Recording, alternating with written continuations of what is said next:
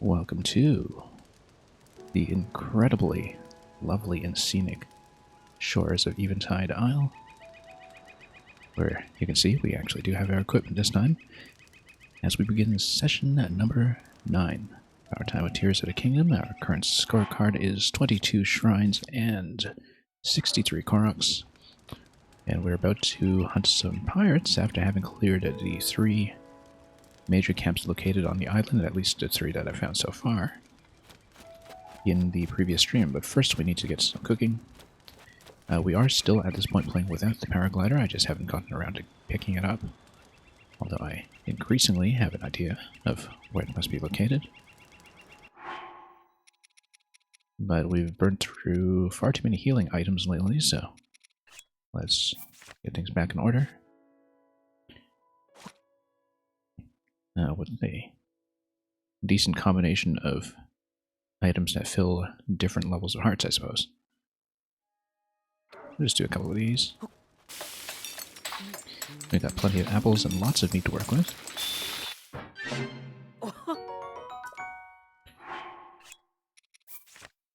Love this recipe UI.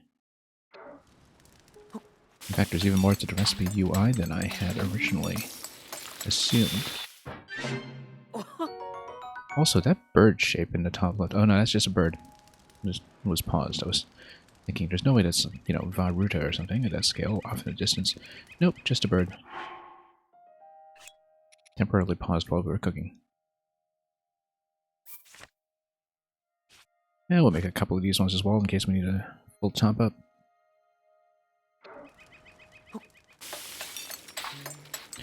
But as I was saying, the cooking interface is in some ways even better than I anticipated.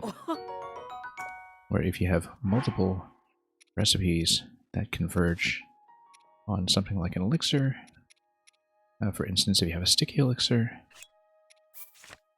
you can actually view the history and see multiple recipes that may have converged upon it, and what the results previously were for a standard concoction without any kind of bonus.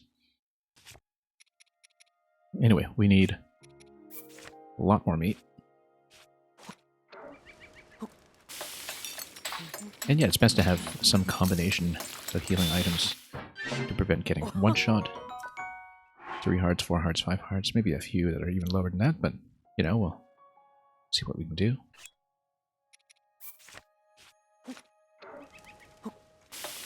And we definitely need some stamina items as well. We cut rather heavily into our supply in the course of healing in the previous set of encounters. No, we'll get to that.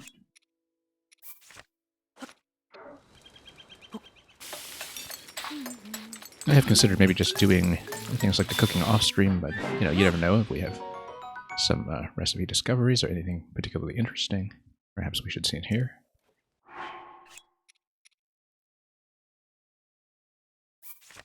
Since this is the kind of essential business in this game that may not necessarily be that interesting to watch, but which will perhaps get us a little bit of time to just talk and get warmed up and set the agenda for the day.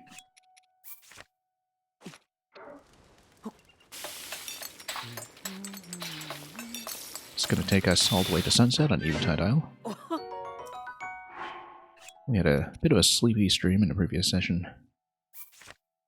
Bit of a transitional one, I suppose, where we saw Hateno Village, or Hateno Village 1 to 2 for the first time.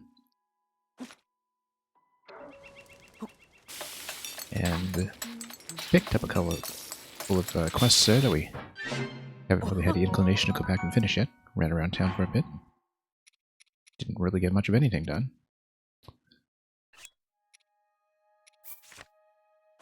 Anyway, we'll do a couple of 3 heart skewers as well. We'll keep that just in case.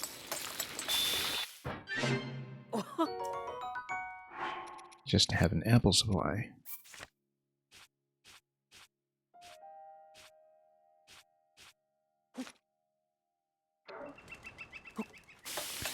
And probably the game will be best approach here if we do something similar with things like the stamina items as well, so we don't feel like we're wasting anything. Occasionally we'll want a full bar, occasionally we'll want something much less than that.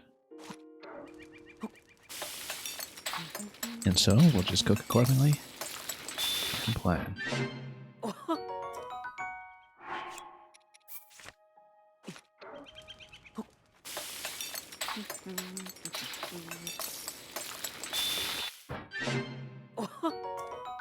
I should actually check what double meat just gets me.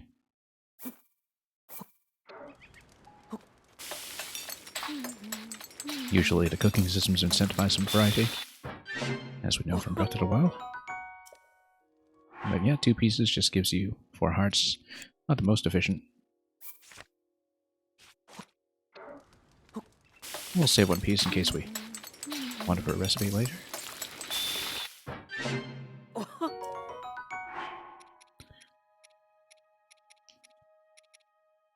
And yes, stamina items, we need lots of those. Couple of these, couple of that. Now that we do have more than a wheel of stamina to fill, we perhaps don't need to be too stingy about it. In fact, it would make sense to fill in the recipes here with a couple of different combinations.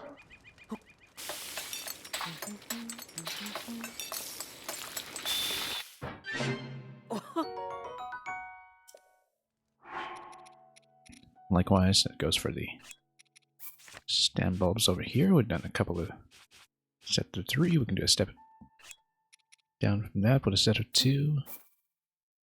See how it compares to mixing it with the stamina mushroom. I used to know these systems fairly well in Breath of the Wild, but that was many years ago. So I'm kind of recovering a lot of that knowledge from scratch. And yeah, we'll need a couple of these, I think. Maybe it's more efficient to go with 2. Or if you combine it, yeah, it's the same. So, no particular benefit to mix and match those.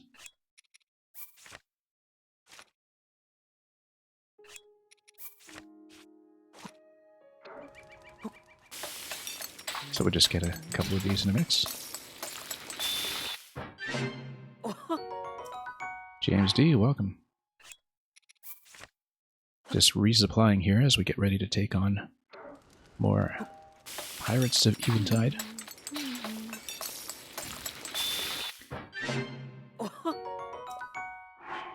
We've cleared most of the island, but there is a quest that tells me there is even more to be done, so we're well on our way to doing that. And, oh, it tells you what the missing ingredients are, too. Boxing around them, I think I must have noticed that by now, but now we know.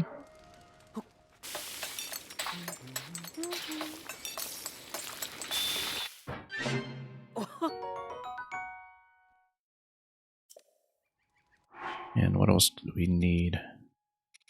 You know, we had some anti-gloom food, but also restocked some Sunderline. I think that's always a good idea to have some of that in tow, because that's one thing that I don't really know how to play against all that well yet. Yeah, you got a veggie porridge. You can do kind of a partial heart heal here. I wonder if the healing is stacked on top of the removal of the gloom effect. I think the gloom effect might not actually refill the hearts at the same time. We're also missing the rice for the porridge. So we'll probably just go with this sunny steamed mushrooms. Maybe even just put that with some meat, in fact. Just to try it out.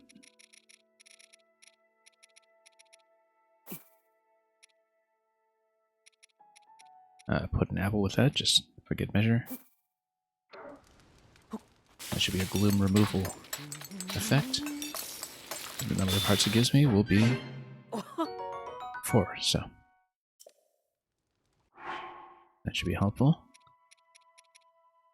And other than that, I think we're a little bit better stocked now than we were before. And we should set off on an adventure. We don't really have anything kind of filling in a 2-heart slot. That's the only thing that I'm considering here, but that's okay. A little bit of overhealing certainly won't hurt.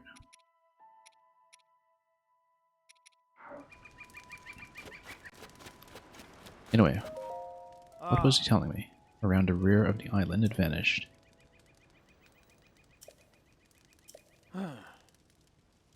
Locate the hideout. I mean, I'll just fight for him, obviously, so we'll do that. Like I said, we previously cleared 3 major encampments on the island itself, including that one at that fortress that we completely missed with our glider. We had also climbed on top of the glider ramp that is on top of the core of the island there, and it was difficult enough to climb that in the rain that I suspect that you were actually supposed to ascend into it from below, or that is perhaps an option. What we should do, in fact, is see if we can construct a boat using the materials here and wrap around the back of the island in case there is an entry point, which oddly reminds me of Wind Waker when you bomb the rear of Outset Island. One of the notable frame rate slowdowns in that game, even in the HD edition. Yeah, and of course there's this rather conspicuous pit here that we're not going to go down yet because we, first of all, don't have a paraglider, and secondly, are totally unprepared for the gloom. Let's find some pieces to work with here, though, in case we can, in fact, build a boat. Out of that, we'll have to do some logging with the trees. Or perhaps just take the propeller with us. That's not a propeller, that's a barrel. Okay, never mind, we don't really have the parts to do this. Let's just keep walking. And we'll just wrap around the back by nightfall.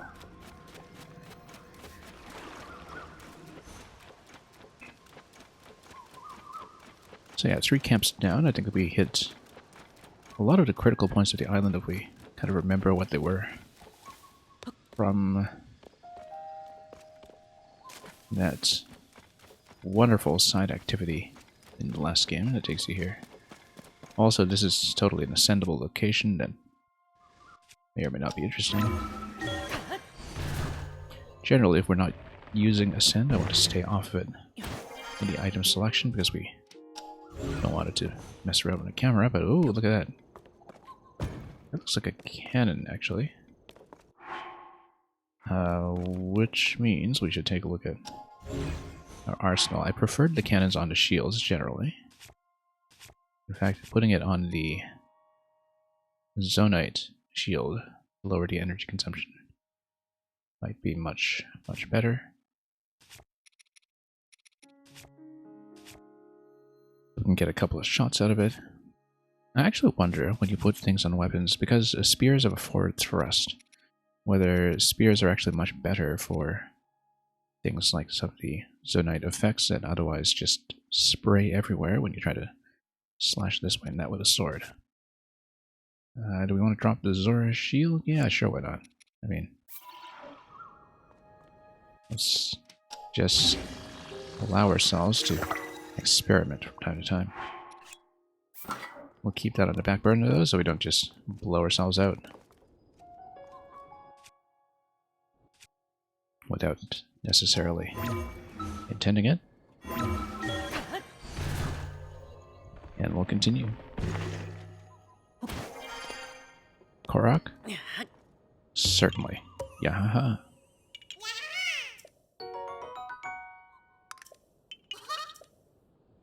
Yeah, pretty good vantage point too. Of where to go from here. We've cleared the camps. I wonder if there was actually an entry point into the skull, but he did say something about the rear of the island. I feel like I would have noticed that route if it were available, so we'll just, whoop. That's what happens when you play without the glider. Also, there's a bounce pad here in case we want to do some shield bouncing. But I think my shields are pretty occupied right now, so... Much as I love the bounce effect, which is here also provided as an alternative for getting upstairs. Anyway, I guess we're getting into our meat skewers right away, just because I'm not very good at looking for the climb down button prompt when I'm trying to get off a surface. Something that is largely irrelevant in Breath of the Wild, because of course you have the paraglider. Shipwreck, that's a good sign because maybe we can get up some planks. That looks like a balloon, that's quite nice. Not that we have any way of gliding off of it once we do obtain it for something. But we should see if there's any other wreckage there that would allow me to perhaps use a balloon. Notably, whether there is a flamethrower, which is the critical piece. There is a flamethrower, so you can just use a balloon. Assuming... yeah, no, I'd have to take it with me. So, let's assemble.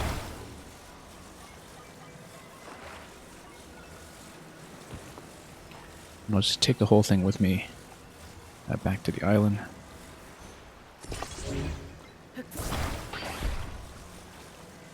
Come on. Rotation. After many, many hours, still does not feel completely intuitive to me.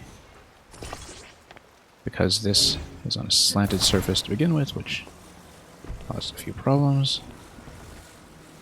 We can always just rebuild it later. Also, Blood Moon, bad time for a Blood Moon. I cleared so many camps here. However, we got so many arrows off of the enemies here that perhaps I don't really even mind fighting them again. Because economically we made some pretty significant gains. Anyway, Blood Moon is going to come in here and wreck everything because I would just have to fight so many enemies over again, perhaps, but we will try to make it back over. That does kind of spoil some of my ambitions to just go directly where we came before.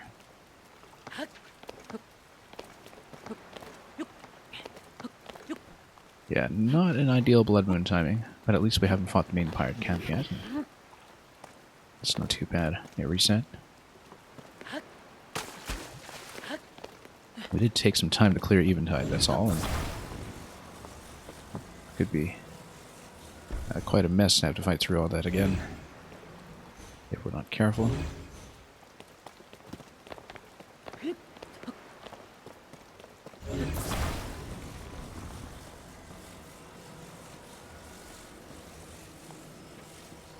And yeah, at some point we'll just take this up and hop off of it to head up the island. This is just a rock. Now we stay close by. Blood Moon should not affect the spawning, I hope. Also, I guess we should pick a weapon for the actual activation, which I should just throw a rock at it. Would be best. Because I don't really want to spend a weapon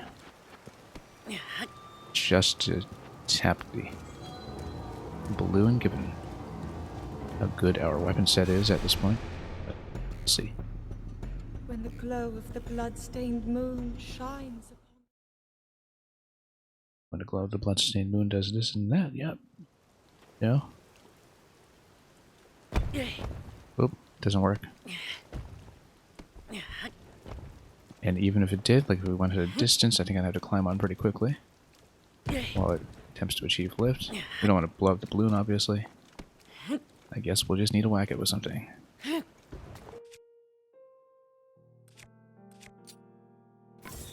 Like our precious ice sword.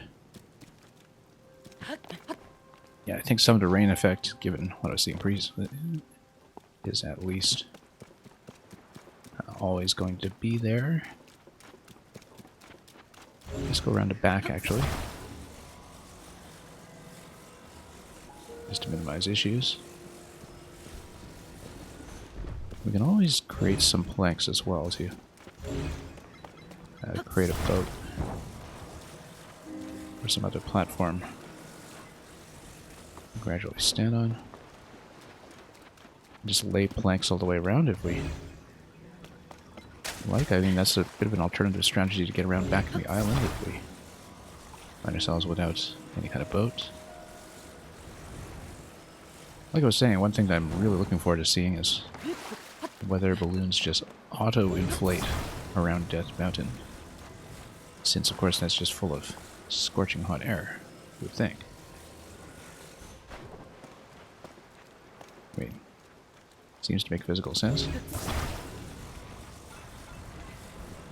Now let's align this properly a bit. Straighten it out.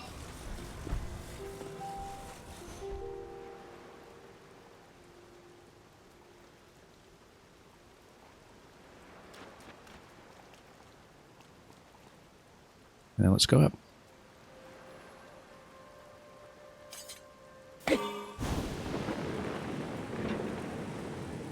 Okay, not a lot of battery power on this.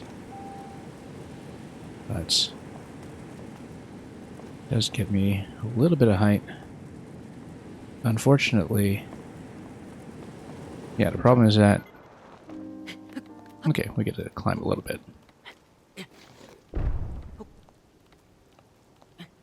Yeah, without the glider, we can't really jump that far.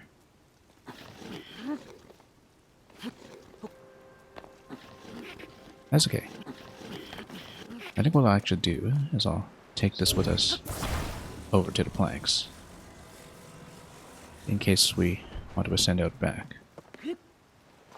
Maybe that'll still be interesting, well, even though the balloon is going to sink like crazy. Whoop. I might also apply a little too much weight here to really sit comfortably on anything, but yeah, it totally sinks it. That's okay. Interestingly enough, the balloon does kind of work as a flotation device, as you would expect, because it is a balloon. Which leads me to wonder, can I stand on top of it? Not really, it doesn't let you climb.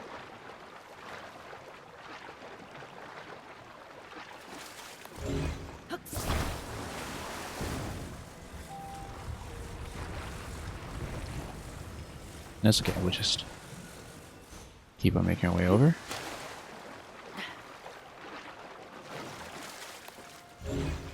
Just piece by piece. Keep it slow going, but I think in the absence of a motorboat, this will do just fine.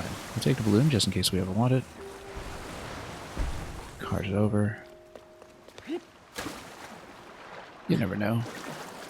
At the very least, we can scavenge it for parts like the flame emitter, if we get to the point where that's something we prefer. Yeah, pretty strong indication that we're going to be in for a fight in the back of the island, so we'll just steadily move towards that and see what happens.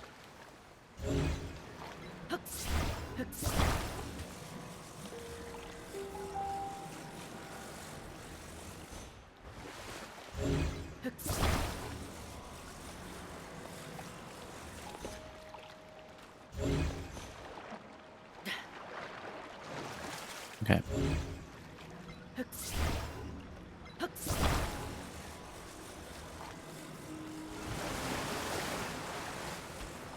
Sometimes a rotational direction is not what I expect. Incidentally, unrelated to anything that we've been doing so far, this is the first session that we've done on the newly deployed patch 1.1.1. I haven't read the patch notes. I don't know if they would spoil anything for me, probably not, but... Yeah, so you can hop on top. It is a bit wobbly. This is interesting, though, because the buoyancy of the balloon, which I find to be a very interesting interaction here, because like so many things in this engine, it just intuitively makes sense. The buoyancy of the balloon does potentially allow you to float heavier objects, I think.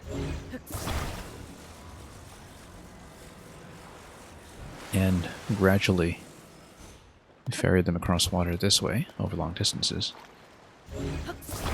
And if you want to go through the laborious process of doing that,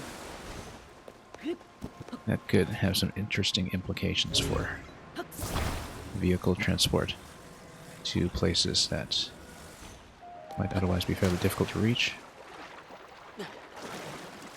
And the nice thing is that we can scout with the balloon anytime we like, basically. We want to find that entrance first, but, you know, in the event that it's high up, it requires a spot of climbing. We've got a pretty good contingency here now. We have a couple of rocks up ahead. We don't really have a good idea of how far back we are at this point. We may have missed something already, given the way that I wrapped around. But I'm not sure, because this was the other fort.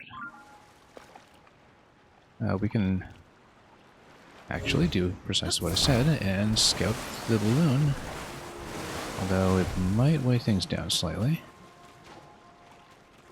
And perhaps being submerged would affect its ability to ascend. Let's try it.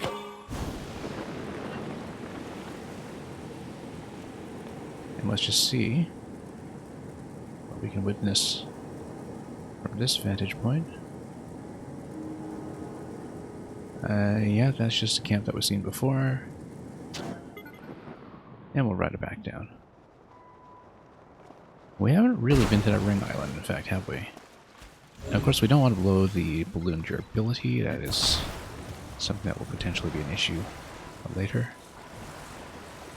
So...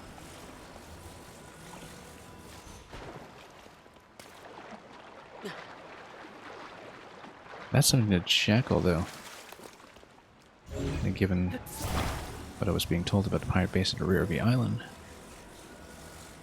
I will just continue traversing. Don't want to spend too much of my preciously acquired ice weapon. Here we go. And here's the pirate ship.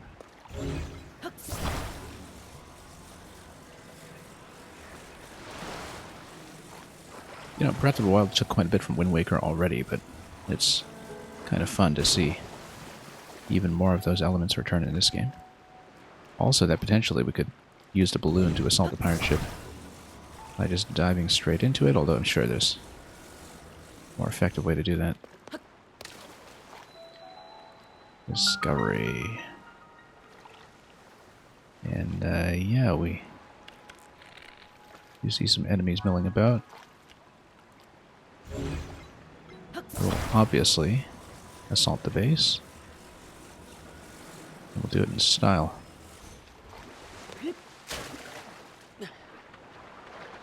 I'd actually love to drop into the ship from a balloon. I think that would be a very fancy play.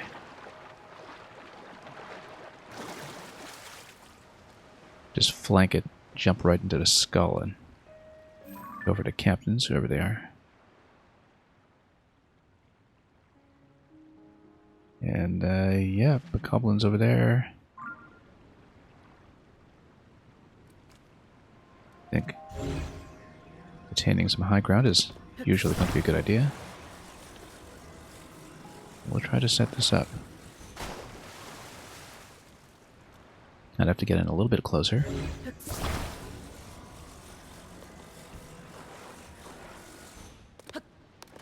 Then we can basically approach the skull from outside a scouting range. And let's make sure that we don't just hit the ceiling. Although, you know, we might not even need to do that if we just use a sin. But of course,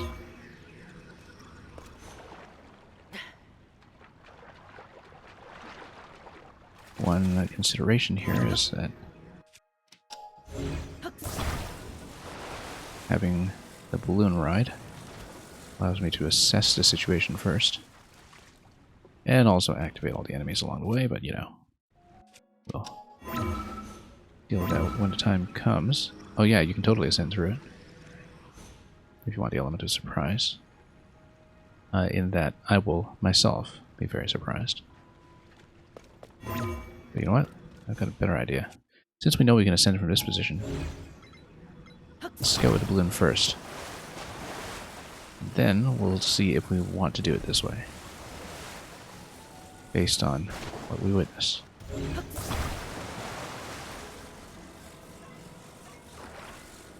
Because we know ascend will work from here.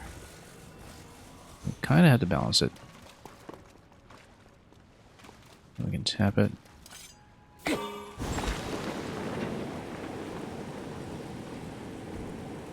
Oh. Oh yeah. Look at that. Beautiful. Then, nobody sees me. I'm the captain now. Okay, shock fruit over there. We do need to get rid of that guy. Black Boss Boko. Also, that guy spots me. Red question mark? That's okay. We managed to escape that. But yeah, the guy with a shock fruit, we need to deal with him first. He's going to be by far the biggest issue here, I think. Also, yeah, we're kind of within visual range of a lot of these guys. Let's try to get a sniper bow and just pluck them out without tipping over, if we can help it.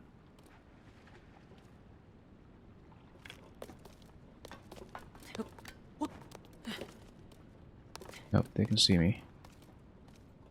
Need to be pretty cautious here.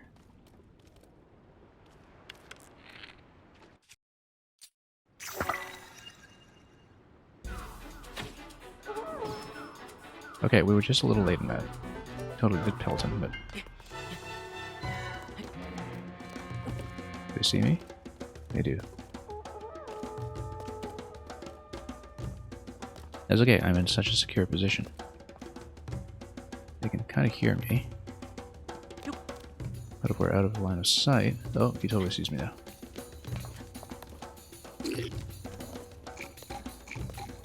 I mean, he can't hit me from here. Whoa, okay. You know what? Oh, also notice that I created an ice platform with my ice weapon. Kind of like with Cryonis. Because of course I did. That's the first time I've seen it in this game. Key sideball and a snipe. Great. We'll just do that. We'll stay back. I'm going to take the balloon again.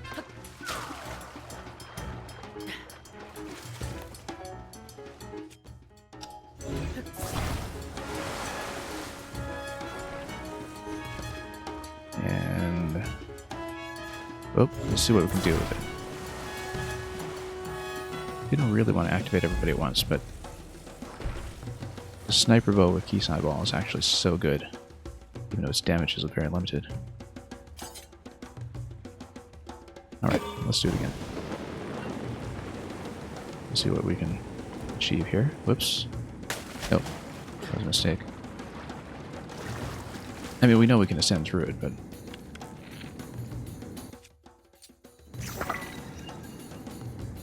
okay, I do need him to face this way, if he can.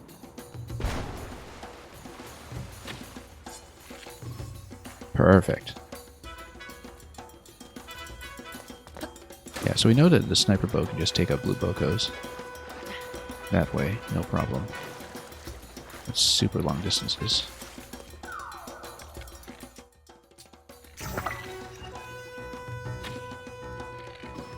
Amazing.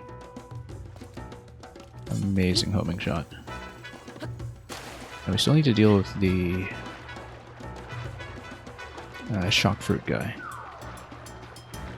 I think we'll just ascend and take him through the ship.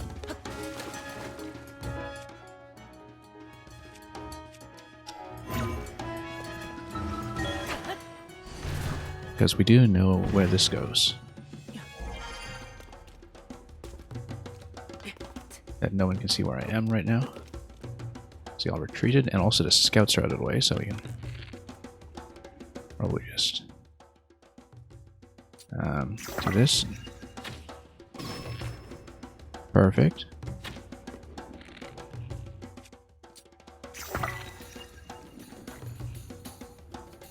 Okay, we don't want him to hit us just yet. Oh, whoops, too bad.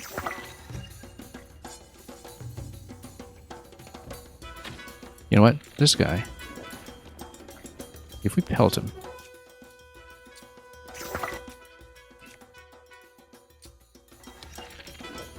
he should call his friends over. Yeah, we just need to reposition the sniper.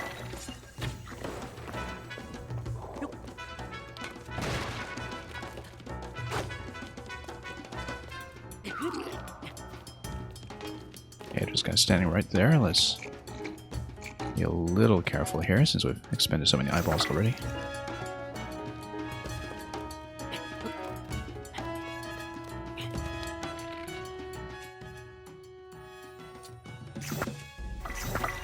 Actually, let's just go... Oh, shock. Okay, good. That goes down.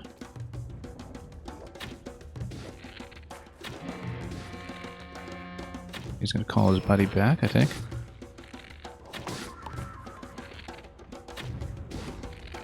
I want to fight him too directly.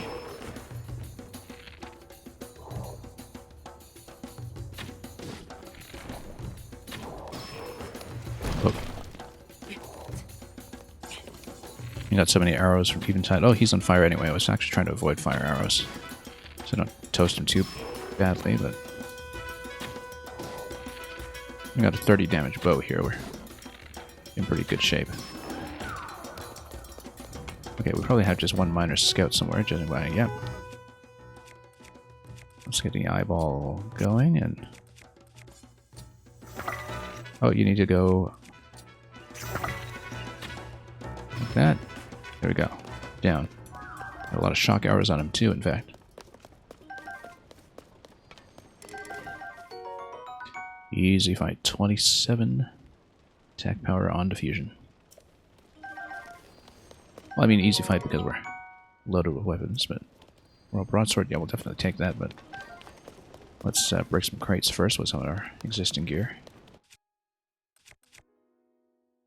I'm sure we can just replace the spike ball with something, so... What even is the base of this weapon that I'm currently handling? Ooh, that's the gnarled thick stick, yeah. I don't really want to use that, but... Alas. However, we can always use planks to smash boxes, this I know. Just kind of get them to cleave boxes. I don't know if that'll work on iron, though. It works on wood. Yeah, it totally doesn't work on iron. But you can...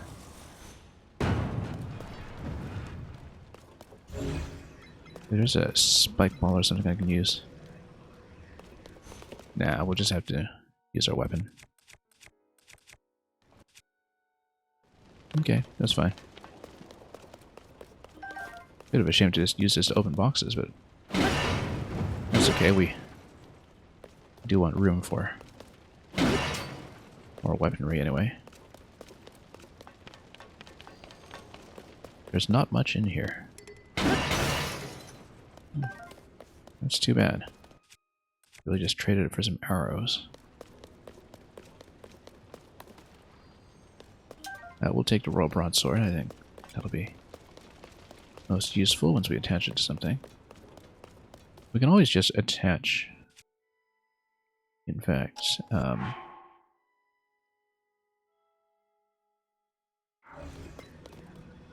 one of these and just use iron against iron. As an iron box club. Should have done that with a spear, actually. So we don't have to eat into the broadsword durability. Looks like there is something back there, like a shrine. Anyway, we have so many enemies that we can potentially loot as well, since we shot everybody from afar. Let's just see.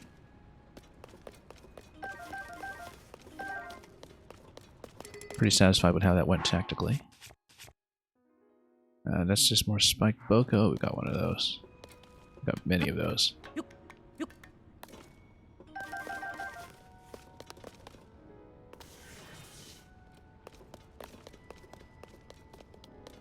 And we do have crates to blow up over there. Let's leave a plank there somehow. Let's grab one and make a bridge.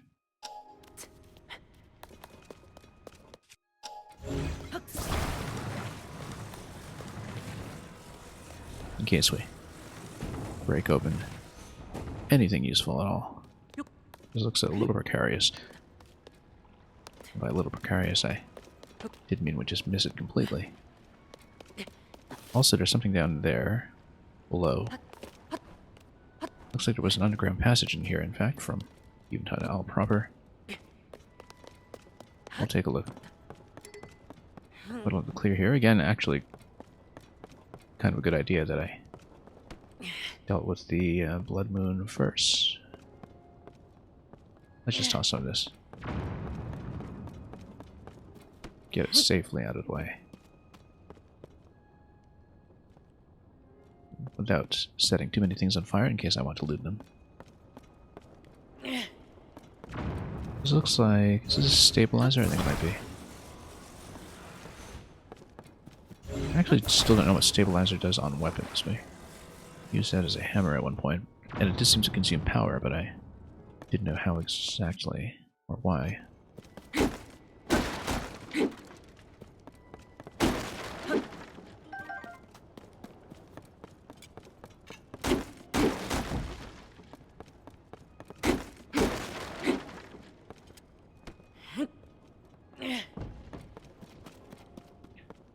We might grab that after we've had our fill of the iron box. In fact, we should just use the club to break things so we don't eat to our main inventory too much. Whoops. Sturdy thick stick, yeah. Good.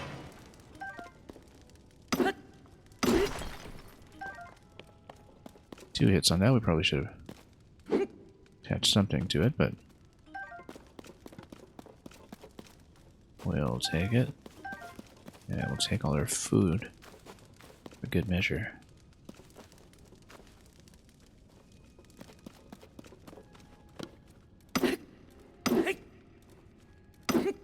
Okay, we actually do need a proper mining weapon for this kind of thing, perhaps. Just stick a rock on it. That's okay. This was understood to be a temporary weapon anyway. Whoops, dropped the arrow. Shrine up above, of course. What is this? Yeah, this is just a side passage. Does require a bit of stamina.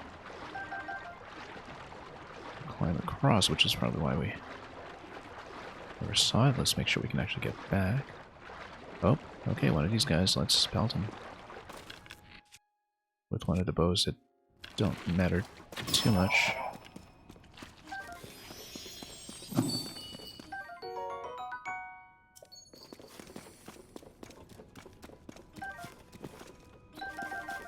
Always happy to take some truffles, even though they're really going to be for late game when we have much higher stats across the board.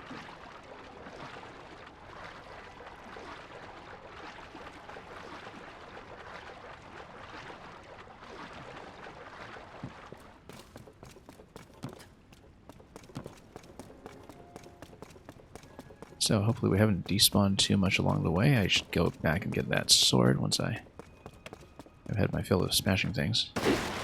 Got a couple of other weapons over here, of course.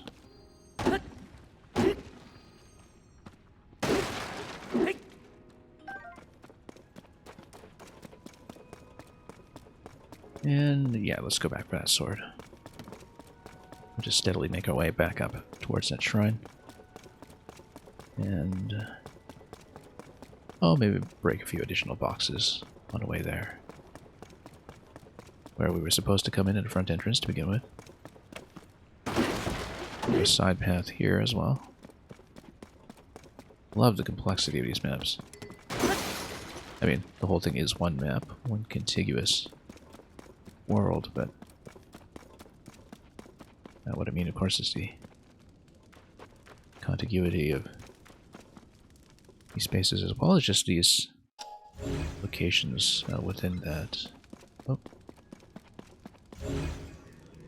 Where was my broadsword? Did I despawn it? Maybe I did. That would be a little sad. I was hoping to make more use out of that, and maybe even attach it to the stabilizer, or was it up here? Well, maybe we can still attach something to it. Oh, that's too bad. I was hoping to get that broadsword back. Or am I just missing something? Because wasn't it attached to that little iron box? Well, maybe we can go back for that spear.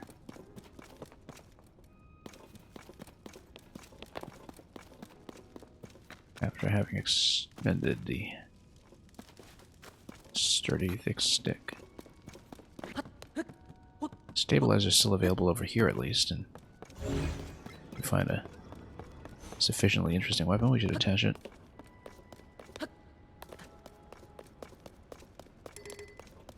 We already scouted up above.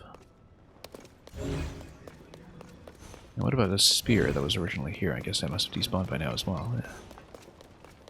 Unless it was up here. Nope. That's too bad. I guess this is a large enough space that we were quite a ways out of range.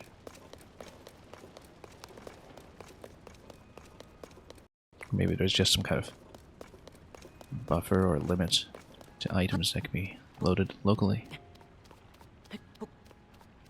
Not really sure. But anyway, we do see a shrine over there. We'll build a bridge, of course, but I'd like to get that some weapons sorted out first, if we can. See if there's anything else to loot.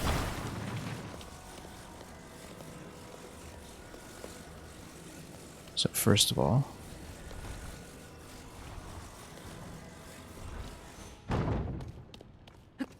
we'll walk the plank because what is piracy for but that?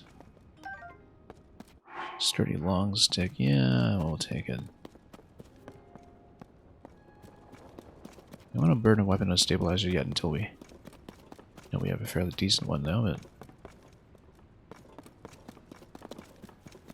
we can also blow up the iron, but I guess it'll cook some food for us if we running into that at all. Whoop, bad idea, too close. That's okay, we're right by a shrine. That will probably just reward me instantly. Making it this far in the overall challenge, so let's just not blow these guys up. Also, the crates are all pushable, but we knew that.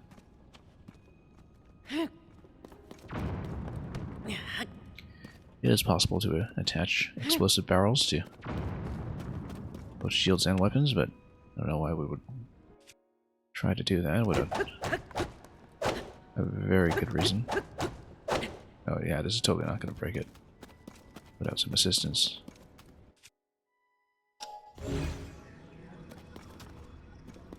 But we can always cut the box. It's a wooden box. We can just cut it.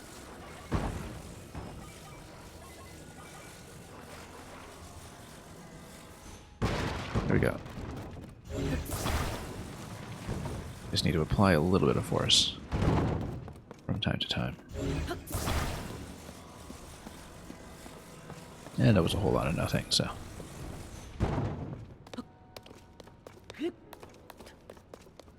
Yeah, we can get a decent melee weapon for the stabilizer, that'd be nice, but maybe one of the ones down there. We'll take a look.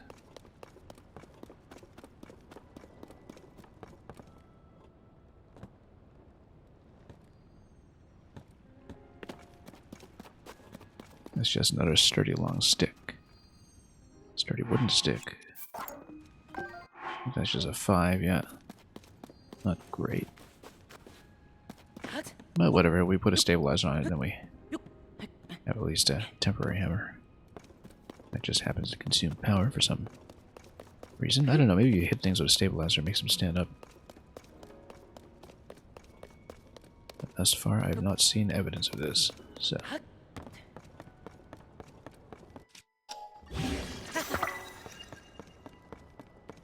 Got a nice +5 out of that, though, which is perhaps going to be effective. Anyway, let's make a bridge.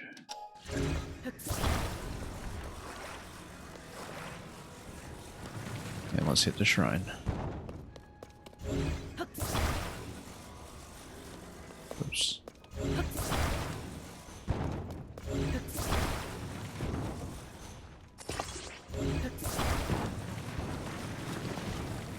Yeah, pretty simple idea here. As long as we get things in the correct direction rotationally. Which I always have a bit of an obligation to hazard a guess towards, but... a seared steak over here. And yeah, we'll probably just use wood to smash these boxes again. The crates will need something a little tougher. Mighty bananas. Totally not one of the Yiga clan banana traps that we were warned about. Maybe we can use the treasure chest to smash things. Silver rupee, we'll take it. I've been a little bit short of money the whole game. Mostly because we've been spending so heavily on arrows and not selling things off. But I wonder if we can just drop the chest and smash some things.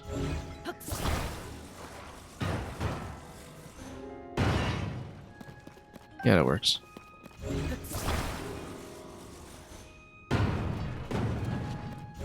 I guess it took some durability damage from the chest already. Great, that's perfect.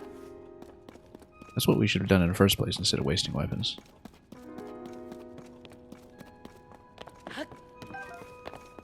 And oh, is that another one?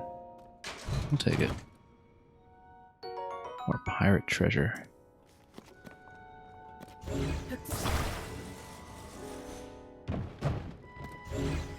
Well, we'll just smash it like this. Like what?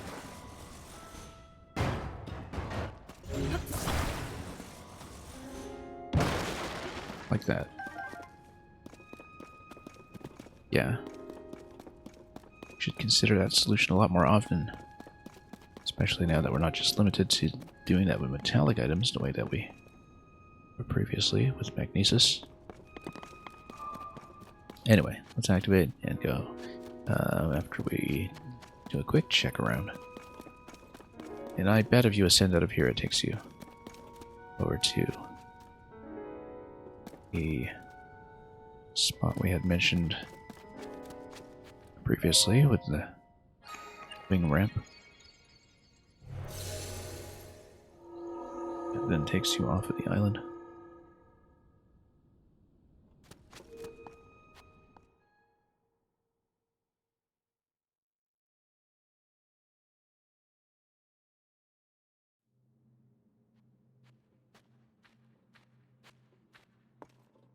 Anyway, here's a shrine.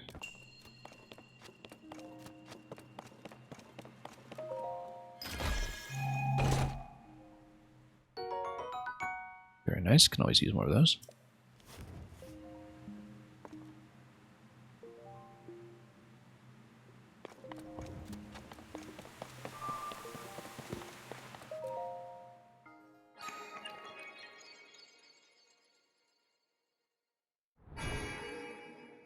And let's bank up another one.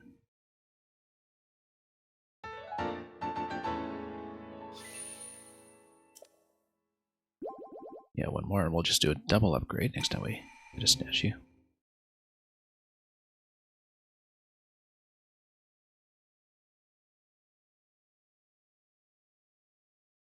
There's some incentive to steadily make my way back to familiar territory anyway.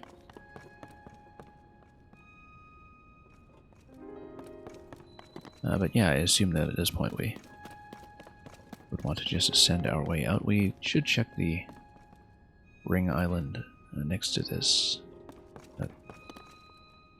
we can do that.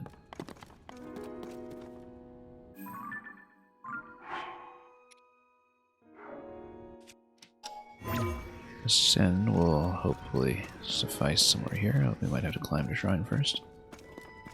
See that properly, but we'll tap that and see what happens.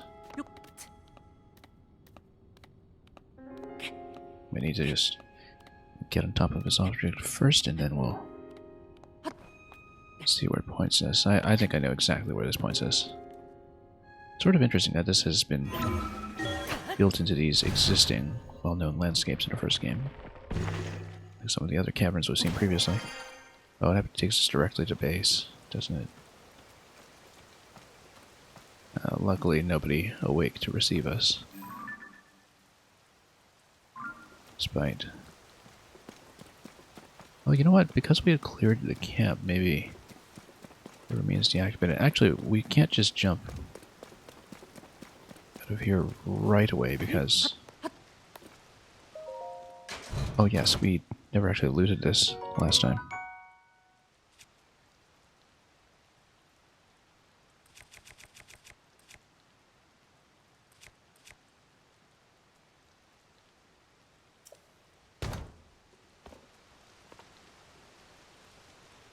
I think that's one of those big two-hander boomerangs by the looks of it. I think we'll just stay on one-handers for the time being.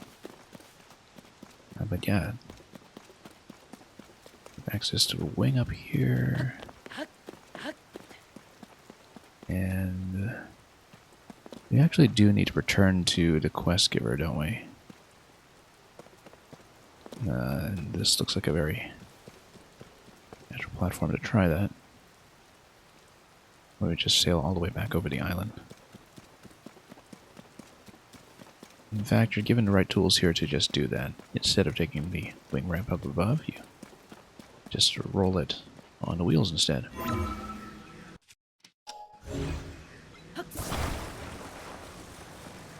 And with multiple propellers, should be pretty clear how that's going to go. What main quest have I done? I saw a bit of the Zora, and then I hit an issue. I mean, I just sort of came across Zora's domain, and I did a little bit of what is marked as main quest content over there in the main quest category.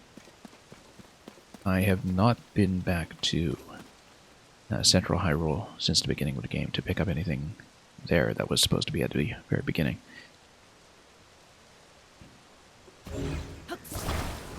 I also didn't finish up with my business with Zora because I thought I was blocked by not having the glider, but I've discovered an alternative. I discovered a way to do it. Next time I'm back there, I'm going to try it. The problem is that I have spent literally all of my Zonite charges, and so I'm a little bit underpowered now when it comes to vehicles. Because I can't just, you know, plug in additional batteries to gain height or anything. And I'm also running pretty low on parts, and I, of course, having run out of Zonite charges, will probably find it difficult to make new parts anytime soon. So that's the major limitation right now, which is why I've been playing elsewhere.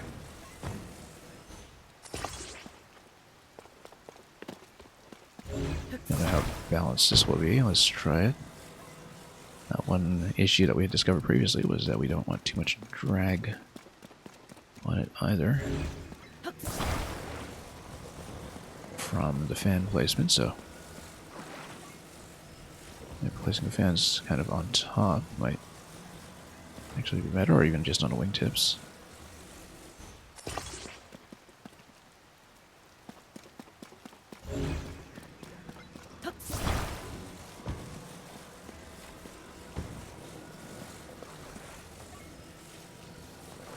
Just to avoid too many issues from asymmetry. Look at that. Rain's starting to clear. Let's put a control stick on this thing.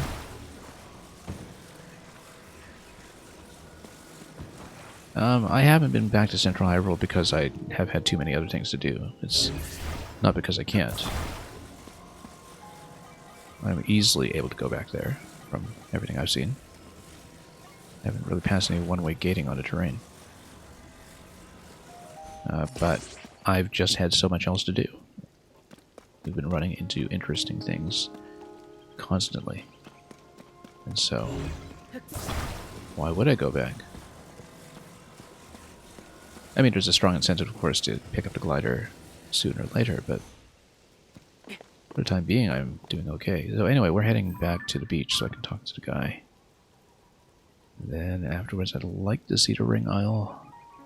It's a little off to the side, but we might need a boat to do it. So let's just see it.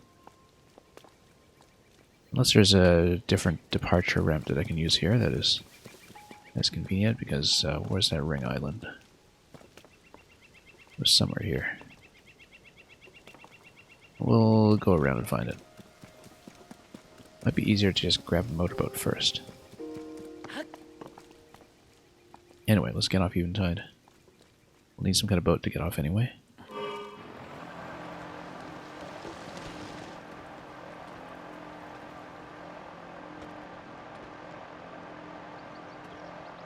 And yeah, we'll just take this down.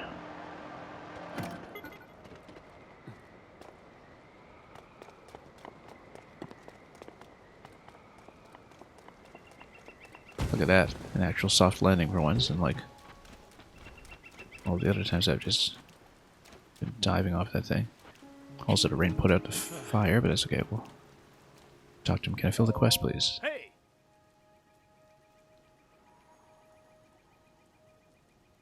And, oh, you may not feel like it because it takes time and you have the urge to explore. Well, I have the exploration itch anyway, so. Yeah, I'm in no hurry to get back to the main content, even though I have run into a few things that I need the glider for. I beat every single pirate on a ship, yes, absolutely, and on the island. I wonder if we get some other quest reward for that. Very nice. Very temporary use in some ways, and maybe we should keep it for future gear upgrades in case it becomes relevant, but we'll take it. I mean, funny that this guy can't take on the pirates, but he'll have the Lionel Horn.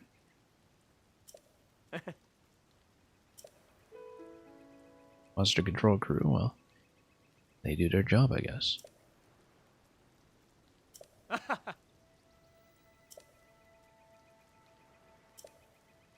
Wonder if we'll see him again in some capacity.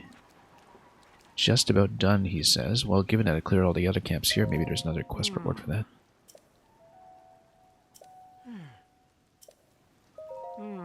I guess not.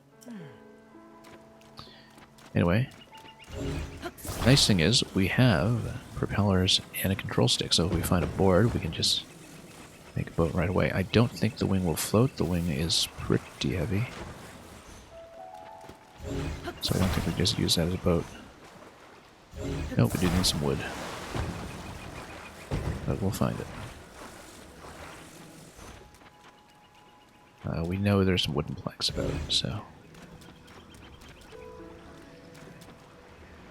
it's funny because Eventide is very back to basics in the original game in Breath of the Wild, and it's one of the few places once you're off the Great Plateau that really makes you engage with mechanics like chopping down trees to make some bridges. It's one of those things that made Eventide so memorable in the first place, was that it would really get you back into thinking about the most interesting mechanics that were, at that time, made obsolete by the character's power. Also, I only just discovered last stream, accidentally, that if I want to detach items, I don't need to just wiggle the control stick. It's much more efficient to just waggle the Joy-Con instead, and you detach it instantly. And I much prefer that, because I can't stand just tilting the stick back and forth. You get an instant detachment just from waving. It's funny because I found that accidentally when I was not holding the stick in a very, not holding the Joy-Con rather, in a very stable position. But now that we know it, I wouldn't have it any other way. Anyway. We'll make a boat.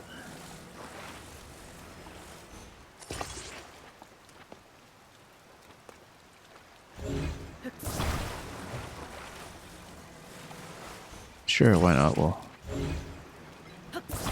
race this a little bit. Yeah, the thing is, I usually use Pro Controller, but I always use Joy-Cons to play Breath of the Wild because back then I didn't have a Pro Controller, and also because the motion controls feel much smoother with one-handed aiming. Which is why I also play Splatoon with my Joy-Cons. I did need to do quite a bit to fix up my Joy-Con drift to get to this point. Because my drift was quite severe and I had to do quite a bit of control cleaning just to get things in order again. But I was pretty happy with it. I wonder if you can use a boat oar as a rudder or something if you just attach it, but anyway, where's my control stick? We'll use one propeller, we don't want too much power consumption.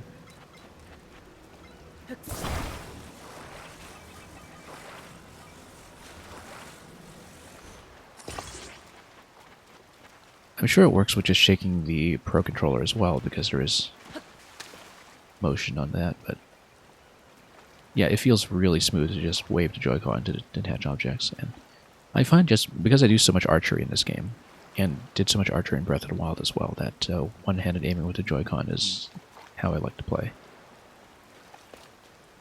I was exactly the kind of player who benefited substantially from Nintendo introducing things like the Wiimote.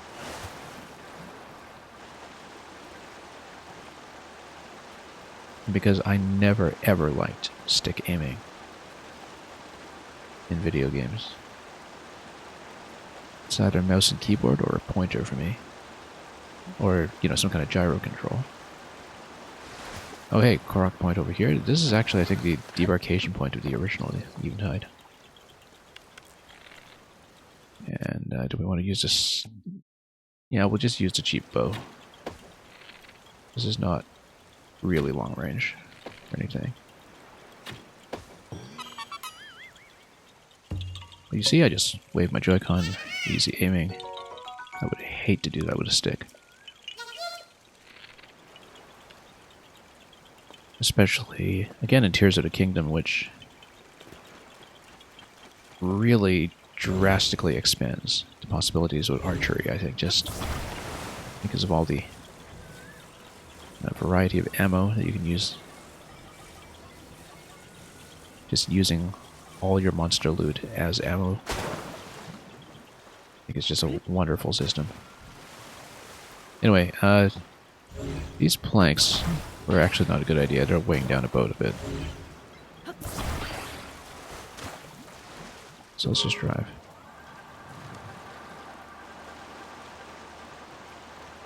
How do I aim with Joy-Cons? I mean, I don't know what the alternative is. I just press ZR, and I just wave. I just point, right? Like, I just...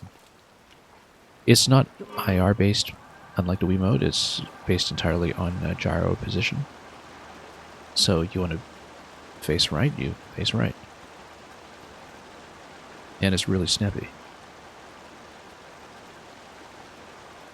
I mean, you do the same thing with a Pro Controller if you play with motion controls. You just do it with a two-handed grip. Like here, I just do it with a one-handed grip with the right hand only. But yeah, like I said, I cannot stand stick aiming, so...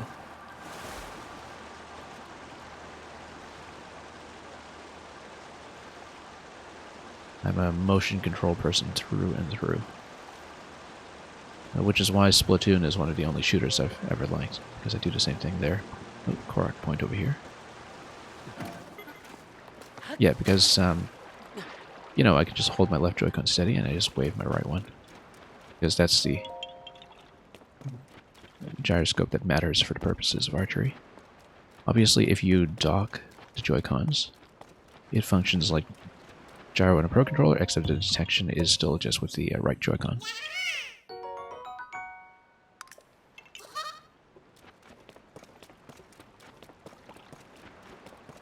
Yeah, it works great, except, of course, when I accidentally broke apart one of my vehicles last stream because I didn't realize that the waggle would do that.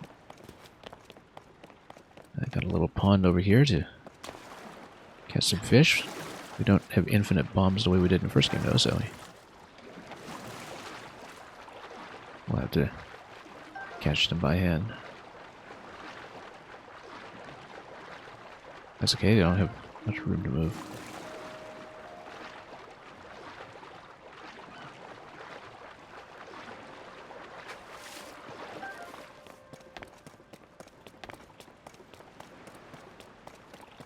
Okay. That's all there is here, though. It's just a Korok.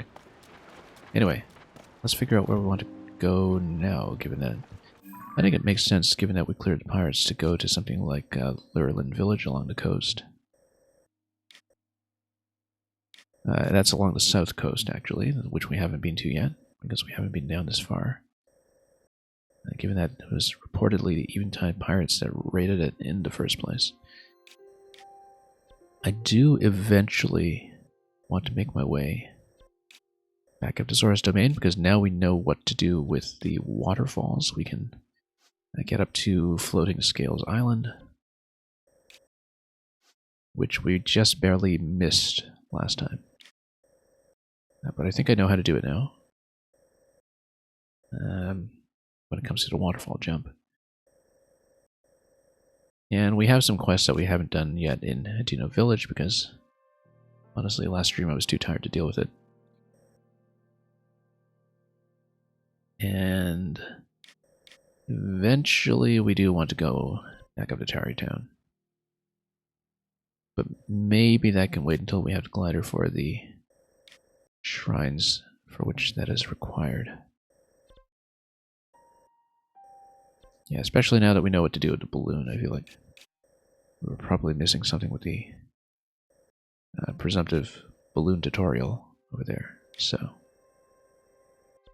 let's just boat this way along the coast. It's actually the opposite of what I did in Breath of the Wild. Because in Breath of the Wild, I originally kind of came down this way, I think. This is 6 years ago, so I'm trying to recall. And I got to Eventide Island pretty early. And then I used a Korok leaf-powered boat to go all the way up the coast to the labyrinth. And so it says something about my experience with Breath of the Wild that after all these years, my first play and this specific route in my first play was that memorable. But anyway, let's try to find Lurelin Village. I think that, you know, after clearing all the pirate camps here, I might have even preemptively filled a quest. We know there are some shrines along the way that we probably did see as well. And of course, there was everything going on up here with activating the Lord of the Mountain and all of those beacons or lights that we didn't know what to do with. That might even approach some of the islands here. I really appreciate in this game that before you have mapped a region, you can still see the terrain, which is not something that was the case in the first game, I think. Yeah, but here it makes sense because, you know, Link would have a vague memory of the terrain. Yeah, because originally I think in the first game this was a shrine and all that. Maybe we'll check it.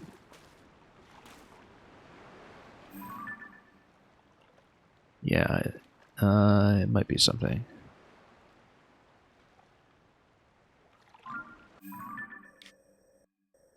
If we kind of point in that general direction, we'll see what we run into. Let's just get into some trouble and pilot the boat while we have it. Alright, goodbye, Eventide. Very different experience than the first time around. We also see now some ascension points as alternate paths. As well, this one I mean. One of my favorite places in the first game. Quite different this time around.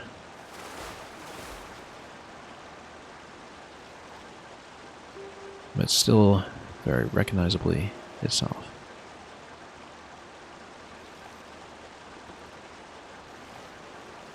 Really a testament, I think, to how necessary it is to play both games. And at some point when we want to dive down some chasms, we'll come back here and check that one.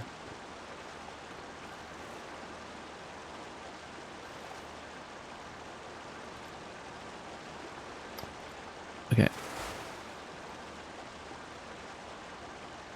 Am I enjoying this more than Breath of the Wild so far?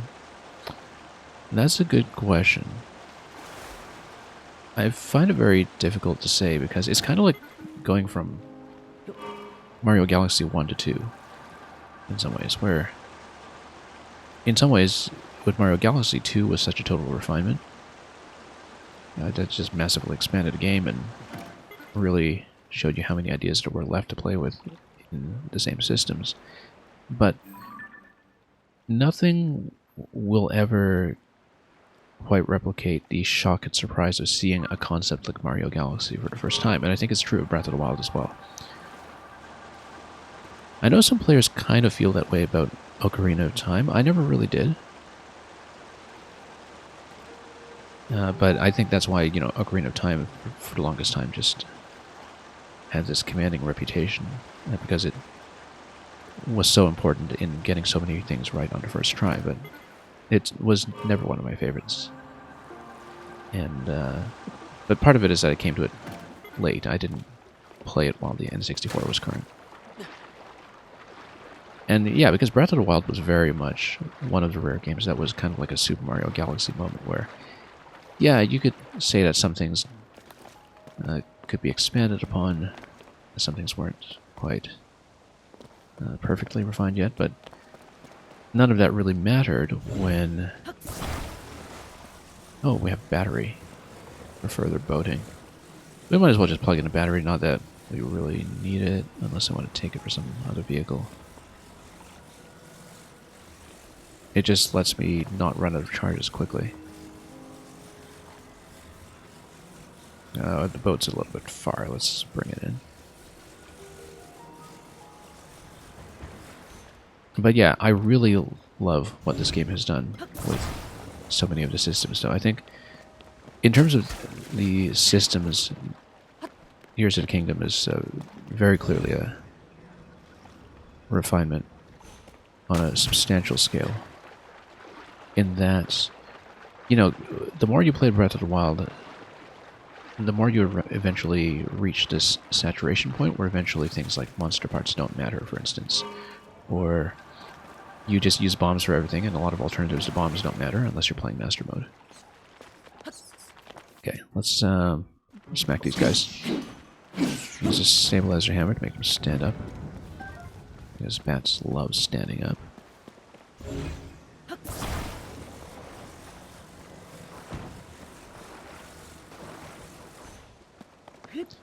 But interestingly enough, I mean, you know, the world, at least in mainland Hyrule here,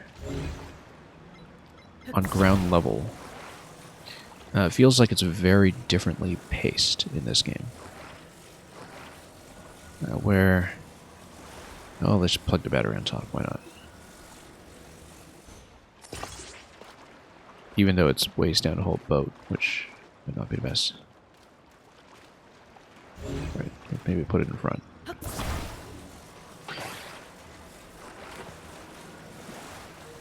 Yeah, because, you know, you don't have guardians roving about, you don't have shrines or Koroks distributed in quite the same fashion. Like, the pacing of the world feels very, very different, but it makes such a big difference to have another set of traversal powers. Sometimes in a very surprising way, perhaps. Bright blue seas just floating around, interesting. Ooh, treasure chest, is that? Yes, maybe?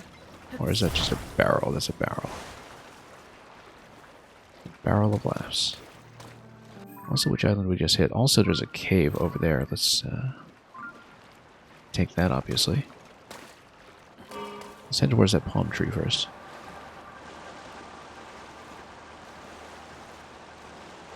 Oh, this was like the cast shadow riddle in the first game, right? Like this structure here.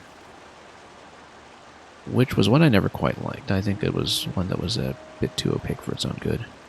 I don't know if I ever actually solved it with the intended interpretation of the clue. I just kind of stumbled on a treasure chest. Don't know what it is this time, though. We'll take a look. And, of course, it's going to be raining now, so we can't even get up there necessarily. Even with slip resistance, I think it's likely a Korok looking at the stone over there. We can try to fight it with slip resistance, or we can do something else. Oh, is that glowing? Oh no, that's just when I had this on. Yeah. You know what? Let's just mark it as a Korok and move on for now, because I don't want to fight with swimming. Yeah, the single point of slip resistance actually doesn't do much to prevent this from happening. But like I said, I think it's somewhat likely that there is some kind of slip resistance gear elsewhere in the game, and that might be at least somewhat helpful. Yeah, why not? We know where it is. Okay. Let's do the palm tree in a cave.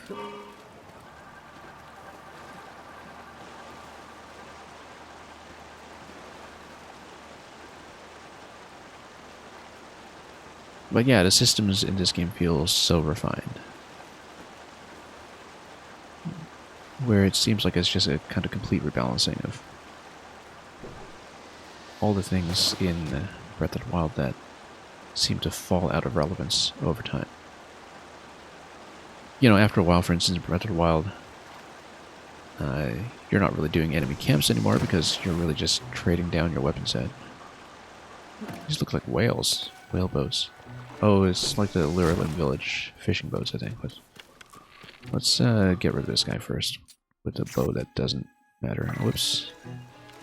Let's not spend an eyeball on it, though.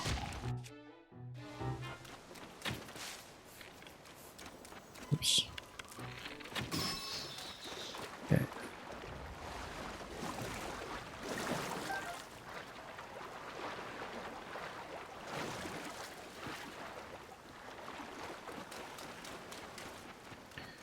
Wow, lots of batteries here.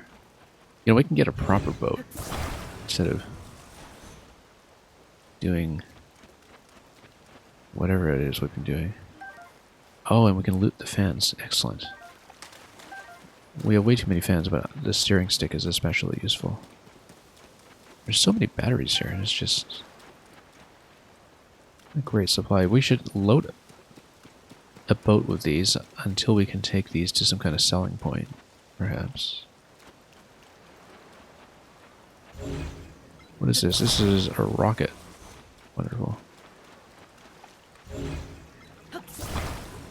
Yeah, we should actually just make a little cargo ship here.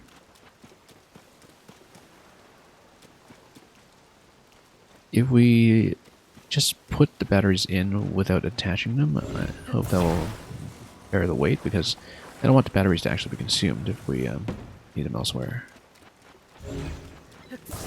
But we can kind of like get one boat to tug another one, perhaps.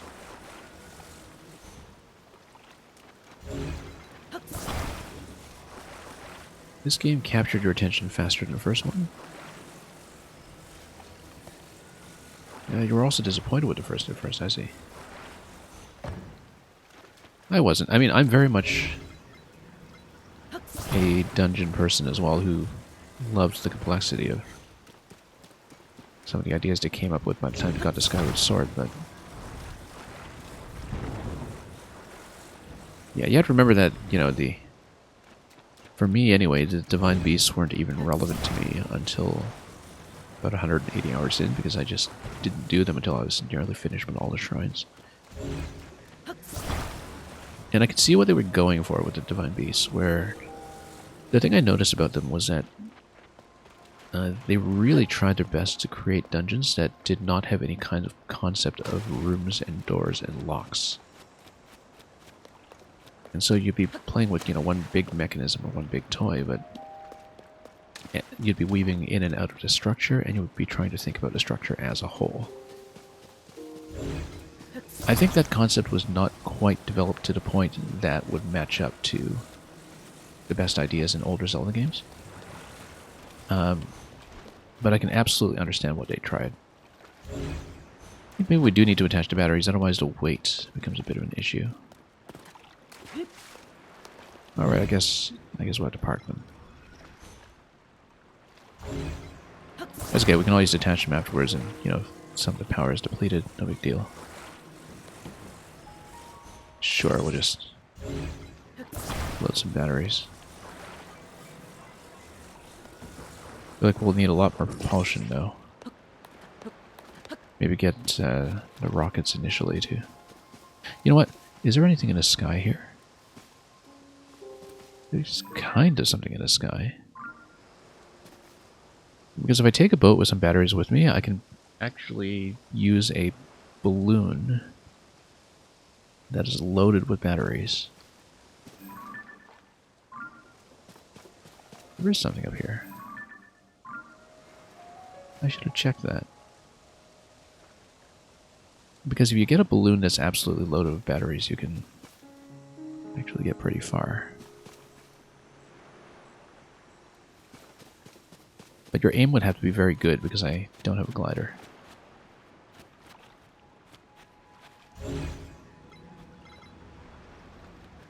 You think the shrines are way better than this one? Yeah. I mean, I haven't done that many of them so far. But in general, I think it's because the powers in this game are in some ways more interesting.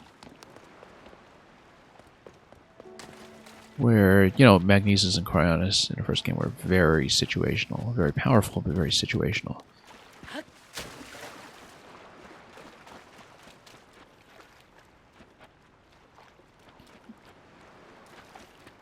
And in this game, it seems like you have just a larger variety of reasons to be using anything. And yeah, that's kind of fun. Anyway, let's load up. We'll have so much battery power we probably won't really eat into it. The main thing I'm concerned about is the weight.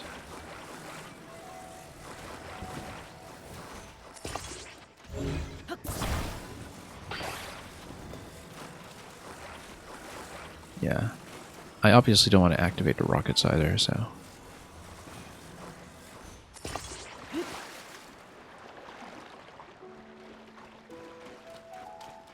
So the rockets will just have to be loaded loosely.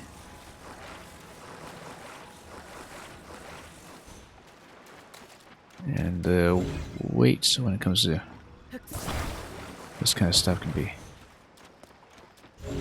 a little bit unintuitive sometimes, but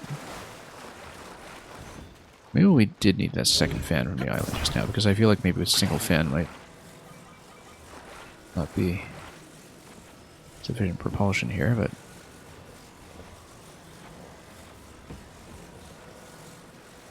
we'll take it.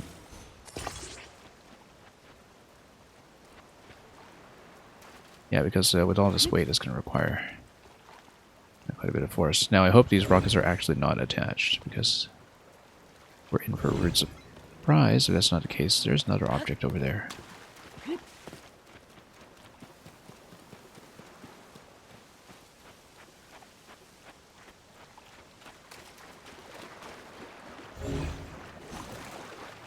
Oh, this is a Korok weight plate thing. Yeah, this is the weight plate puzzle. Let's see if we can reach any weight plates here, or if we need to just ferry some over. Or we could just drop this in water and make it sink. Except it's a cork, so it probably won't do it. It'll probably just float, yeah. That's fine. We actually just need to anchor it and pull it, probably.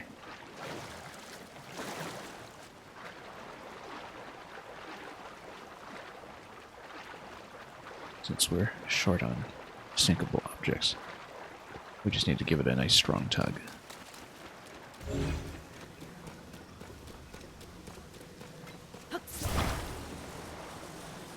Love how you can just get boats here.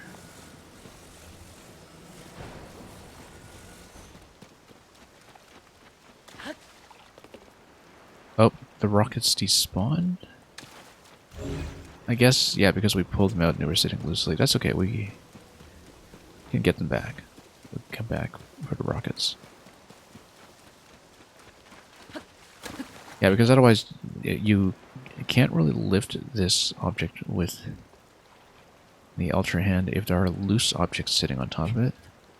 But if the objects are attached, then that's a little bit different. Oh, that's totally overloaded. I don't know, it's just stuck on a beach. Yeah, it's stuck on a beach. Can I climb on a boat, please? Can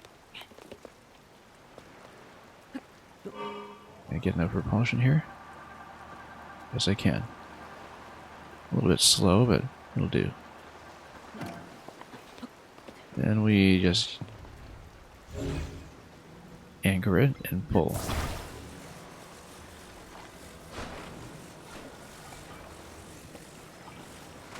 And yeah, it's going to drain the batteries, but, you know, eventually we'll hopefully get to the point where...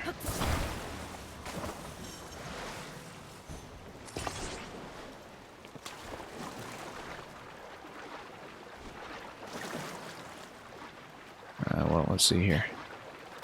Eventually we'll hopefully get to the point where we can reapply the batteries to a balloon or something. And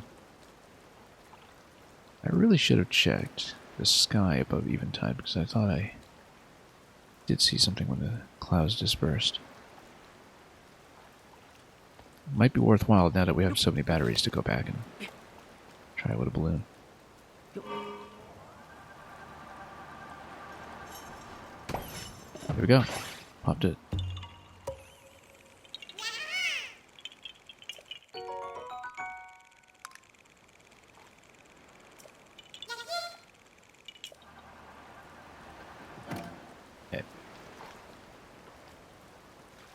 Probably need to spend a balloon though, except it was that balloon that could be lootable around the coast, so let's let the skies clear up a bit first.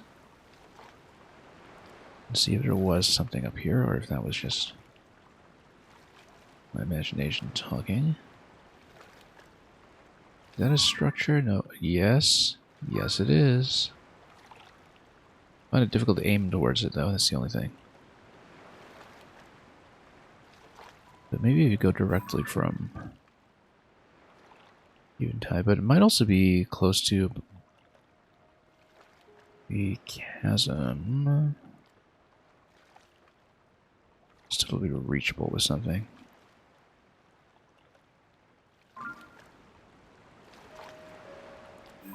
Kinda tempted to try it. Assuming that the balloon would last long enough to do it. But the problem is that if I miss even slightly with the balloon, we are in big trouble.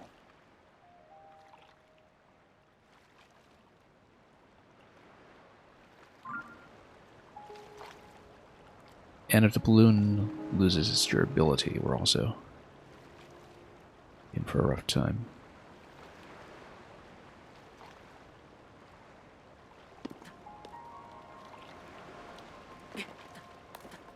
There's so many batteries, so it feels like it's worth trying. So the idea is, like, the main thing is that I just don't know how I would aim towards it. Because I have no idea how it's aligned.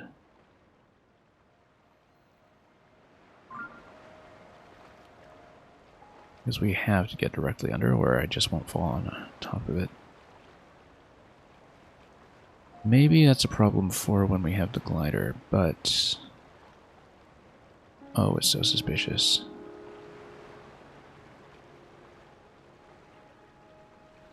I mean, I don't know how much that is also matched to the chasm, where it's just kind of a piece that has popped off the ground. I think the first suspect for where to check with that would be the chasm.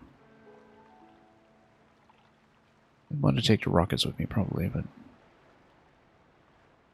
we'll see. I kind of want to see what we can do. It's one of those instances where, you know, now that I have the idea, we'll have to try it. But we do need the rockets first, so... The boat's feeling a little bit heavy. I was done with Eventide, but then... Now I noticed... Oh, whoops, hang on, let me take this guy out first and I'll talk. I was done with Eventide. But then I've noticed now this island over top of it. I know where to get a balloon over there, and I'm loaded with batteries, so I'm thinking, possibly we can just take a balloon up there and see if it works, or at least scout it out. I don't know if it'll work, but it sounds too good not to try. Now, let's detach some batteries and let's see if we can still drive. Or, the thing is, depending on whether an object is attached, it does affect the weight calculation in terms of how manipulable the rest of the structure is. And so, it may be the case that we've detached everything and maybe it imposes too much weight for the boat to actually move. But I don't want to expend the batteries yet. I have a very good reason to conserve them. So for example, let's say we load everything loosely. Then, does the boat even move? Yeah. Oh, it does. That's great. It's just slow. That's okay. We can just take it over as our little cargo ship. So we could basically make a balloon platform that is loaded with batteries, although we'll need a bit of thrust, which is why we have rockets.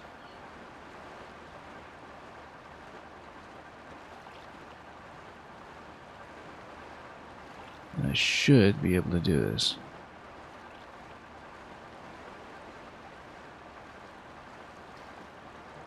But the main thing that concerns me is the aim.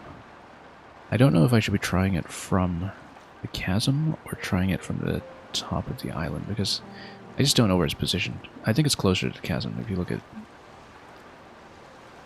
where it is located.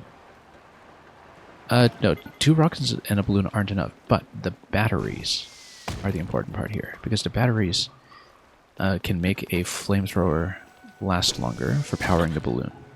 That's what I discovered previously. They last surprisingly long, in fact.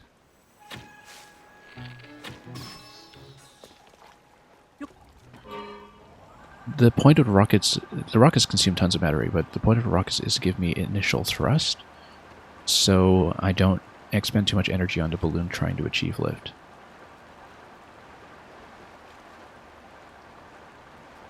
We discovered these kinds of things through a lot of failed projects, and a lot of flights that didn't work. Again, the main issue is I don't know how to aim this. I don't know where my takeoff point is supposed to be, because I can't really see. And because I don't have a glider, the takeoff point has to be precise. I have to go directly under the island so I can ascend, or jump on top of it, but it's not clear to me where its placement is. It might not even be here. It might be... yeah, somewhere else entirely.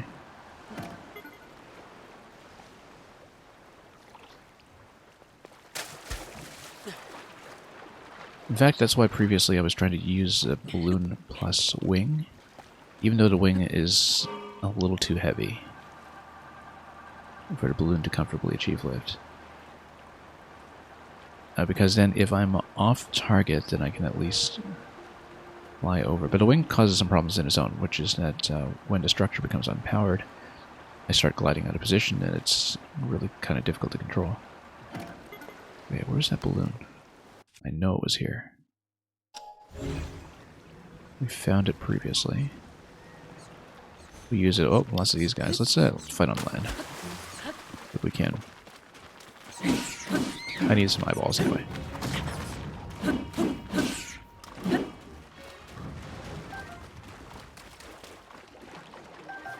Let's also hope the island has a lake to land in. Actually, no, I'm hoping to go directly under it so it can just ascend through the bottom. That's the best case scenario, is to actually bump into it from below. Can't really see it from here, though. It's a bit clouded. But I'm hoping that... Well, I don't know what I'm hoping. I'm hoping that we'll at least get a good look at it, even if all else fails. Because maybe, you know, if we only expend, say, half the batteries and we already have enough height, and it looks like I'm out of position, then I can just cut battery, I can sink, and then we can reposition. The issue, of course, is that balloons have limited durability, and so that's another constraint that we do need to deal with, potentially. Is that the balloons are not actually infinite. Where did I even find that thing? I know I found it somewhere around here. First time. I was kind of surprised to find it. But I don't want to despawn anything, which is why I have to stay with the boat. You got barrels, fun, you got planks. Where was that balloon? I think it was further in. Potentially. Oops. Hang on. Yeah, wings die so quickly. I've had a couple of issues with wings expiring.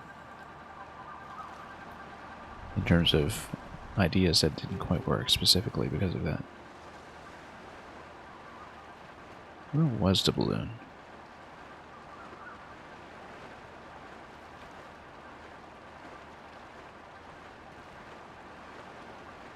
Yeah, you know, I've hardly even used recall so far, and I feel like I'd been underusing it, and you're quite right about falling rocks.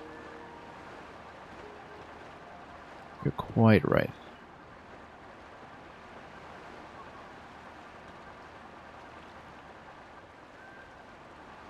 I hadn't even thought about that, actually. But then, in general, you know, I'm still kind of acclimatizing to thinking in terms of Tears of the Kingdom. Like, recognizing when Ascend is an option, for instance, or, for that matter, when Recall is an option, which, again, I had hardly thought about. We can find that balloon. I just don't remember where I found it the first time. It's somewhere here, and it had a flamethrower attached to it, too, which was convenient. But looking at this... Yeah, I can't tell if it's above the center of the island. There is a falling rock there, but we're at a convenient one now too, now that I look at it. But the falling rock might actually give me a good sense of placement in terms of where I should be looking.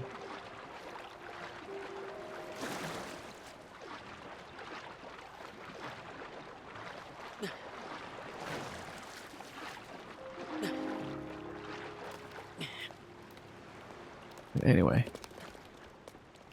let's circle around and look for the balloon, because I know I had it by the time I wrapped around, because I used it for the battle at the back of the island.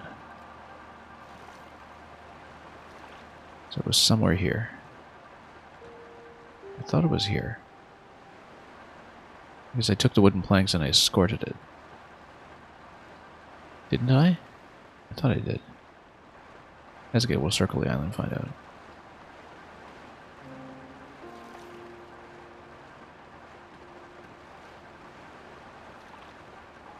And yeah, definitely a big change of mindset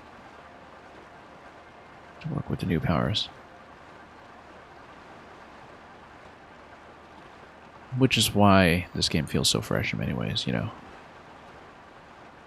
Same world, pretty substantial changes in terrain. Oh, I think the balloon's over here. at this rock. Now I kind of remember.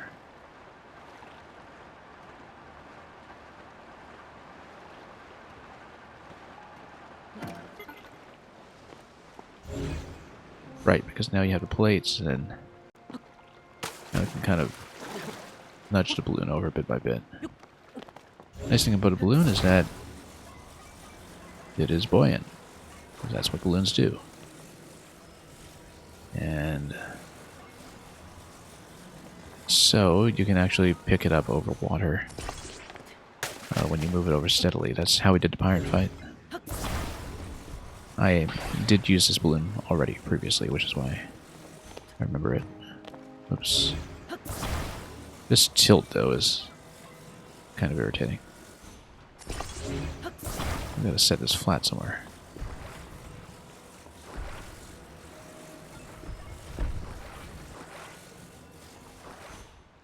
Okay. Oops. Never mind. Let's just use the other one, maybe.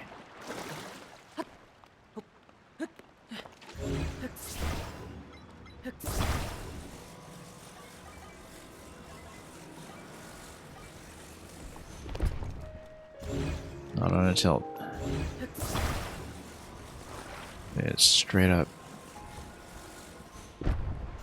Straight up. We can. Or just put the balloon on its side and attach it accordingly. I don't know. It's these little oblique angles that create all kinds of issues. Okay, that's good. Flamethrower on the balloon. Oops.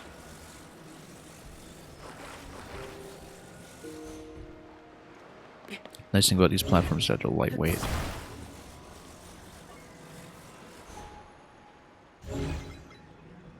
Let's actually properly attach this.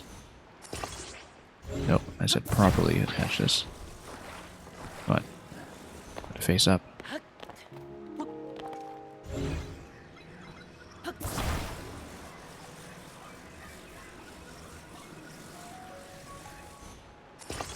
Okay, that's better.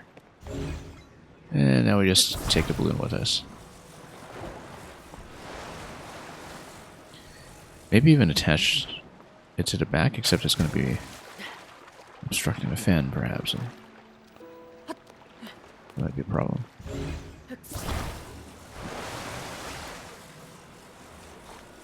You know, no, I'll just drive with it.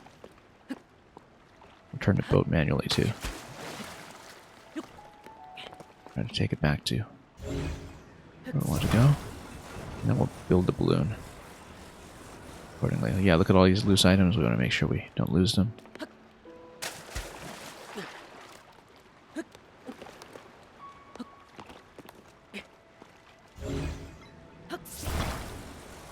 Maybe even grab this on the way as we drive.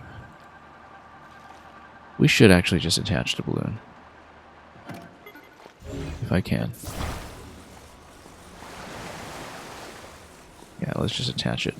I don't know if it'll impose too much weight. No, the problem with that is that it's going to activate the flamethrower. Although we can just attach it. Perhaps. Yeah, no, we'll just take it bit by bit. Oh, good. Whack this guy. Not even going to bother looting him. We're just going to get out of here. So even if we don't necessarily use recall on the falling rocks, we can do something a little different, which is use them to spot the position that I should be going for. This will be a good indicator.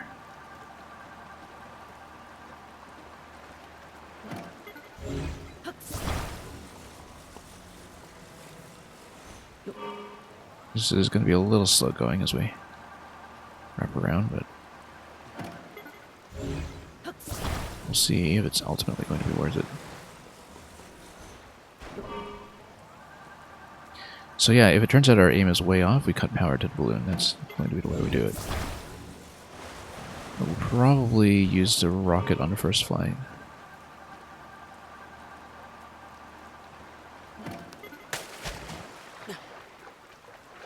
Yeah, you see the thing is, I was actually wondering if recall is skippable. Because the platform that you dive off in the tutorial island, that's completely reachable just with Ascend. You don't need to do the Temple of Time puzzle to get there. But I wonder if the game just prevents you from diving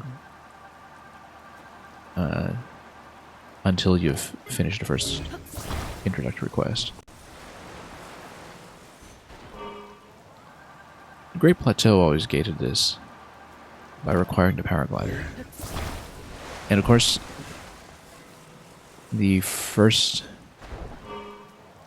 jump into Central Hyrule, like maybe it just doesn't let you do that big a jump until you've filled the condition. But because you can totally just go around a Temple of Time, right? Like the obstacle you run into is that you need Ascend in order to cross the final bridge. Or at least it seems you do. Maybe you can move materials there and exploit that too. Okay, we need to be careful with this because we've got so much cargo on it. Whoa. Oh. Okay, let's be careful. Actually, at this point we should just build the balloon. And thank you so much for the follow. Yeah, I would assume that the way it gates you off is by making a dive off the Great Sky Island equal to death. Okay, we actually need to trade for frost. I'm a little low on ice, so I'm going to fire some ice fruit against these guys. Oh, hang on. Forgot to attach it. Then we'll hopefully smash them up. Come on. Oh, whoops. I was hoping to get some ice chew off of this, yeah. There we go. Okay. Well, that's too bad. I was hoping to farm some ice here. It works with some of the other elements. There we go. They're kind of within the same cluster here, so we'll do that. So the idea is that you can use choo-choos to multiply any given element that you want to farm. I realized that instead of stocking up on a lot of the standard chew jelly, this is a much more efficient use, because you can basically like turn one choo-choo jelly of a certain color into many. And,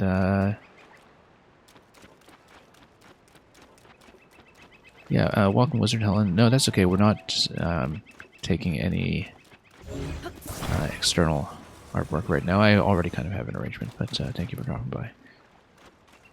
Any user. Pretty sure you need all powers to trigger the cutscene, which removes the clouds. I forgot about the clouds, actually. You are quite right.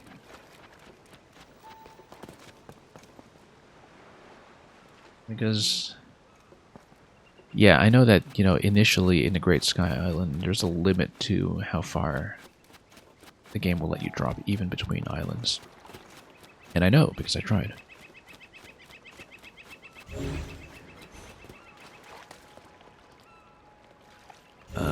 Okay, so I think we need to assemble the balloon now and then find the position that we need for ascending. Island's up there. Kind of feels like it's above someplace that's a little inward.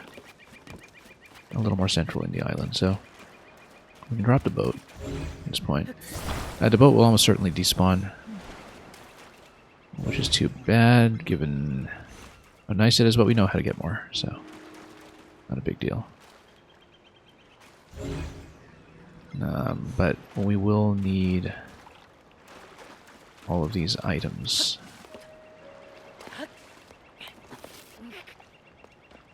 Now the batteries are potentially going to weigh down the balloon like crazy, but then that's why we need a rocket boost initially. Chances are we'll just totally miss with the balloon, because again, it's hard to gauge where the island's shadow is. But the best case scenario is that we wind up directly underneath. We also need to balance this, don't we? Yeah, so I guess maybe we just use 4 batteries. Unless we put one on the bottom or something. Hang on. I mean, we probably do need all the battery power we can get.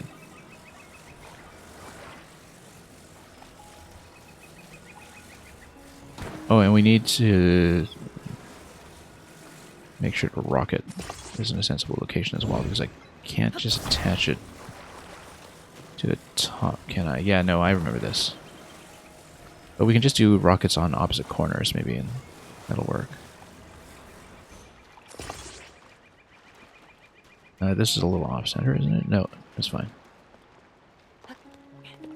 But one of the batteries is kind of depleted anyway, so we can just drop it. Use the other ones. So one of the ones was already kind of depleted by the boats.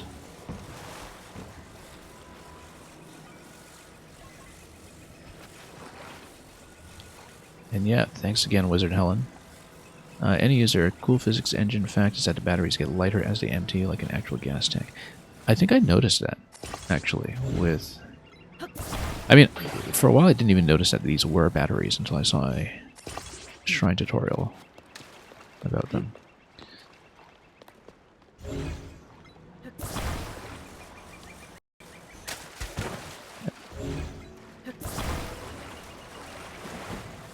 But anyway, this is why I want rocket thrust initially.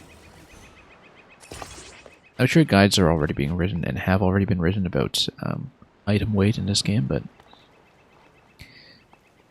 one thing I noticed when putting balloon contraptions together is that these lightweight iron plates are substantially lighter than solid objects like the wing. Like much, much lighter.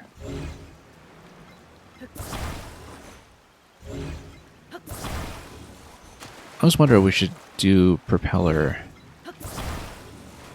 and control stick on this platform as well, just to... Yeah, too complicated.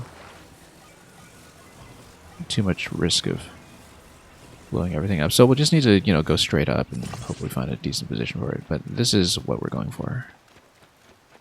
And so, yeah, likely all this stuff is going to despawn. The battery, the boat, control stick, and the fan. But we know how to get more of these.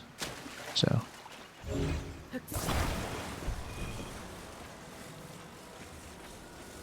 Alright, so... let's take this somewhere interesting. Again, if we can see where the falling object was going, that would give me a pretty good marker. But I think I do need to take this inward into the island. Yeah, you can still see where that is. If we can perhaps see where an existing object has fallen. Like an existing shard. Land above, that would be great. Now, we are returning to this place post-Blood Moon, so... But because I cleared the camps, I think they actually don't respawn. From what I was seeing earlier. Also, might as well pick up some bananas so we can create some favor with the Yiga clan later on.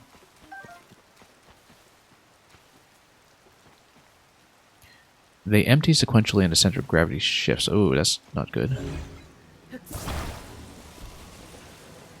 Especially with the way that it built this one. And especially if you can't determine a sequence. The problem is that because it's raining right now, I can't see the shadow either, but...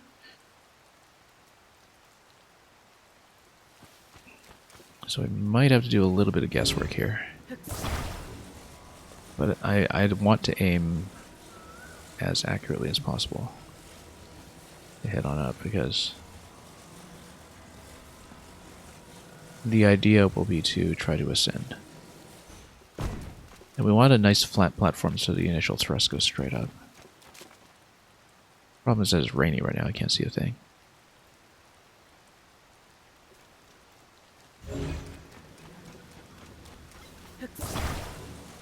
You know what?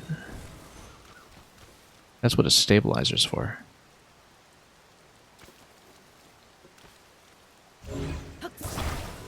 Because so long as the stabilizer is powered, I think even in midair it should stand straight up, right? Or does it depend on the position of the stabilizer? I don't know. We're still learning this. And the stabilizer does add a bit more weight that perhaps we can't afford, so...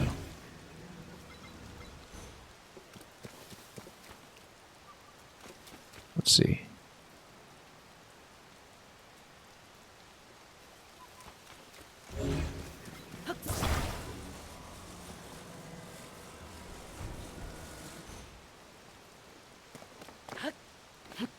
Yeah, I'm just trying to see if I can find some kind of contextual clue for the spot. Now, the rain does seem to be dissipating slightly.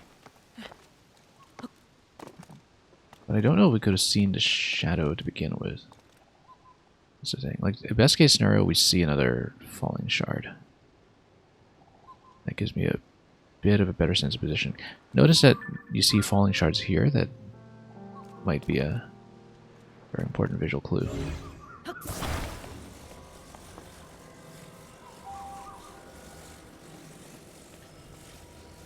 Yeah, we'll just climb up and take it with us slowly, perhaps. Drag the balloon up with us. Or not.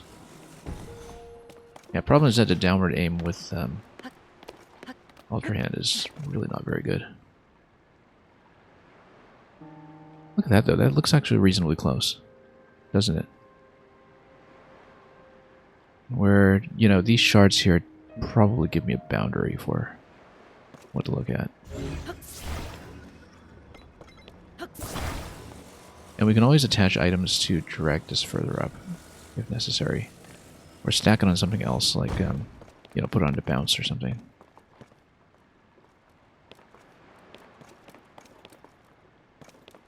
Well, let's see if we can reach the balloon from up here. We played around a lot with this kind of mechanic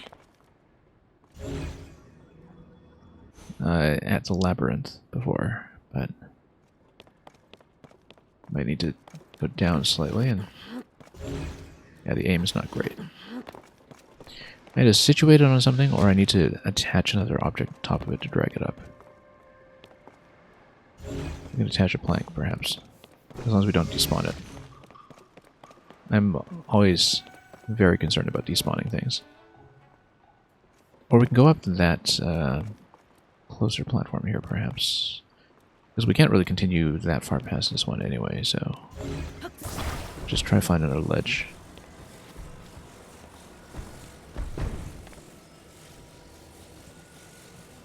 We'll try to load it up.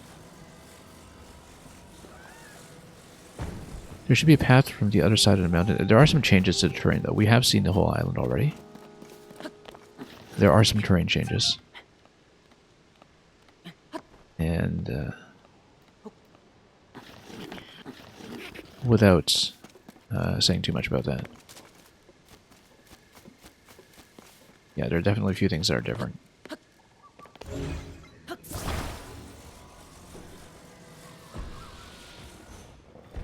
Oh, let's not blow this thing up. Let's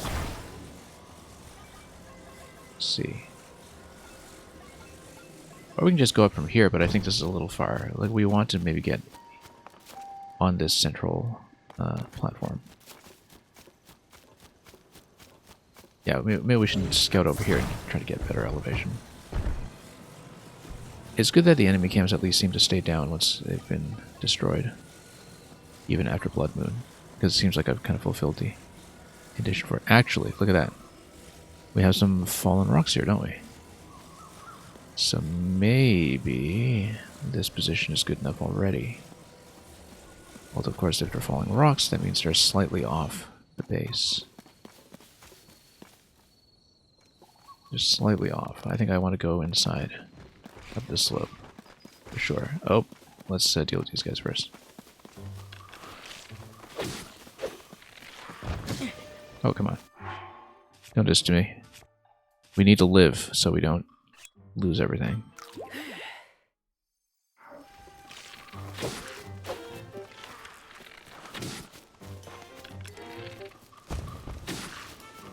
These guys take a surprising amount of punishment, but that's because I've been missing.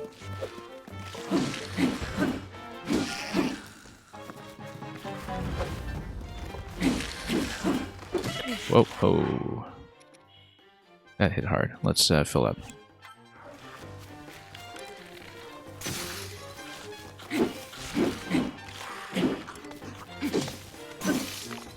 Okay, this weapon's too slow. Let's get another bow.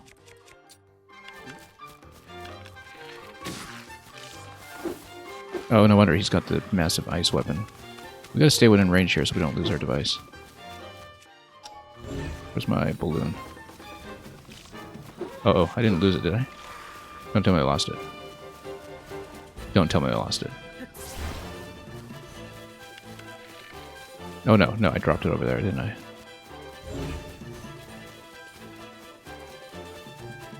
I backed up a little far.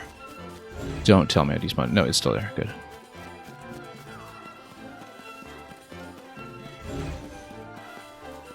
That's okay. Daybreak. I usually have such an easy time with these guys, but my aim was terrible. And, yeah, we didn't even loot them. And honestly, I was mostly concerned about staying alive so I don't lose this thing. Which doesn't explain why I ran so far away and risked despawning. But anyway, we know what the drop zone is for everything coming from above. Yeah, okay, this path works. This path works. Like you were saying about Eventide. And no enemy respawns up here, thankfully. So hopefully we can drop this somewhere reachable. There we go, there we go. Okay, we've got a lot of things falling down here. Think this will work? Or should we get in closer? I mean, all the visual indications here are that this should be in the zone. It's hard to say. This looked like it's a little bit further, but again, I mean, it would make sense for it to be above the central platform, wouldn't it?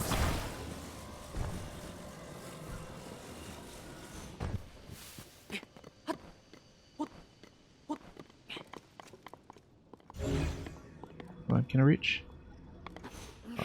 Oh, I cannot reach. I need to perch it on another item if I can. Just grab the bottom of it and hopefully resolve some range issues. I don't know. Come on. A little bit awkward. No, we place it on top of this platform. We continue traversing and hopefully we don't have to deal with rain or something. Why, thank you, Big Goblin Tower. Oh, very kind of you. Oops. There we go. Yeah, looking at his positioning here. Maybe further in is good. I don't know. It's so hard to tell. Like, clearly this is some kind of drop zone, but this looks like would be a little off-center here, but in some sense it makes a lot of sense for this to be the location. Let's not lose the whole item. Hopefully no rain yet. I'm not going to save scum. I have lost many projects and all of my Zonai batteries already to a couple of failed balloon trips. And that's just the way we're playing. I mean, you know, if I intentionally take a death when I fall down, I guess that's technically save scumming, but in a way that would likely lose the vehicle. So if it doesn't work, it doesn't work. You know, we're going to learn from the experience and have a nice little Twitch clip for our trouble. Whoops. Watch it start raining now and, you know, having to wait this out. I wonder if we take a whole bunch of the sticky frogs and put them together, what whether we can get like a total slip immunity. Because we know that there are multiple levels of slip resistance, like a strength 1 and strength 2. Which kind of implies that if there is eventually slip resistance gear, that gives you a full set. That you might be able to... Okay, maybe we shouldn't do this.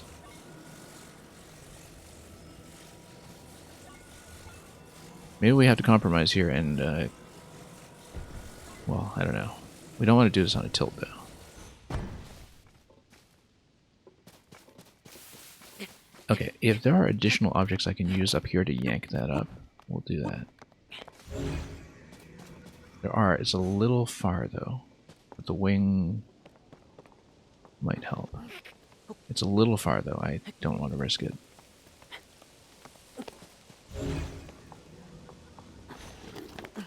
You're thinking the top of the skull is to compromise? Yeah. Yeah, because look at this.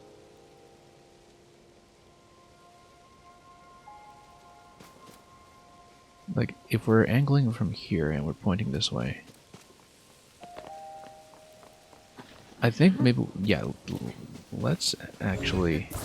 I know what you mean, top of the skull, yeah. Because... we can get this flat.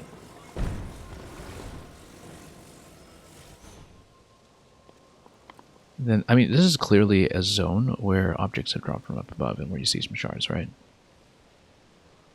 I'm just trying to, like, kind of face our camera position here a little bit and see. But we need to be somewhat upright. My sense of elevation is not great. Maybe even on top of this. If we can reach it. Nah, that's a bit of a stretch. The skull's a bit of an uneven surface. I don't quite like how this is positioned. But the balloon does straighten itself out after the initial rocket launch. But the initial rocket launch could make a huge difference. Stabilizer might be worth burning here. But then the stabilizer doesn't go until it's powered, so...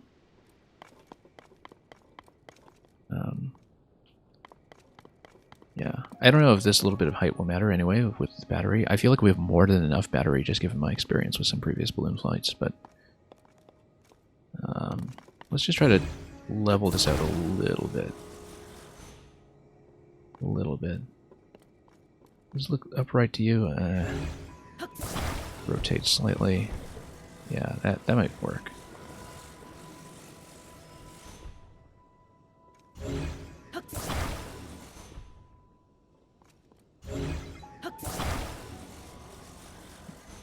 Okay, the important thing here is we have to be ready to ascend, because I've had a couple of situations where my balloon flight was actually on target, but the ascend missed. And again, this is a little off. That's okay. If we're angling a little bit in this direction, there comes a point after the rocket boost when the balloon does start pulling straight up. So, yeah, because the rockets might be a little bit angled, but the balloon straightens out, usually. I think this looks about as good as we can make it. Alright, shall we whack it? Shall we whack it? Ice weapon on a flamethrower? Will that even work? Yeah, we know it does. Okay.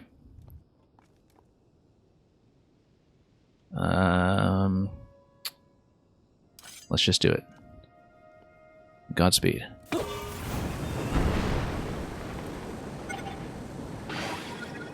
Okay, we've got battery.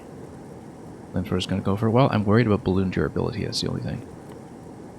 And of course the balancing of the battery depletion. As you can see, the one over here is starting to go a little bit. Yeah, I see, because the battery just drops off completely. Which is okay, because you're essentially dropping ballast, right? Oh, except this one's going to go, so we need to stand in this corner still. That's okay, it's surprisingly stable. However, I don't think it's going to give us enough height. It is a little further than I thought it would be.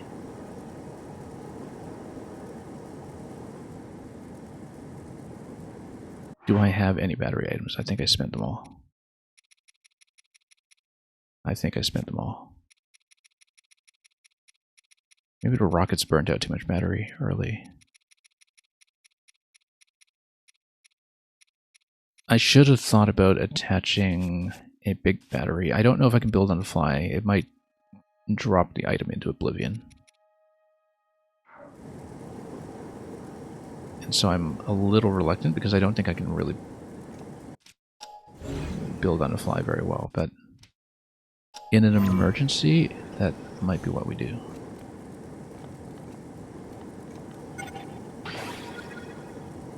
Oh, so close. Yeah, if we're close to depletion, I think I actually will try to build an additional battery here. We're a little too close to depletion. Yeah, normally at this point you just spam some zonite charges. It's going to burn out. Now, I don't know if it will give me enough room to actually drop it and build with it. Or if it will just fall off into the middle of nowhere. That's the risk. But I think we have to try it. You can't dig that out here. Can we give myself a little more room?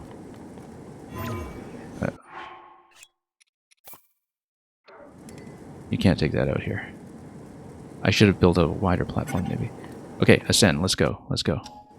Point. Point. Balloon, you're in the way. Balloon, no. Oh.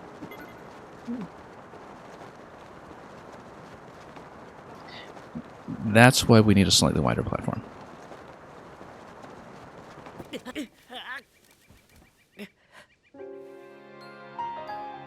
Let's see how far back we've been kicked. I believe we're going to lose to the device, though, but we have a sense of how much power is required for future efforts. And I didn't really lose anything from inventory because everything I had there was actually looted from the island next to Eventide. Anyway, I'm glad we tried. Positionally, we now understand that that's actually pretty accurate. But the balloon actually obstructs ascend, which I didn't expect.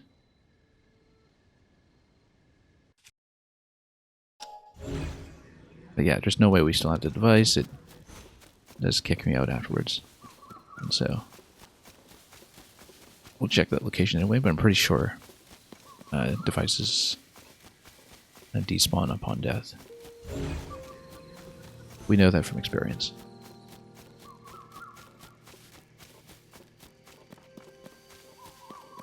I don't know if Ascend would have been within range at that point anyway. If I had known that would be the case, actually, spending my own big battery would have done it, from what I understand, assuming that balloon durability was not an issue. And we don't know if that's a safe assumption, obviously. But that's okay. It was a research attempt, and now we have enough to work with for when we return here. I mean, technically we can try it again right away. It's just going to be a bit of a long setup.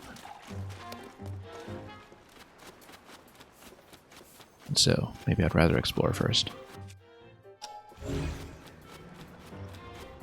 Because I'm reluctant to spend items when currently I don't have zonite charges to farm for new ones.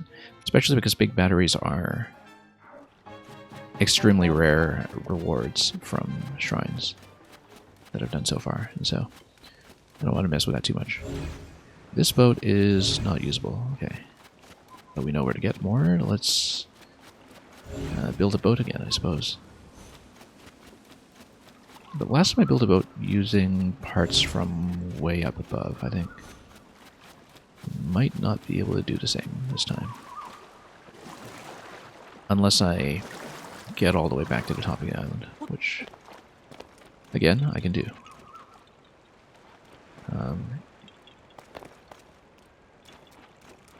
Yeah, because it was using the wing that I was able to get down here and then build a boat using additional parts. I mean, it's not like we're going to be able to swim, so we actually do need a boat to go back. Unless we're just going to rotate planks the whole way until we get to the boat dock. Also reluctant to use recall. Yeah, that's true.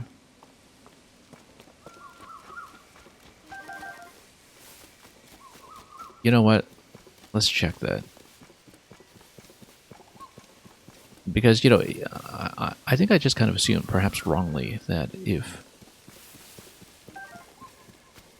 shards that have fallen from above have been settled for quite some time, that recall wouldn't do anything anyway. Like, it would just sit there. But I haven't actually tried that, so now that you mention it, we should at least test it. Since I have to go up the island anyway in order to...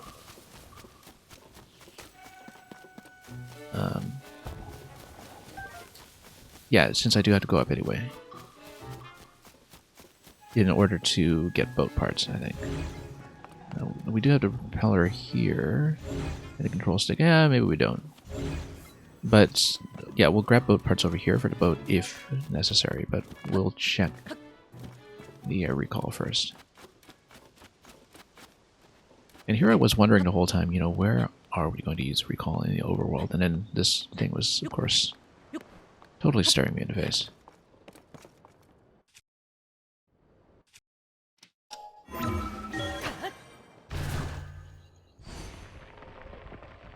I feel a little spoiled by the hint, to be honest, but that's okay.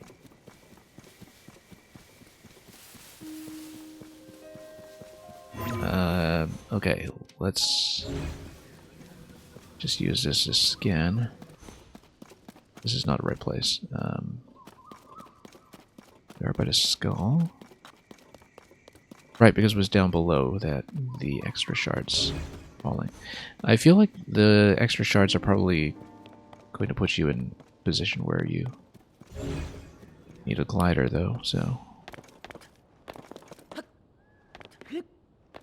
Sure, let's stand on that and send it back up to the skies. It was in trailers and then you forgot I skipped them. Yeah, no. I didn't know recall was in this game. Wow, it actually goes quite a ways. It's like a space elevator. We've been skipping out on that all this time with all the shards falling in from above.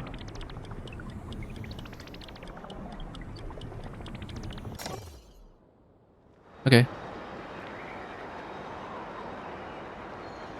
I assume that we need to extend the recall meter eventually, unless I was within ascend range. We should try that again to see if I am within ascend range. Or just go rewind again once the cooldown is available.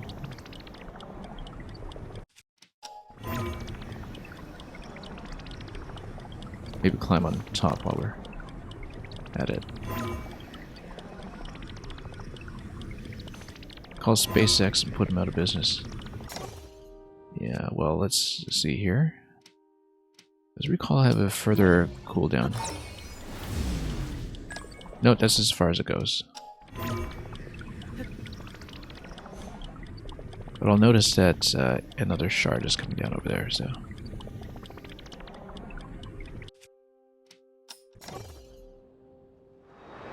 Yeah, you're gonna have another Wile E. Coyote moment here, where, of course, we're going to survive very comfortably because physics just work that way. Oh, that's also my first sign of the geoglyph. Over there with a crescent.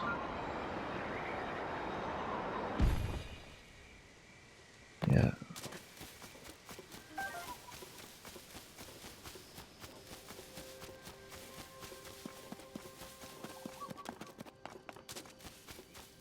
Anyway, let's make a boat. Let's get another boat.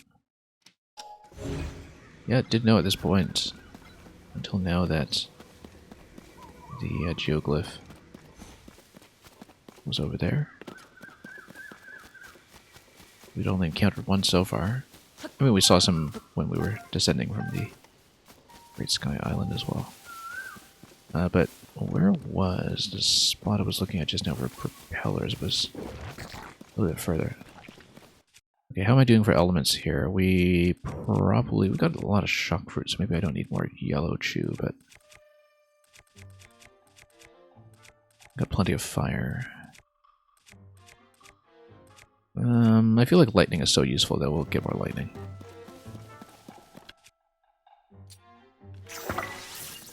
Oops. Can't stand too close though. Oh, whoops. Not enough damage on this guy. Here we go. Yeah, you need to use it on a kill shot, that's what it is. So we actually only had +1 yellow chew there.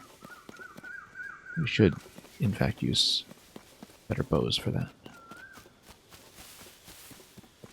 Or just shoot him in the eyes, but, you know.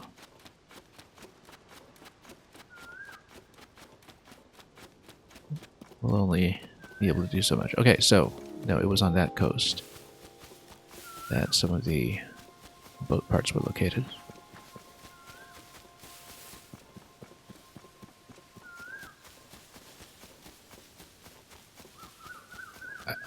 Yeah, you could in Breath of the Wild too. You have to put it in the eyes. It's not obvious. It's the kind of thing you discover accidentally.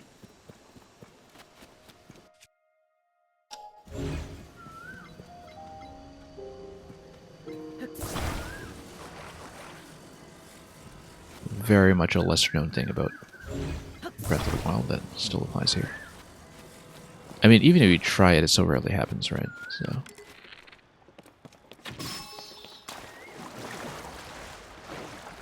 just grab some balloons, although maybe the octo balloon is one thing that has been somewhat made obsolete in this game, because it seems like the whole vehicle mechanic here is kind of an elaboration of what people were trying to do with the octo balloon in the first place in the last game, where we now just cut the middleman, or rather the middle octo.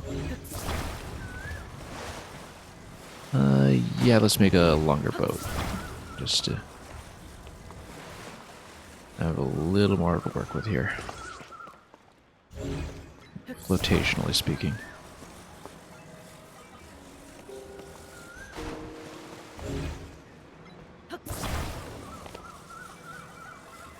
And then we'll get back to the whale canoe island to grab a proper boat, as well as tons of battery cells. And then we'll hopefully explore somewhere new.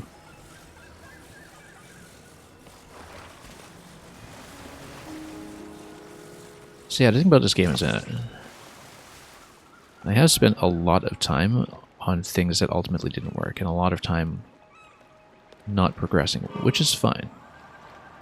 But it does mean that I'm going to end up with probably a very far above average completion time. Which is typical for me, you know. Every now and then when I check something like how long to beat as a resource, I find that I usually have to multiply by 2. Especially if I'm streaming. Maybe the octoballoons would make the vehicle lighter and give you extra height.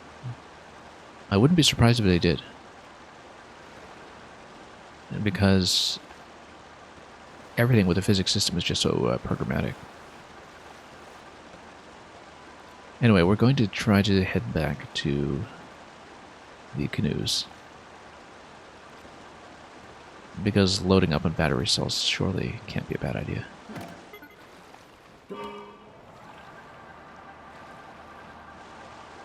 And it's a nice boat anyway, for cargo purposes. I mean, this is nice too, but the whale canoe is just much more fun.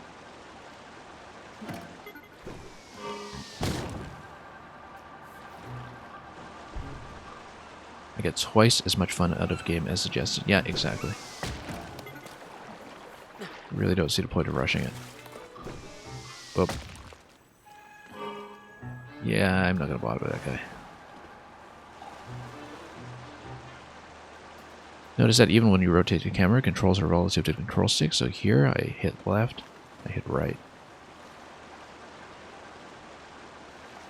Very important for future purposes, if we're involved in some kind of quantum of solace boat chase.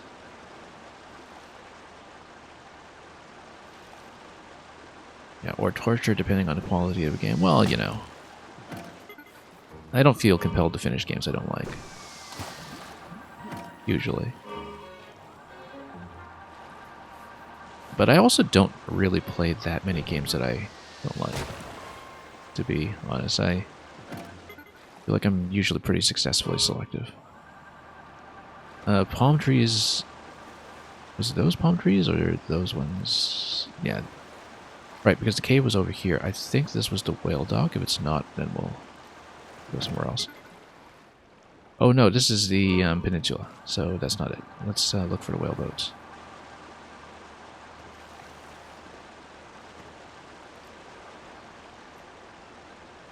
No particular reason at this point. I mean, you know, this boat is perfectly sufficient. Obviously, it's just... The whale boats would be fun. And we're already fun, in case we want to load any cargo from point to point. And we're here, right? Somewhere. Yes, palm tree. There we go. I'd mark it, but, you know, we already know where that is. Yeah, we don't really have a good stamp icon to use with it, though.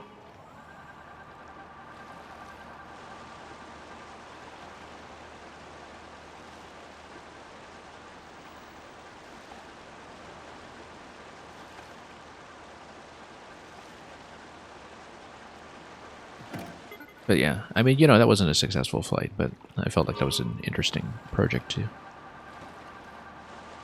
devote an hour of the game to. And like I said, we obtained a lot of very valuable information. Wouldn't a natural thing to do be to load a balloon on top of the recallable platform and then send it up? Maybe.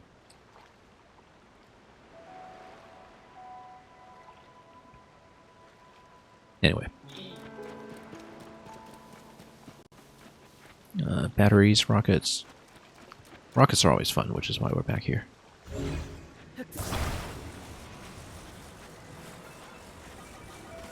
Okay. Yeah, let's just send this over. Do we have a... We'll raid our existing boat for parts.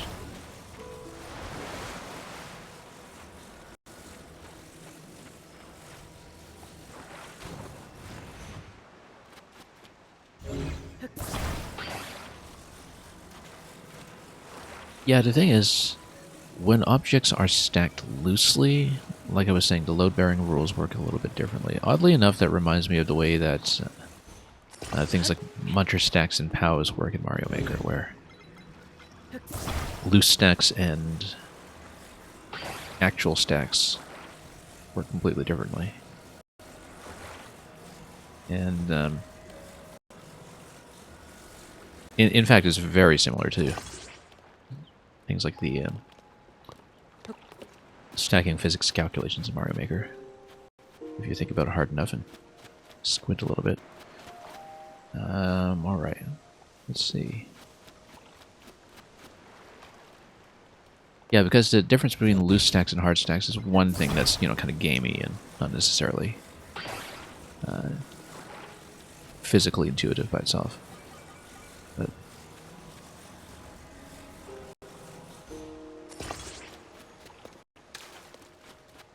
because, you know, obviously if you attach everything to a contiguous object, first of all, the entire object is detected as one power circuit, basically. But also clearly has a combined weight value, which is sort of like how buildings work in Subnautica, in fact, when... that's what it reminds me of, how, you know, they have that calculation for whether a base that you build in Subnautica is resistant to hull damage from pressure or something.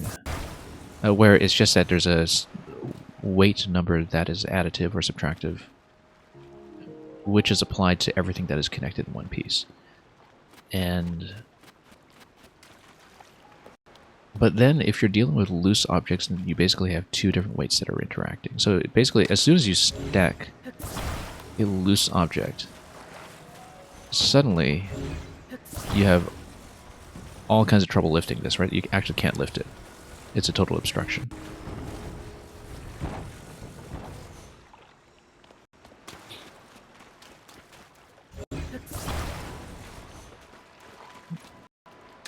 Which is just how the collision is going to work here, because it basically detects that this other weight is at rest, and it's just going to block you. Probably calculated in an estimated way to avoid massive amounts of physics interactions on a weak CPU.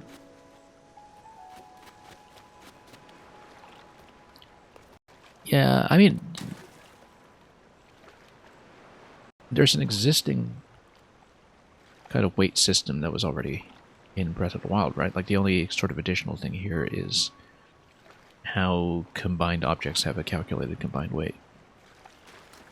And so basically, you know, everything that is attached is detected as one object, and I think it probably just has one aggregate weight number.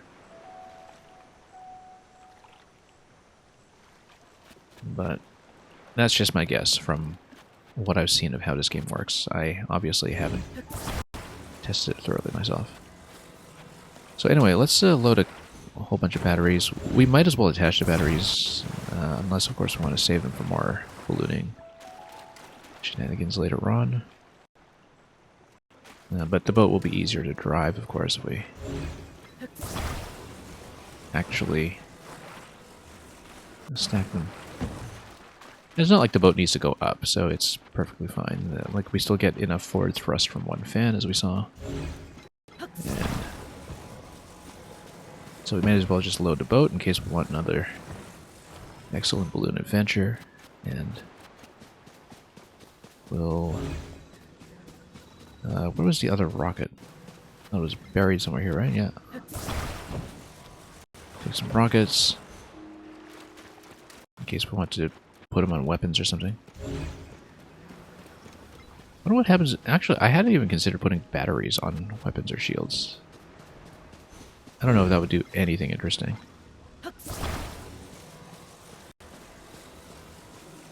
Can't wait to see when physics interactions get broken for high-speed launching and speedruns.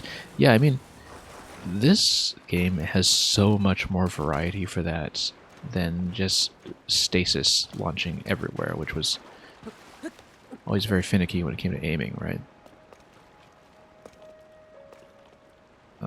Anyway, it's amazing just how much more full of possibility this is. Let's go to the cave. Let's go to Peninsula and the cave, in some order. There's a geoglyph there. I surmised from the previous geoglyph that we saw, which was the one over here, or not here, over here, that... you know what, we totally should have marked the ascension point here as well, but that's okay. That's the geoglyphs, which, again, I don't know what they're all about because I haven't done any main quest content, are probably somehow related to points of interest that take you up to the sky, but I could be wrong, and I don't want to know.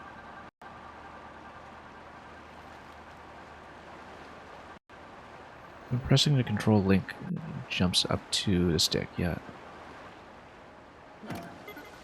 Yeah, that is pretty interesting. That he kind of snaps into position. There's a lot of little stuff like this that just works.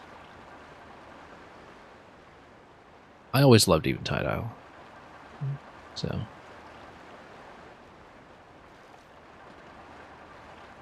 But yeah, it's remarkable to me just how new the map feels, even though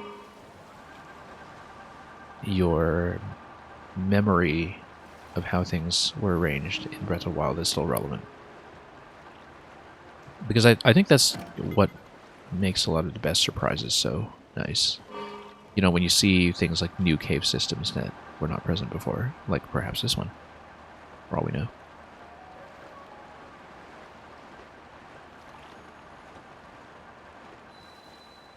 that the better you know Breath of the Wild, the better you are able to appreciate stuff like this. Now, it seems like we'll probably have to drop the boat if we ascend, which means all of the stuff with the rockets was maybe not useful.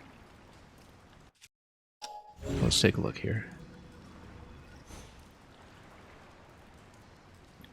But that's okay. If we want to use the rockets and get back to the boat, we know how to do it. I think maybe we should ascend through and just explore. Unless we want to see a peninsula first. Actually, because I know I'll have to drop the boat here in the cave.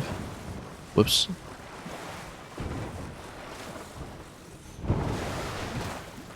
Let's do the peninsula first.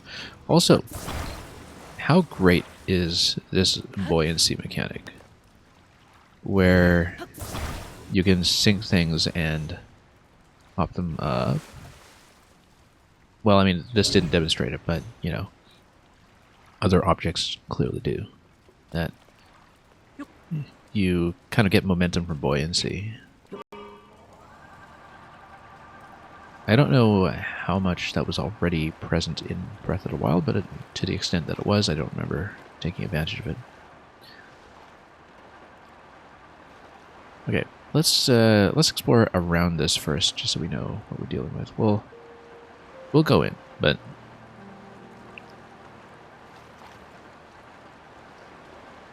you know, we loaded up on all these batteries and rockets and we're not using them, so I want to see the peninsula at least while we have the boat available. But we will check the cave for sure. Yeah, because Ascension seems like it likely just takes you pretty high here, unless there is something empty that it will load you into that's, you know, part of some kind of subterranean system, which may or may not be the case.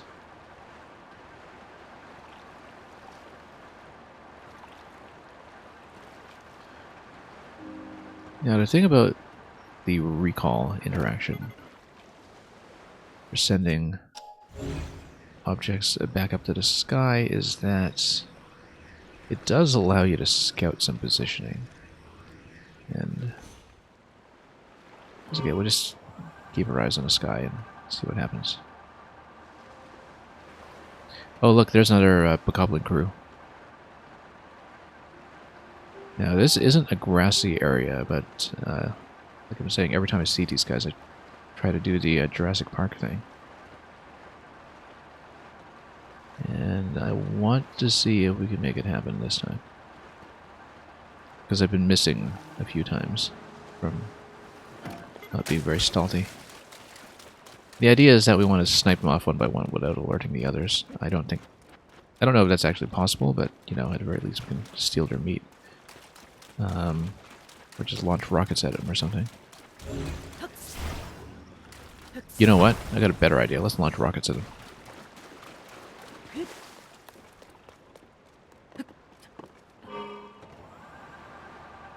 Kind of want to see if I can just chuck some rockets at them. Oh, my boat's stuck.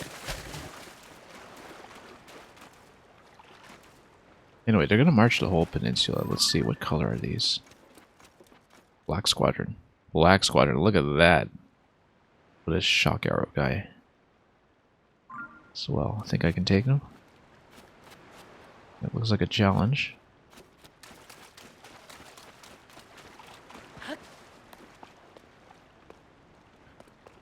Can we nudge this boat a little bit? Let's see if we can. Just to get it back out into the sea. Yeah, because if they are black enemies, I think it's unlikely I can one-shot them even with Sneak Strike, but I don't know the exact HP numbers in this game, so... Yeah, clearly different objects have different buoyancy. Yeah, we know that because there are special flotation devices and such. Better partially empty battery is more buoyant than a full one, too. Yeah, that's interesting. That would be a fun thing to test. What's going on up on the mountain? Wow. It's looking like Old Smoky. Oh.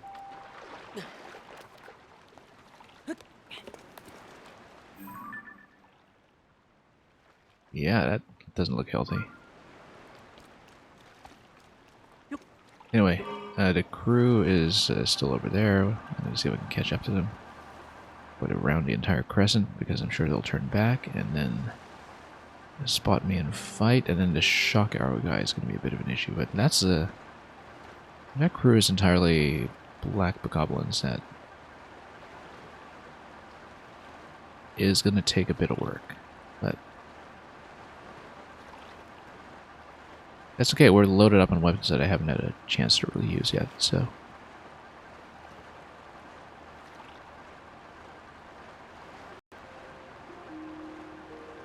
might be a fun fight. We're traversing this entire geoglyph. Now, they did get quite out of range. I don't know if positionally that same crew is still spawned in.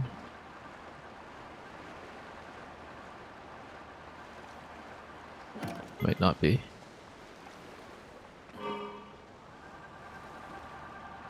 As they disappeared over the horizon, so...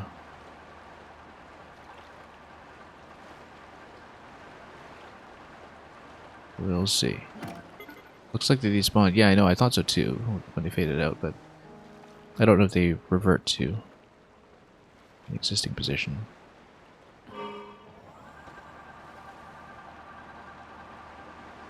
That's okay, we'll drive around a little bit and see if we can find them. And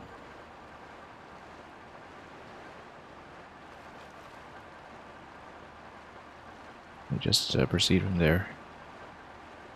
Look at that, we have a shrine over here too, which I'll just mark.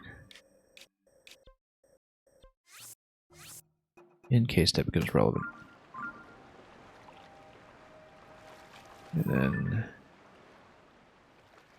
I was thinking of going to Lurelin Village anyway, originally, wasn't I? Which is along this coast.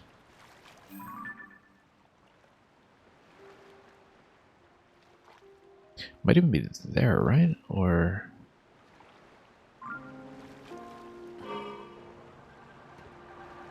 yeah, I was trying to remember how close it is to this crescent that's at the tip.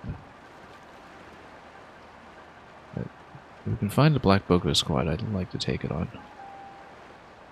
Let's maybe back out and see if they've got the same patrol path going.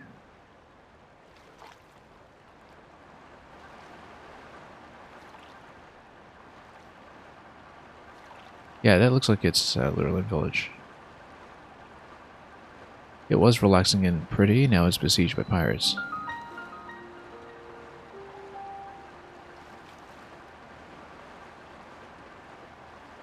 As far as I can tell, so...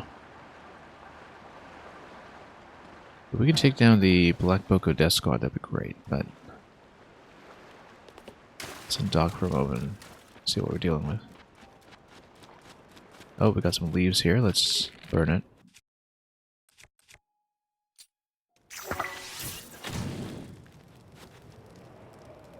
See if we can get anything interesting here.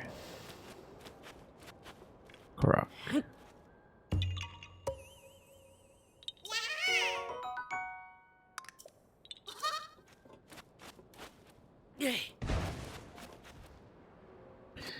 think what I'm going to do... yeah, so we have a couple of other potential platforms to reach, but, you know, we're going to be a little underpowered for that, but... yeah, so the idea is that we'll cover this stretch between Lurelin Village and the cave that seems to ascend all the way up top. Or might, maybe it ascends into another cave system.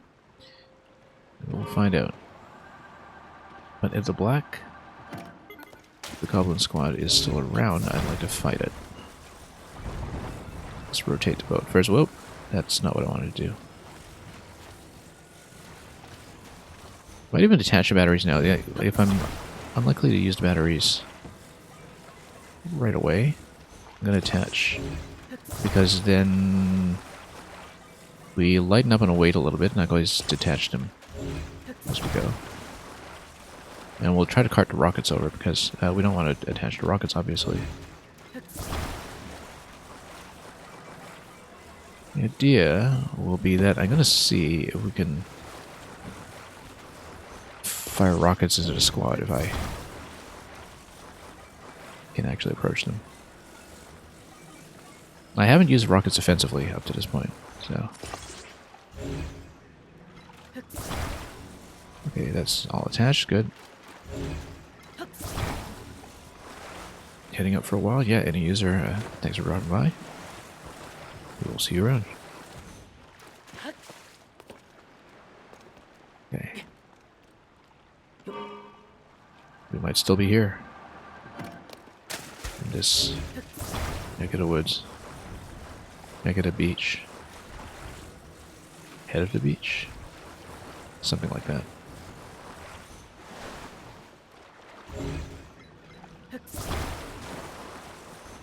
Okay. Let's make sure we can actually pilot this thing. A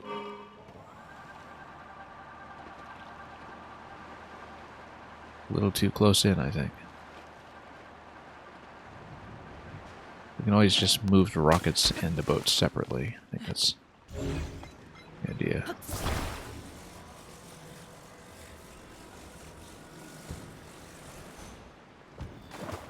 Oh, whoops. That's okay, we can still grab that from here. So in fact, we should just dump the rockets. For a moment. And then move the boat into open water. And then we're going to see if we can tail the death squad somewhere in. Ideally, I want to take out the shock arrow guy first. With something like a sneak strike, but we'll see if we can actually close and do that. Because...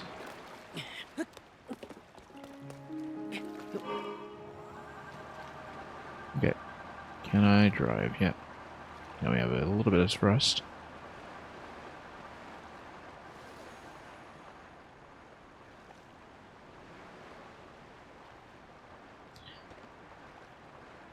And we'll see if we can hunt them down.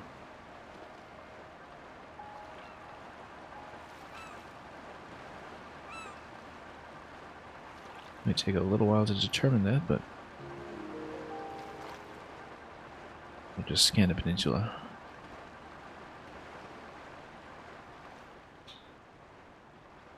Too bad we're just a little too slow for that encounter on the first pass.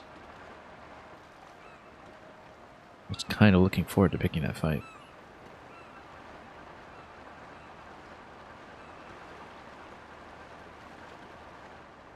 But we'll see if it becomes available.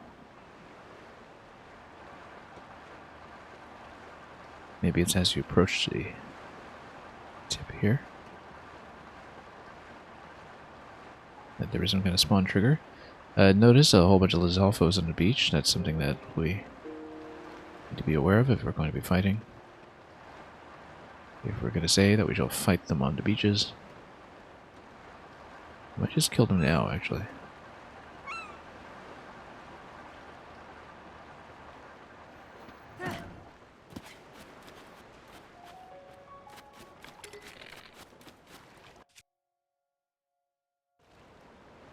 Yeah, sneak strike's not really going to work. The long talons, whoops, I didn't need to let go, seem to imply...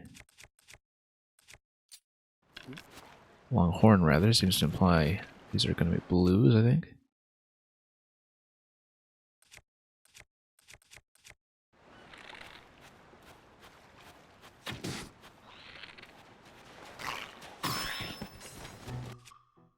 And do we want to just spend a stabilizer hammer? Just use the weak weapons for now? Yeah, sure. Why not? We know we'll need the big stuff for the big fight, so...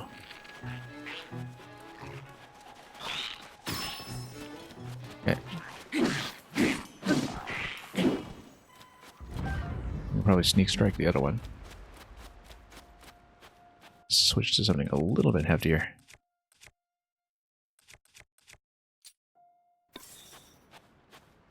like the ice weapon.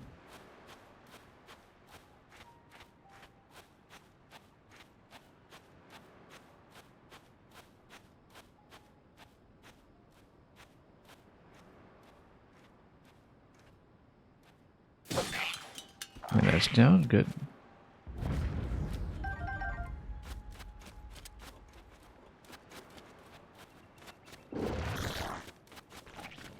Let's get some... Okay, let's switch to a heavier bow, so we can one-shot these.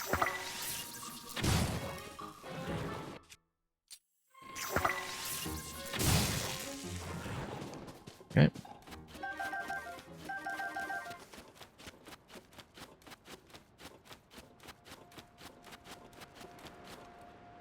Now we could find the Death Squad. Maybe they only spawn when you are near the tip. Or maybe it's just a rare event.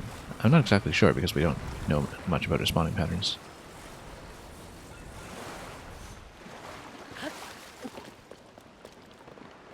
Could be that they're just headed straight into raiding the town or something. We don't know, but... we'll just do one pass here to the tip and we don't see them.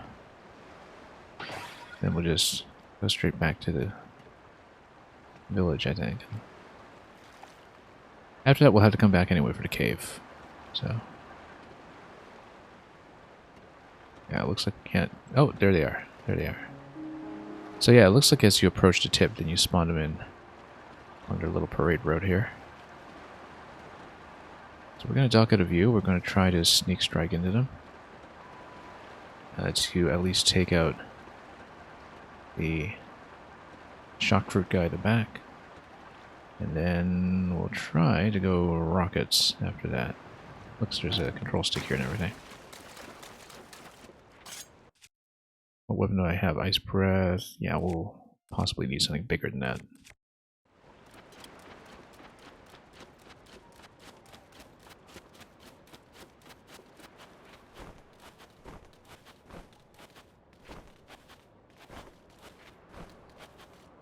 Loot some of this fruit while we're at it.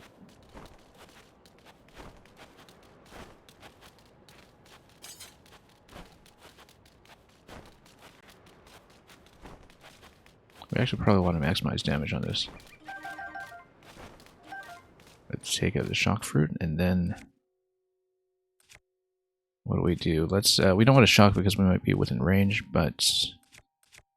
this might be a good time to use the Captain Reaper. Or... let's go Moblin Hammer. Go Sneak Strike.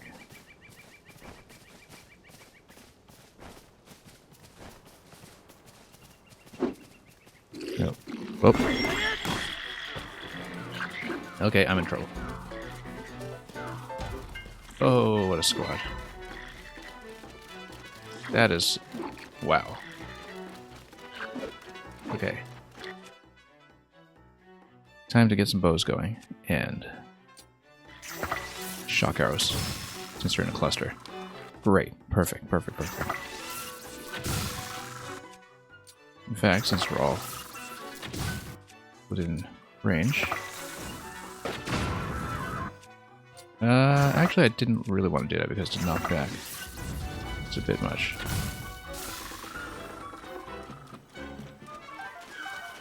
Okay.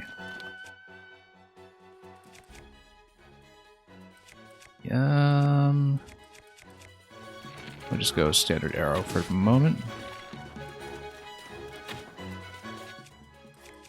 That's okay, we could still go shock once they get within a certain range. And then, since they're holding wooden weapons here,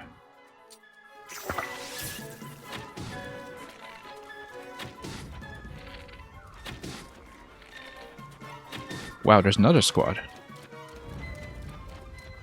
So we killed this one and then we spawned another one. Because we probably would have range of doing something like that. You know what? No, we can still do this. We've got reinforcements, that's fine. Just take out the whole crew.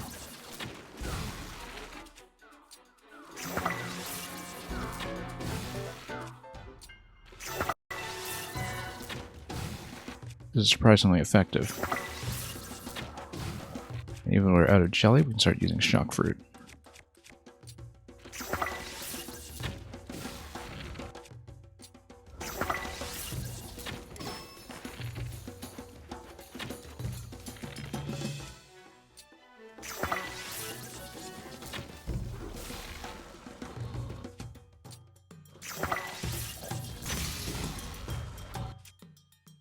Okay, bow's down, that's fine.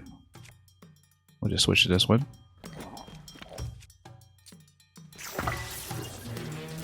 We're dumping so many supplies in this, but I don't really even mind because this is going to be amazing loot.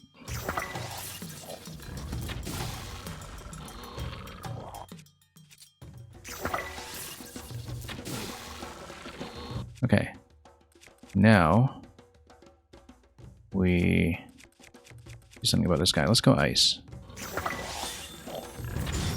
And then let's smash him. Yeah, we'll just use this one. Okay, get out, get out, get out.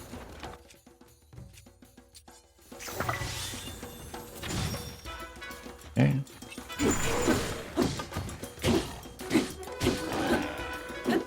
There we go. Perfect, perfect. Dragon Bone Boko Shield. Let's, I don't think we need to trade out a shield necessarily, but we'll probably need to trade out weapons at some point. That's okay. Rock Hammer. That's a nice sword in that Rock Hammer. Alright. Why don't we drop the Stabilizer Hammer for a moment here? 15 base damage. 14 base damage, rather.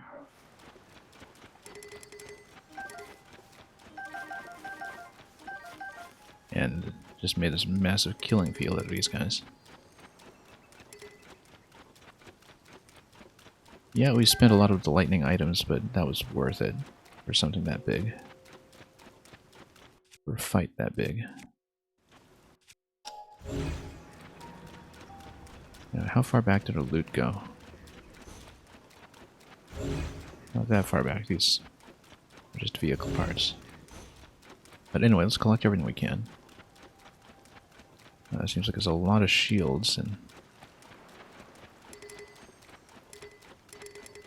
other things up to this point. We kind of needed some kind of wooden shield at some point, but, you know. I guess that's all we're getting out of that. We didn't even get to use the rocket idea, but probably despawned it.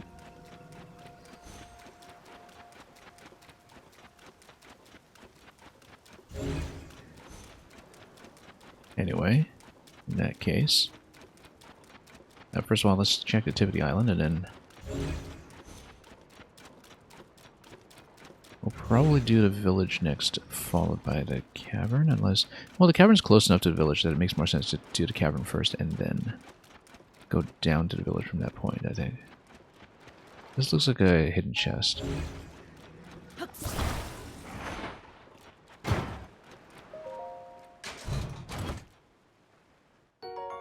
Star fragment, excellent.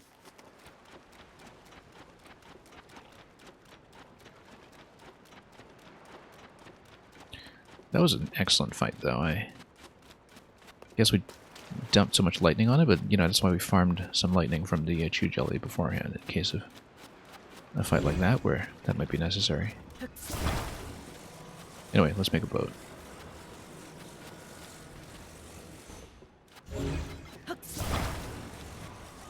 Yeah, and the conductive range on the lightning arrows was amazing, too. I didn't expect that we'd just catch the entire squad at once like that. But it did end up working, so...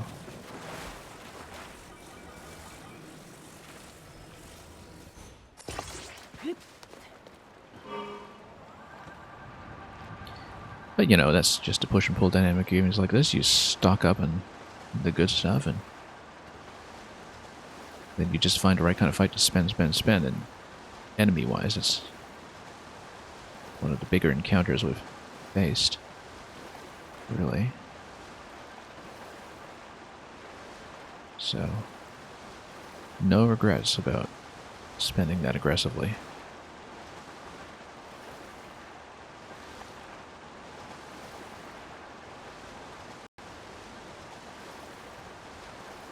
Yeah, but again, definitely a little over-reliant on archery here. Also, what's this?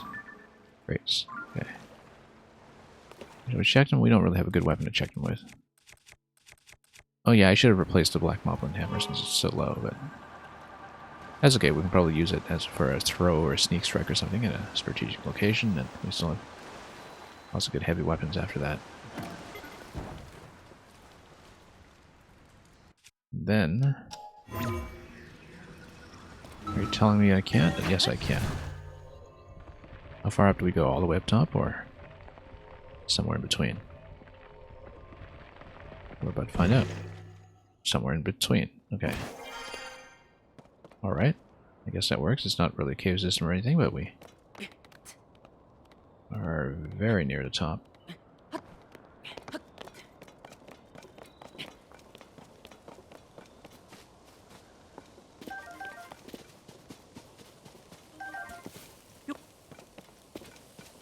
Pretty significant ways up, in fact, so we'll just continue ascending.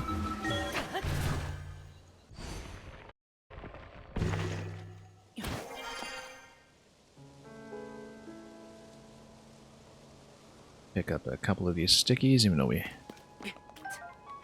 haven't really been impressed with the slip resistance so far.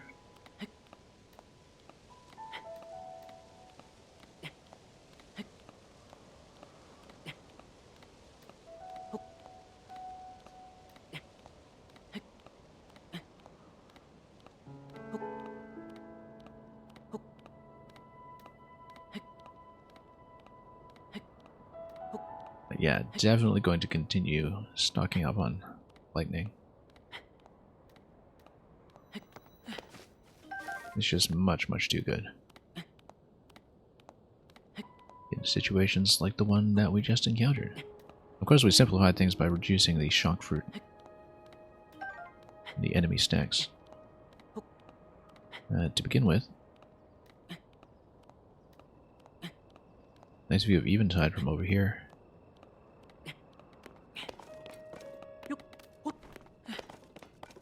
Much clearer view of Eventide than I recall from the first game when it was somewhat hidden.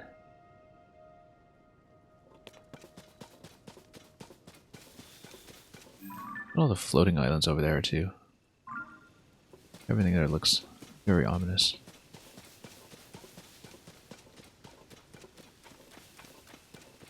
Anyway.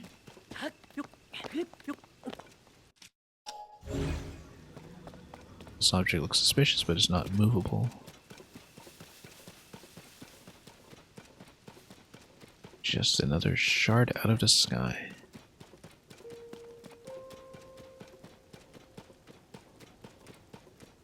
You need to reach your friend how far? All the way down? I'm looking for that smoke signal.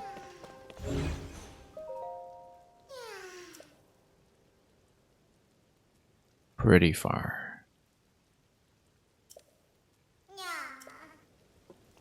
Yeah, you're going to need a boat. To get all the way there, okay. Or all the way over to... all the way over to Eventide, actually.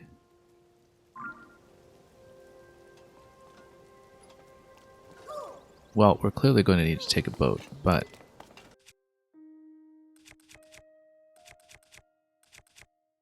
let's do this first.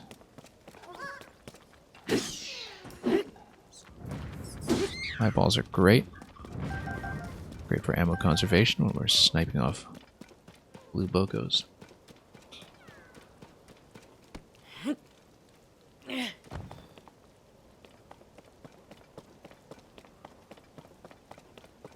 mean, we're clearly just going to have to take him with us. Possibly... let's see if we have any vehicle parts here that are good for this. What's this? Oh yeah, just a rock. We'll just take him with us. I guess if we drop all the way back down, then if the boat hasn't despawned yet, there's a vertical position, we'll just take it. But I'll suggest drop down bit by bit.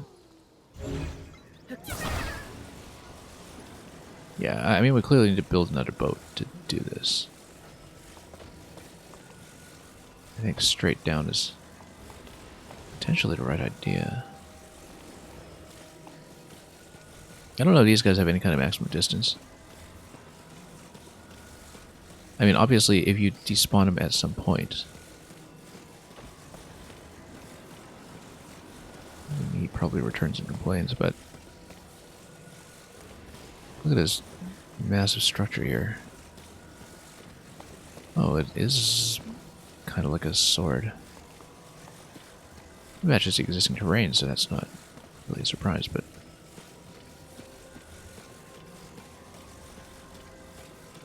Oh, that looks like a tree nut. Worth pelting. With a bow that does not work too much. First one of these that we've seen so far. This guy's totally rolling, yeah.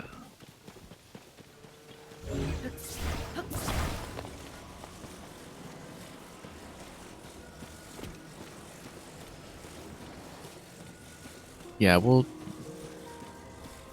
see about the best way to do this. I think it might be just down to the village, but you see a skull for it over here.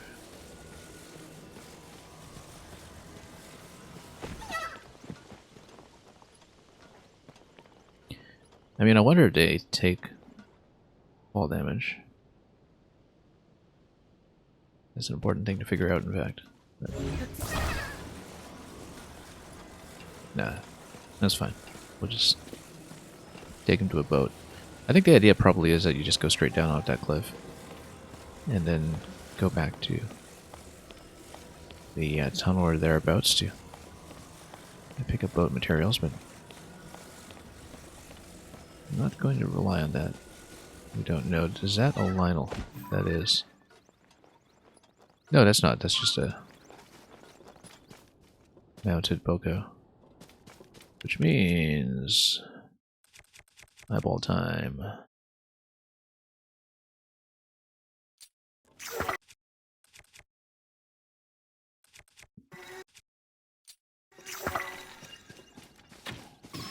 Here we go.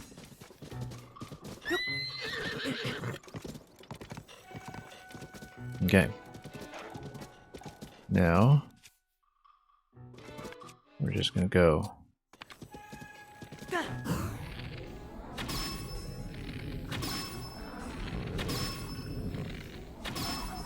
Like that, the old-fashioned way.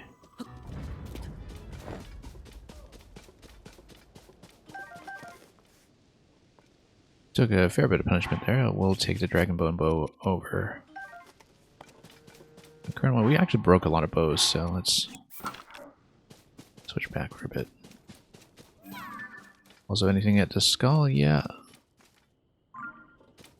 Well, I mean, we just got some key eyeballs for a reason, so let's take them with us so we can escort them all the way if we can.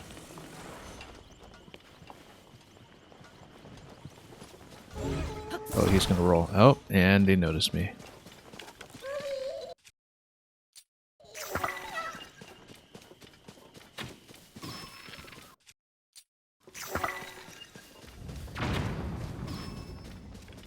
Oh, we got someone chucking things at me here.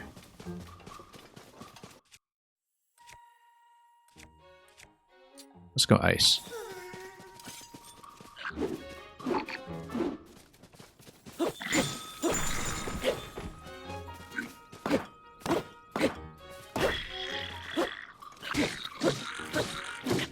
Well, thought I was going to shield into that, but that was wrong. That's okay, we'll try again. We'll see how far back it kicks me.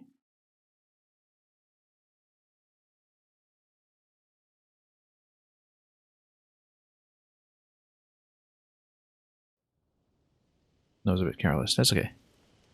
Did I lose the Korok? I probably did, didn't I? Yeah, you have the horse because I got rid of those guys. I think we have to go back for the Koroks, but that's okay. We'll take out this camp. It saved after I took out the first archer, by the looks of it.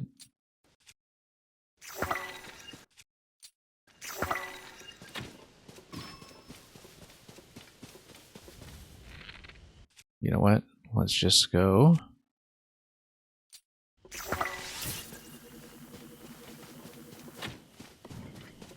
Oh, missed the explosives.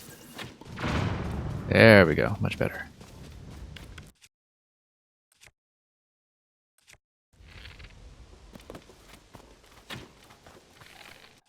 You know what? We actually should have used the eyeball here. And on something with a bit more damage.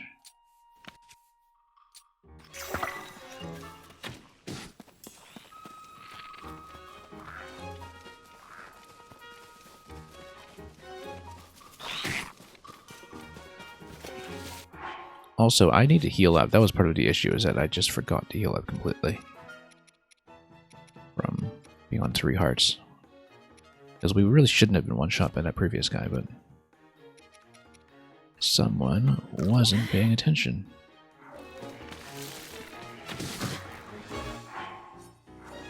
He's dead, thankfully. Because we're a little bit low.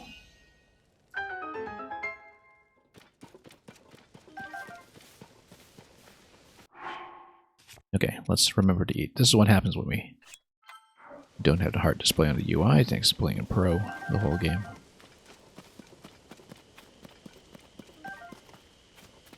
Anyway.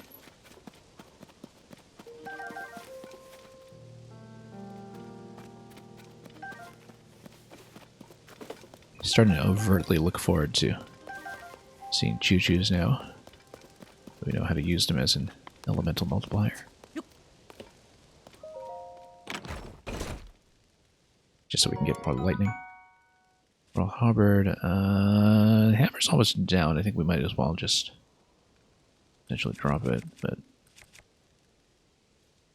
yeah, the rock hammer's pretty good. I don't know, I mean, this is almost done, but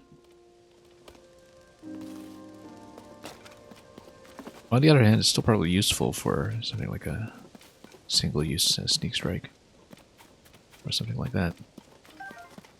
So I don't really want to replace it yet, because we pulled it out for some pretty special circumstances to begin with. Anyway. Yeah, village is over here. We were kind of halfway. We do need to recover the Korok, I think.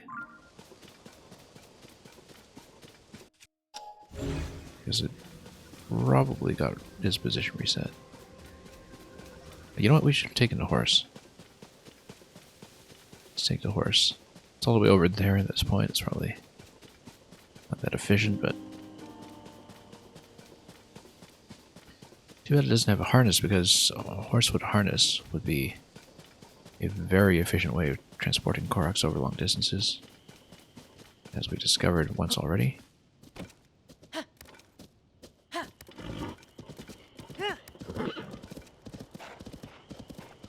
And also, what's up with the boulder up top? Let's push it and see what happens. I think it's just a case of the boulder being something that you can roll onto enemies below, perhaps, but you never know. It might be a Korok. Or, no, this is definitely just a roll onto the enemy's boulder. Now we know.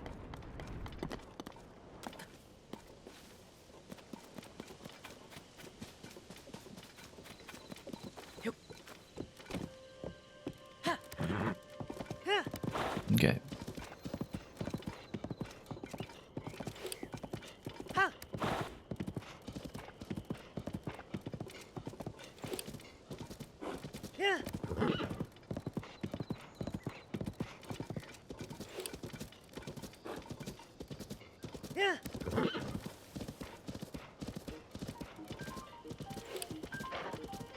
Is he still up here?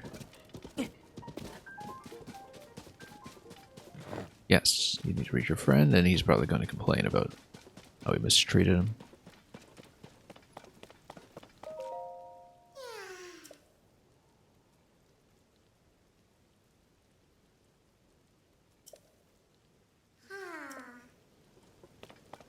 Yeah, maybe we do take him down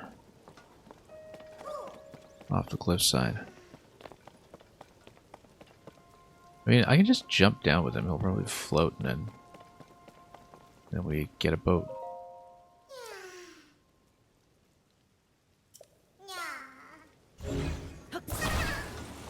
Let's see if it works. We're gonna hit ground, aren't we? No, we're not. Good. Okay. And he floats. Great.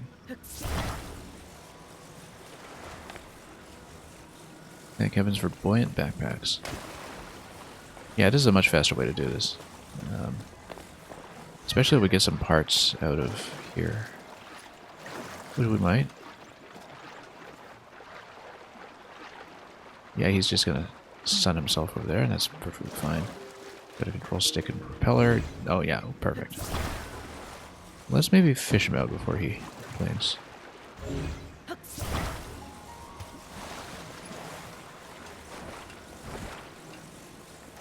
We'll attach the boat a little bit longer.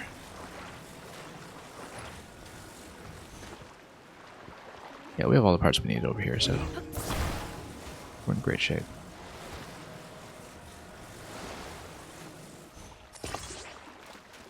Anyway, back to Eventide we go. Yet again. And we'll probably just ascend back here to continue along our existing course once we are at the point where we want to do that. So let's put this down over here.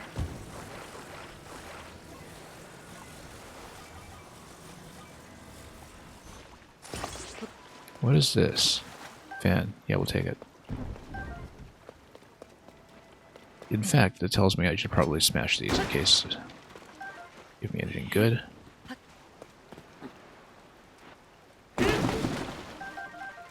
And we'll definitely take the wood. As long as we didn't bust up our boat. Okay, no we didn't. Right. Oof.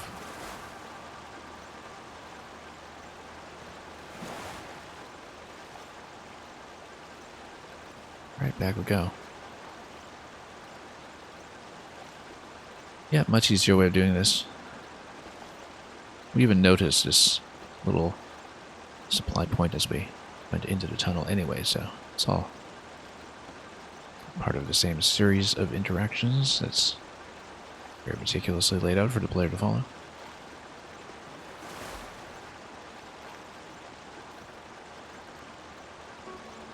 And we'll keep on going.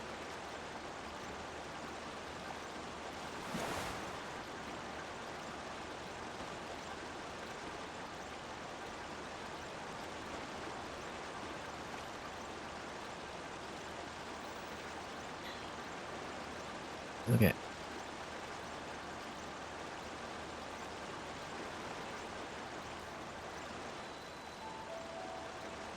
Back to good old Eventide.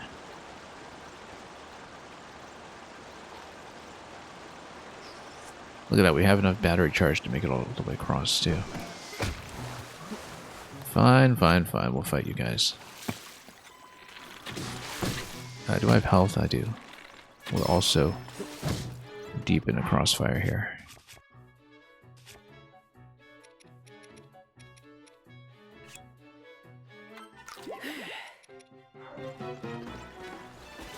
Whoops. No, we have to get out of here. Let's just swim. A little bit. Actually, no, because we might despawn this guy. But we need battery power. We just need to stall enough to get battery power, I think. Oh, yeah? No, no, we talked to you. Come on. No, come on. Out of the way. Just want to get on my control stick.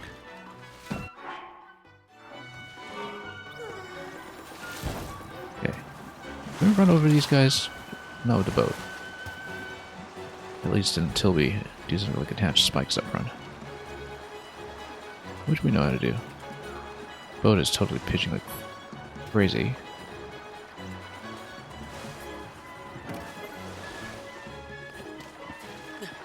Okay. Now we fight.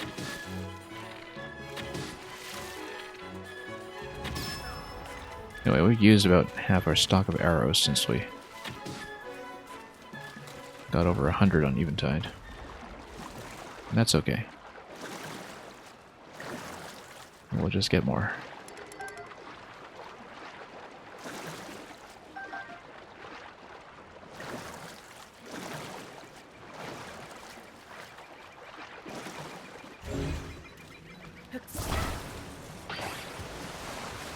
Gotta remember once again the motion wiggle for attaching.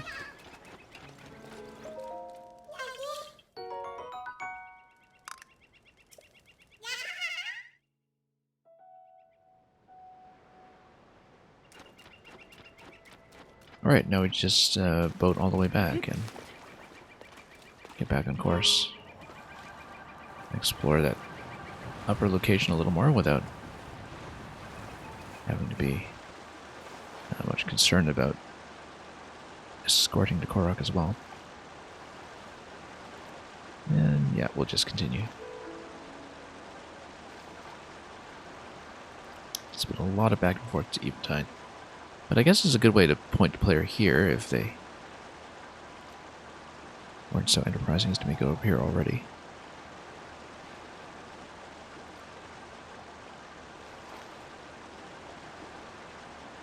Anyway, let's ride.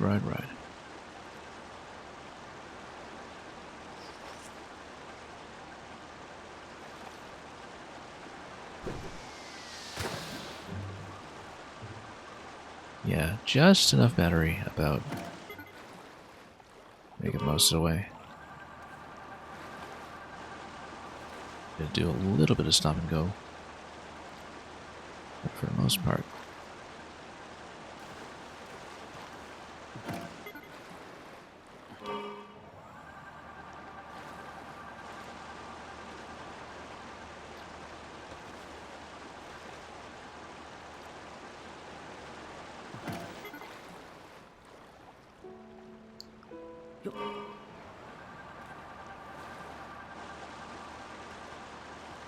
We'll just get back to where we were and then continue back down to the village from up above, if we can.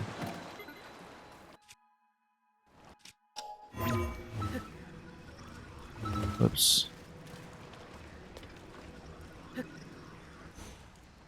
Well, let's move forward a little more. We know that from experience it takes me right under the cliffside.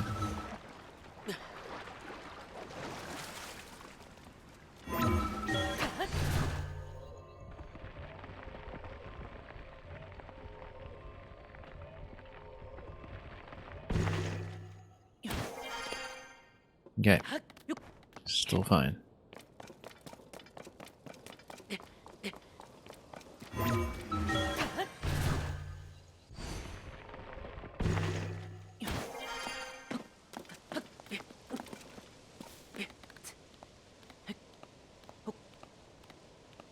And then once we head up as before, we'll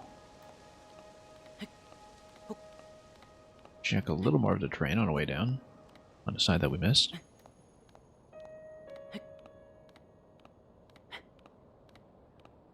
And James D, have a good night.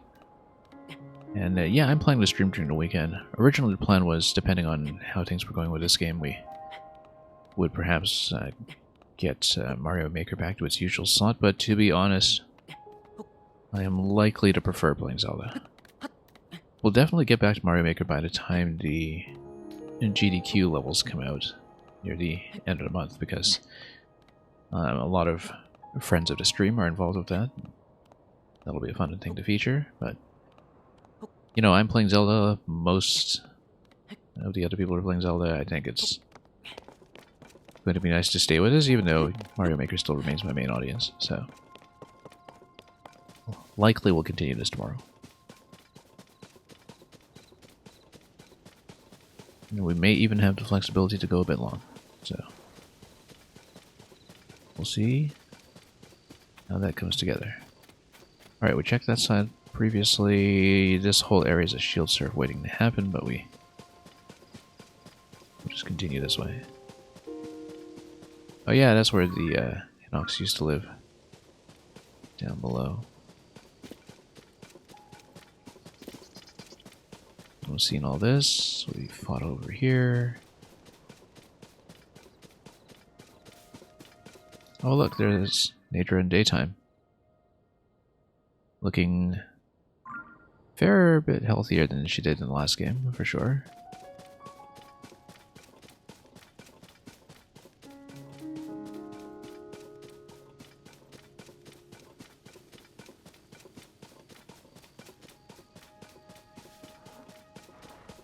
Don't think we can ride this guy. Nope. We couldn't in the last game either, but, you know, it was worth checking.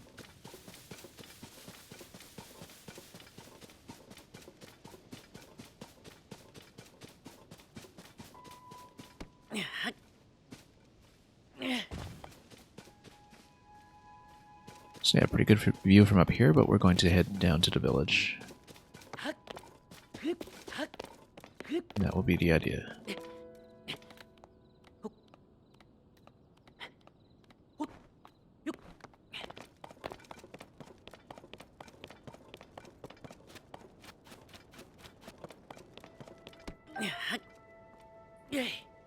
And crickets chirping.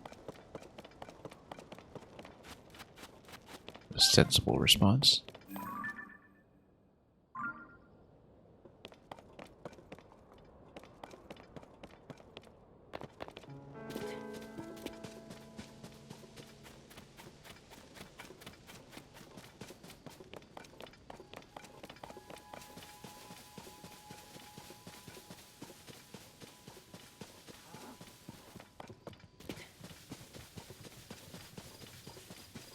And, okay, we have more devices. Oh, we've got a sled that can be propelled as well as a flamethrower here, too.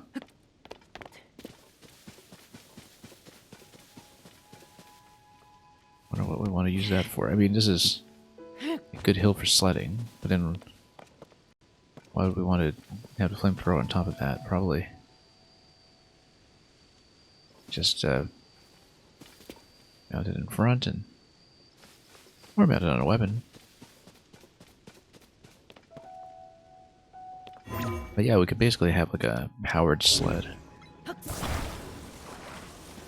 Perhaps it would be somewhat steerable. I feel like with a flamethrower in front though, I mean, you know, we would just be setting tons of grass on fire and that would not be the smartest thing. This is a sled, right? I think it is. Rosebud.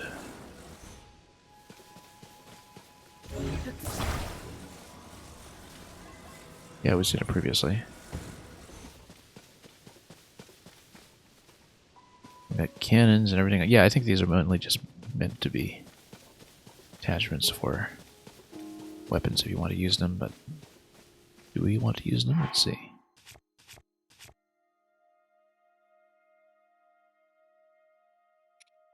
And we're probably fine as is.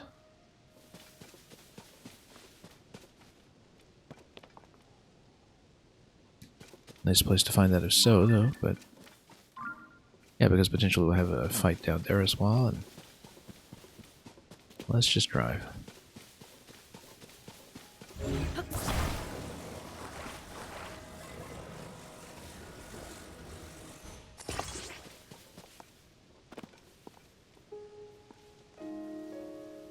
And see how it goes.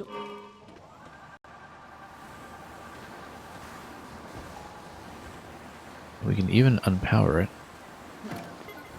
Well, no. If we empower it, we fall off. That's not great.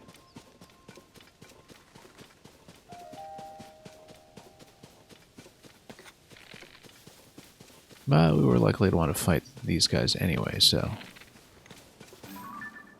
what are we looking at here? Black and black. Let's snipe this one first. If can.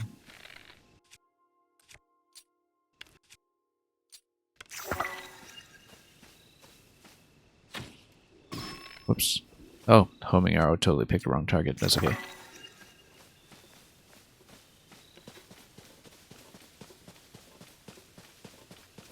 This guy's gonna chase me yet?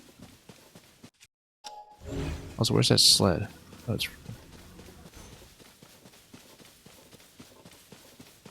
Also, I guess we can do another one of these recall points, but I think... Indeed, we might even be able to test that recall balloon idea. But we'll see.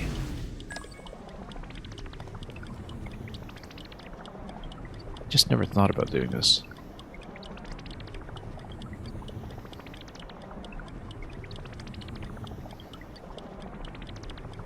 Yeah, I don't think it gets you nearly high enough. Like, there's another one that would descend over there, and then we'll probably just need to catch it. But it gives you a nice scouting location, though. Oh, wasn't that the Three Brothers area originally? And we see a shrine down there as well. Where did my sled even go?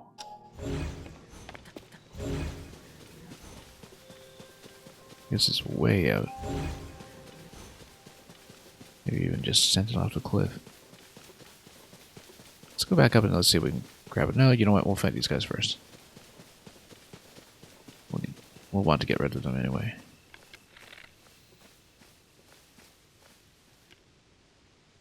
I don't want to overuse the sniper bow.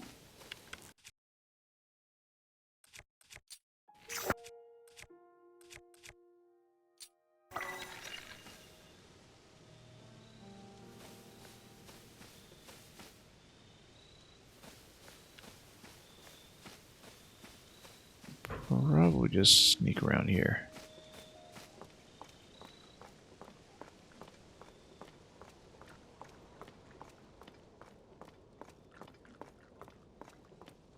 And get to jump on this guy at least. No, hang on.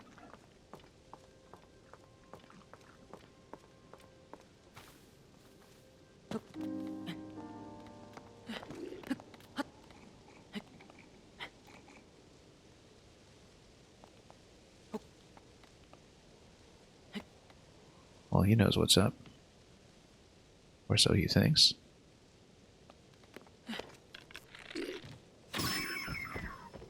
Okay. Grab some meat. Grab some shrooms. And we can even just rock hammer all this. And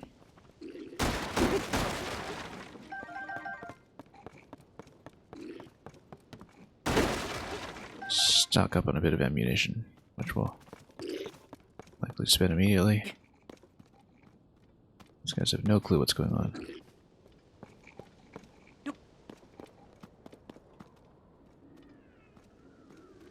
Can I jump into the... Oh, you know what? They're just going to sleep. Let's sneak strike. I said, let's sneak strike. Let's let them sleep. Oh. Never mind. Okay. So much for being sneaky.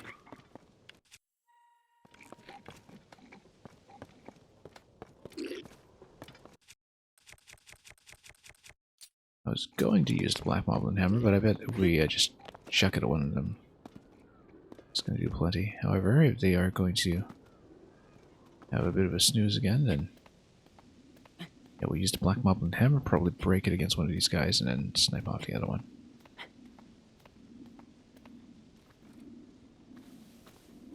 Might not do enough with a single strike, though, from what we saw with the fight earlier.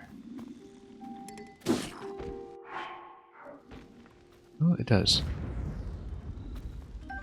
Then we'll probably just snipe this guy as well and then finish that up.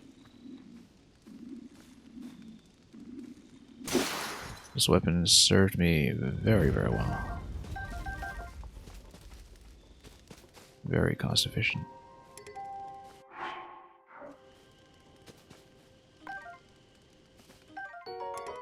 Fisherman's shield, eh. We can do better.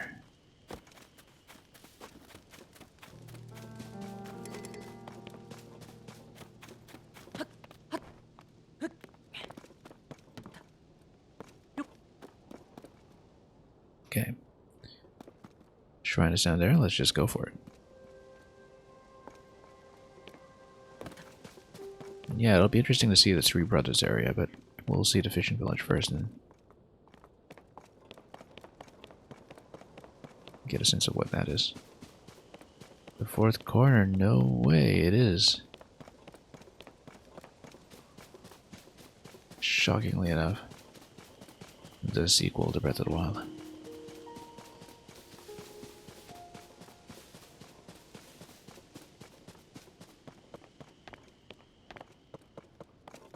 We have been playing a rather absurd amount of this over the past week. It's been out for a week. I don't know if that feels long or short. I mean, I've been putting in many hours, but I also feel like I've barely scratched the surface. You've not been on Twitch in 3 to 4 months yet. Sometimes it's useful to just take a leave of absence. Watch some other things. Play or do some other things instead of hanging around with people like myself all day. So, hope you enjoyed whatever you've been up to. Hopefully not too busy. Or busy in a good way, not, you know, busy with things that you don't want to do. Anyway, we've got a smoke signal here right beside the shrine. Don't know what that's all about. Let's take a look.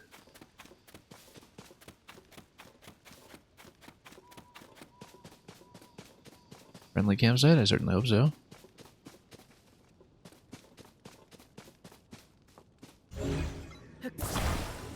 Let's just drop this. Oh, that's not good enough to break it. Also, yeah, we'll talk to you. They seem to be very concerned about the state of the village. The pillaged village. Actually, that pirate ship seems to have wrecked quite a bit here. And you were just chilling? Yeah, that's perfectly fine. Let's just drop the crate maybe in. Yep, just smash it open. Grab the arrows. Okay, we've got a quest. Oh, it's Bolson. So that's where he is. We were told earlier in the game that he was off on some kind of journey. So I suppose he's involved in reconstructing this place. And that's our first sign with Bolson. Let's take out some monsters and eliminate the camp.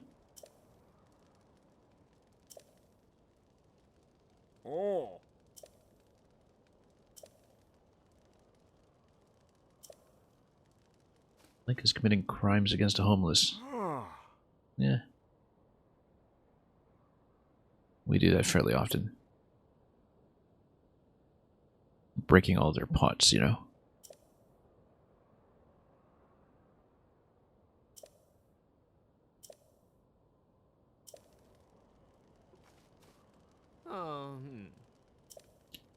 The home is destroyed, nowhere to live. Yeah, we've met a couple of their friends, but yeah, let's eliminate the monsters and we'll see how dynamic this building repair quest is going to be. If there is one.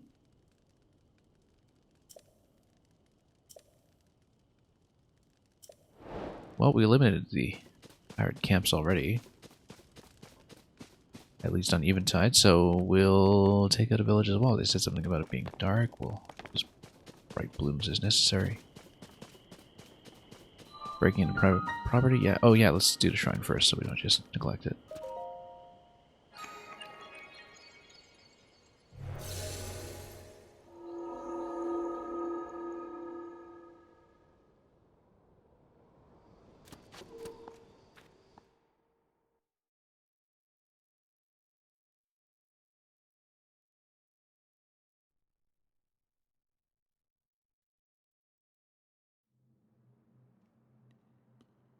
Okay. You like the new shrine design? Yeah. They quite nice. Also, this is going to be another start from scratch shrine, which is quite nice. They've got plenty of these this time around, and they're as tons of fun as they've always been. Okay, so this one is going to be about flow. This guy's already spotted me.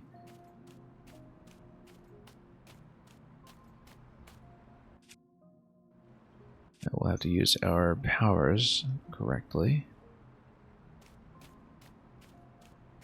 Let's see what's available to me here. Flow might be something to do with recall, but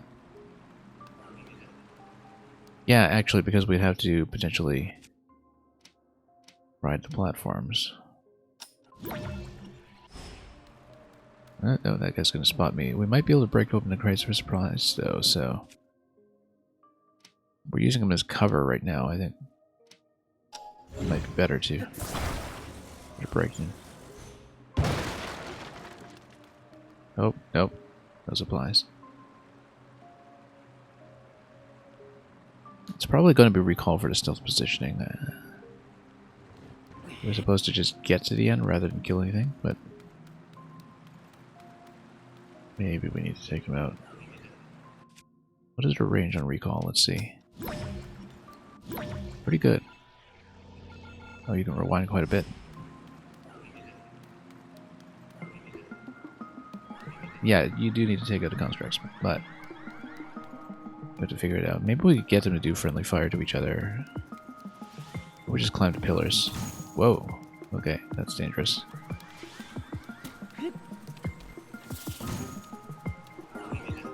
Okay, so maybe we can just climb.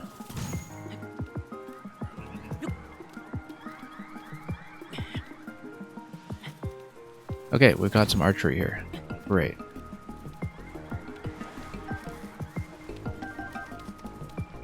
Whoop. Yeah, we got more arrows. Thanks to constructs. Let's face in a better direction here. Also, oh, we don't have a bow though. Okay, so we need to eventually get one. Whoa, okay. That's not good. Elemental damage there. I think we just need to work our way inwards, perhaps. Yeah, Link's hair and his robotic arm, yeah. They established that pretty quickly at the beginning of the game.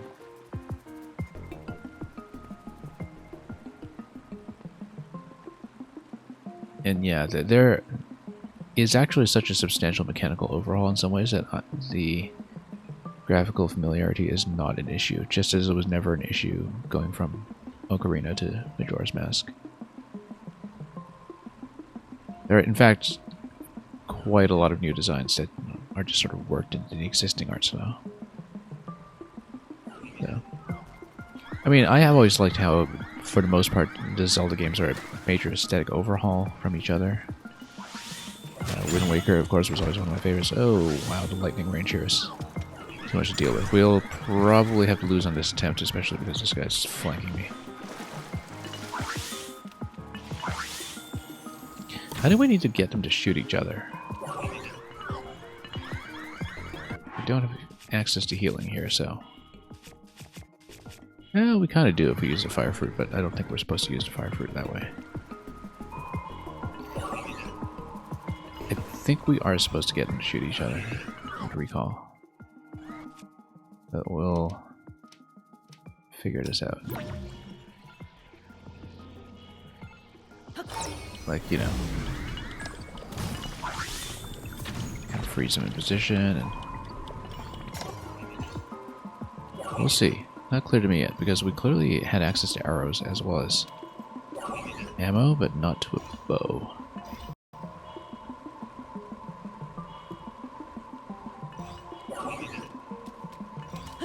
This will likely be a blown attempt. No, I don't mind a return to this art style at all, actually. Even with a lot of returning assets. This game is capable of a lot of surprises at certain points by kind of playing on your sense of familiarity, so...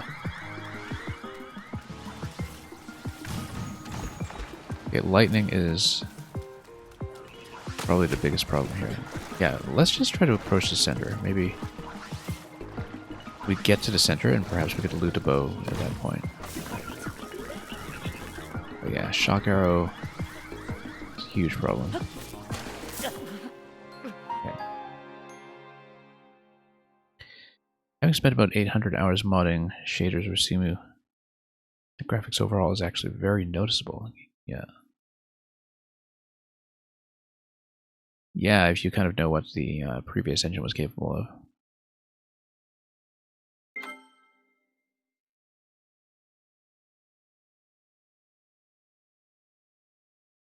And any user, I didn't know you had done that. I don't know if you'd mentioned that previously, that you'd worked on that.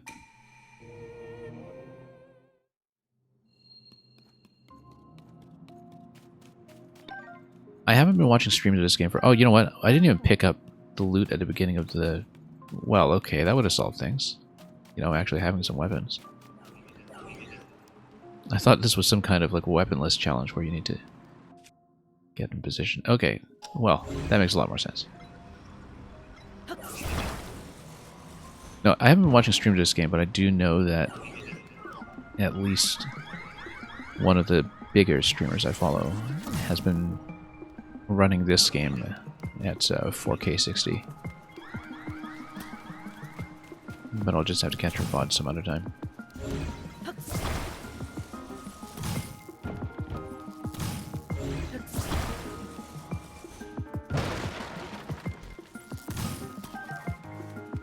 Yeah, so in general we don't want to be in the water when shock arrows are in the mix. As we could have surmised just from basic physics principles. Whoops. Smash the boxes without expending any durability. We actually want to eventually merge our weapons with something that will do damage, so let's see. Wooden stick and long stick. We could merge it into each other, but I think the idea will be to use recall to position the platforms. We know that there was a fire fruit that was available over here as well.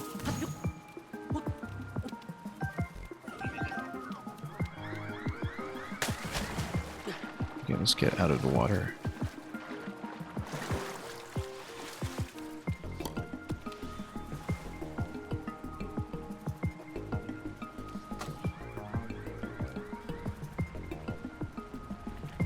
For example, even the grass has extra articulation points in the geometry shader to make it more rounded when waving. That's interesting. Yeah, no, I definitely would never have noticed that kind of thing with the naked eye, even though... I know that it was a very similar situation going from Splatoon 1 to 2 and 2 to 3 as well, that, you know, the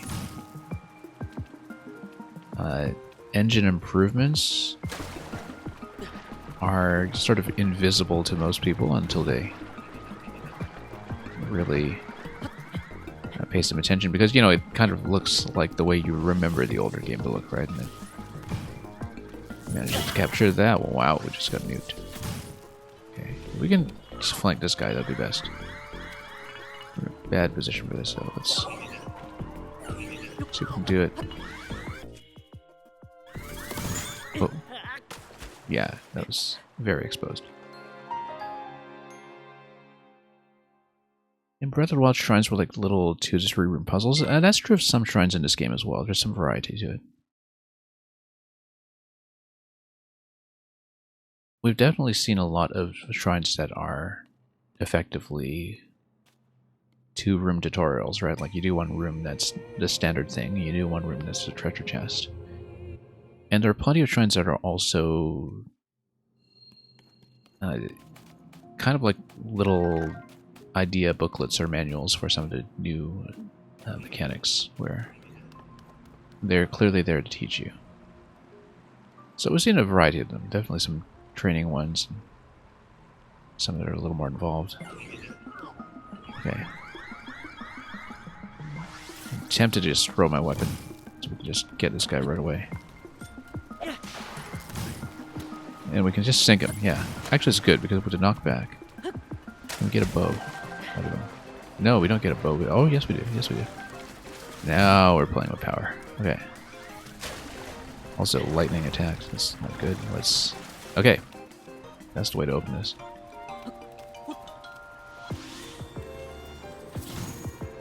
Alright. We got some materials over here. Construct horns, shock fruits.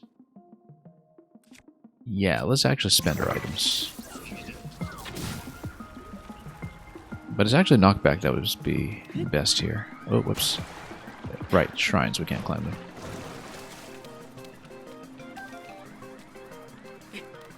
And we know there are ways to loot some more arrows here as well, so...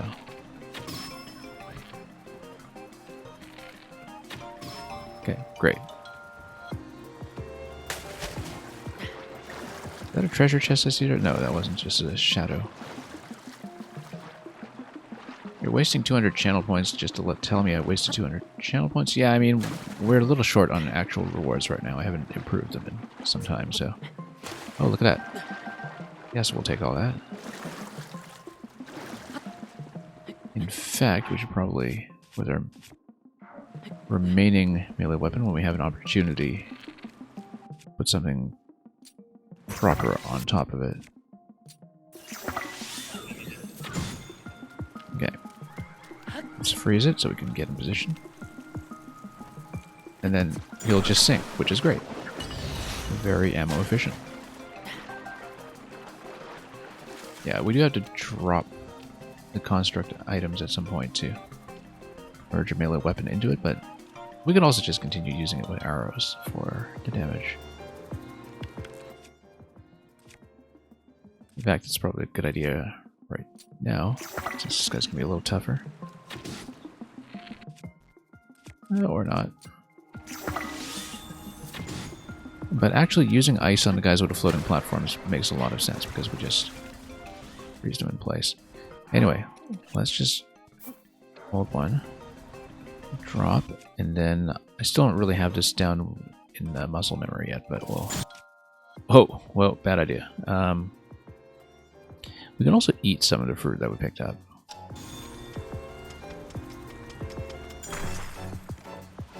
Oh. No, come on. Get out, get out, get out. Where's this guy shooting me from? Alright, we need to get rid of this guy first.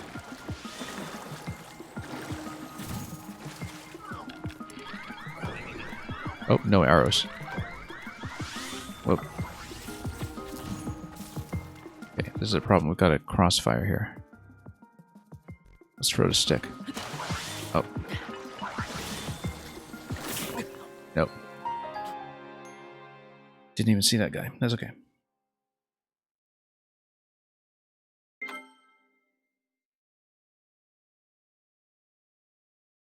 Anyway, glad you two are enjoying spending down your points. Yeah, ran out of ammo, didn't see that guy. That's okay, we've got a good sense of what to do here now. We just needed a bit of a learning run. But yeah, you can't get flanked, rather. You do have to take out the outer ring and work your way in. And yeah, I was trying to get into a safe location to fuse an item, and I just really didn't have that down by muscle memory, so we'll have to do that eventually. But doing knockback on the first attack I think is actually a good idea if we can get in position for it. Like, except he didn't get knocked back, so that didn't work. Also, oh, okay, that's new. Didn't even see what that was coming from.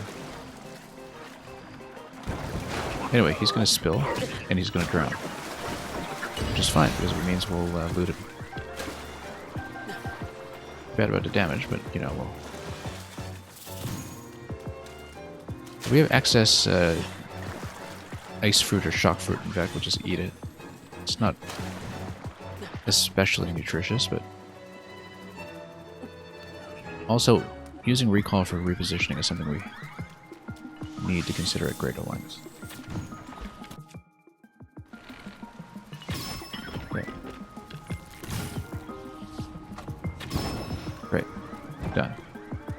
some more arrows. Okay, now we need to not get flanked. Also, fire arrows available back there. Let's... Yeah, this guy's the one trying to flank me. Yeah. Good. Got knocked back. Let's go over here. Perfect. We're in great shape. Very easy to fall apart with this, though, so let's be extra careful here. But I think that's the outside ring taken care of. So let's continue. Also notice that the captain construct is fusing items. Come on. I'd like to not run out of stamina and drown if I'm gonna run out of stamina and drown.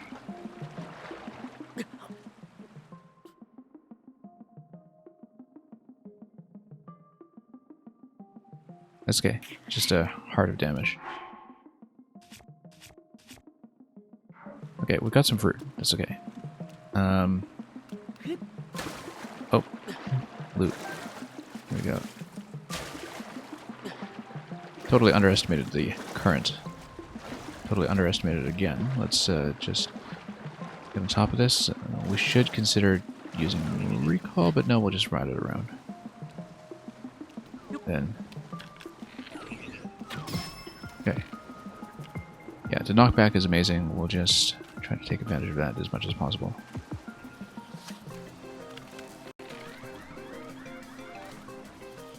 Oh, this guy. No, he's... Oh. So much for that. Okay. Should have considered healing up. That's okay. We know how to do this. It's just very easy to slip up.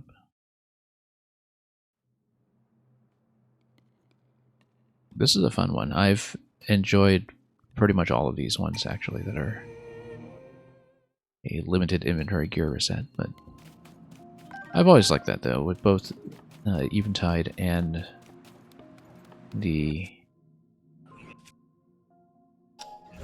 what is it? DLC challenges in the first game. It was always very much my kind of thing. We don't want to hit him against a pillar. We want to hit him with a knockback that'll take him into the water. So, if we come out this way, then he... Oh, that didn't go. Alright. We should have just, you know, used this stuff to knock him down. But... Okay. Well, stood way too close. Well, so much for this attempt.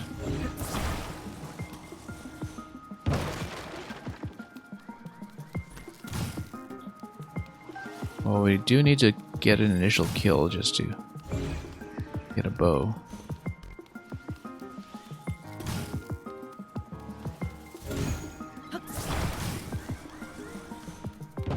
Whoops. Yeah, we've let them wrap around. We could have done recall, but, you know. Do we actually get to loot anything useful out of this? I think we checked previously. It's just an arrow.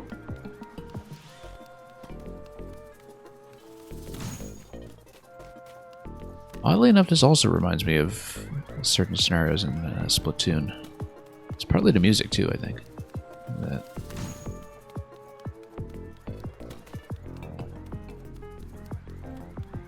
You know some people who were actively bored with shrines in Breath of the Wild, but they chased them down here? Yeah. I don't know that I was ever bored with them. I feel like they're kind of a distant memory, though. Because... despite doing a Master Mode run last year, you know, Breath of the Wild, a lot of the main content that doesn't remain persistent, so all of the main quests, etc. A lot of that stuff I hadn't touched since 2017, and so it's the world that really sticks with you, ultimately. Okay, we need to maybe use the other stick here and really get some kind of knockback on him. Or just... Yeah, this was not a good attempt anyway. We flubbed it early. We should actually just push them with a box, and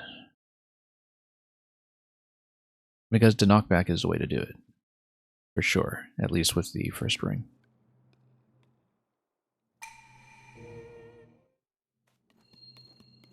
But yeah, this one's great. Absolutely great. We also need to actually shield into stuff from time to time. That would be useful. And, maybe even tear down some of these platforms so they can be grabbed.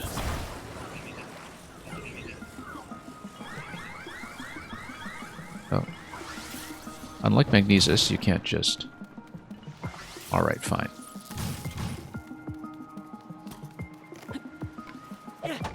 Nope, totally missed.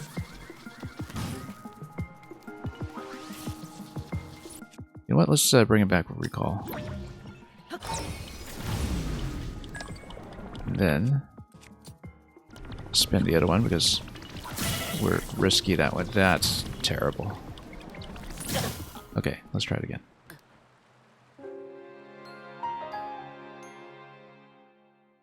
The world of Breath of the Wild is essentially the fourth main character, yeah. It's very much like how, you know, in the, for some reason it reminds me of how in things like Victorian Gothic novels that are set in country manners, it's always the house that's the hidden main character, so to speak. I don't know why I'm reminded of that, but I am. Okay, there we go. Drowned him. Accurately this time. Let's get out of here before he gets shocked. I said, let's get out of here before he gets shocked, but okay. We didn't get a bow, did we? I think we left it back there. Well, that didn't do much for me then, unless the bow was up here. No, he must have dropped it in the water. Oh, no, it's here. Okay, now we're set, almost.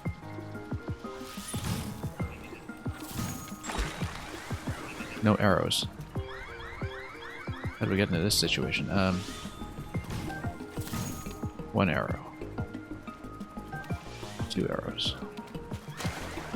Let's stay out of the water. Okay, we need to not get flanked by the guy who's the nice arrow on the far side. That's okay, we keep rotating in this direction with my original platform, we won't phase him. I think, unless we have some crossfire going on here. Yeah, actually we'll chase him in this direction of rotation.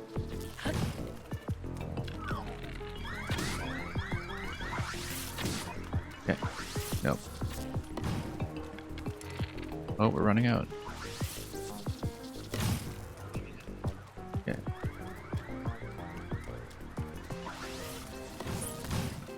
We do need some arrows. Oh. Unfortunately, the flow of water is becoming a bit of an issue here. Let's just climb. We had such a good attempt earlier, too. Sturdy thick stick. Okay, great. Drown him, loot him. Much better.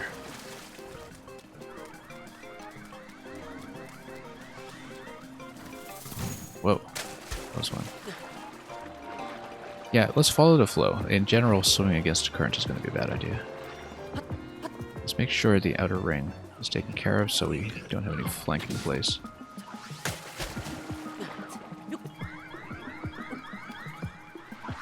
Oh. Come on. Oh, no, missed it. It's okay, we'll just keep swimming.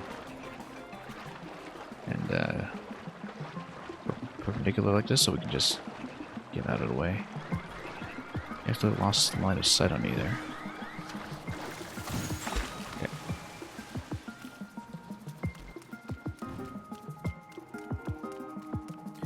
Now Now we know we can get some arrows here, which we probably will want. Also, we probably should start using some of the custom ammunition for the extra damage. Notice that when ice creates ice platforms, you can move the ice platforms. I didn't know that because we only noticed the ice platforms today. Like you can put up an ice wall or something. If you really want.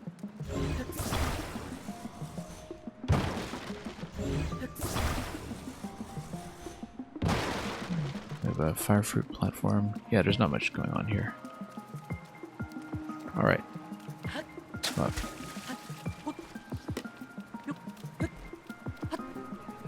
No, hang on. We're gonna get smoked. Also, I think some of them are out of ammunition. Because they were using the ice and shock fruit that they were plucking from where they were standing in the middle, and so some of them are starting to use standard arrows on me. Some of them, not this guy perhaps. No. Okay, we're down to one. Let's start this over. And yeah, rushing down the first guy and getting knocked back right away if we can throw accurately is a big, big start. And we just need to not get shot out of that afterwards. Now we're pretty far off our best attempt, but this has been great. Obviously, this would be easier with more character upgrades, more hearts and more stamina, but you know, who wants that? Okay, lightning here. Let's give a big shout out to Queen Helga coming in with a party of 1. Hope you've been doing well. If I can actually enter your name, there we go. That you enjoyed your Minecraft session. Also notice that all the loot here is obtainable. Let's get out of here before lightning comes in. Same mistake every time. It's a pretty severe handicap, unfortunately. And so is that.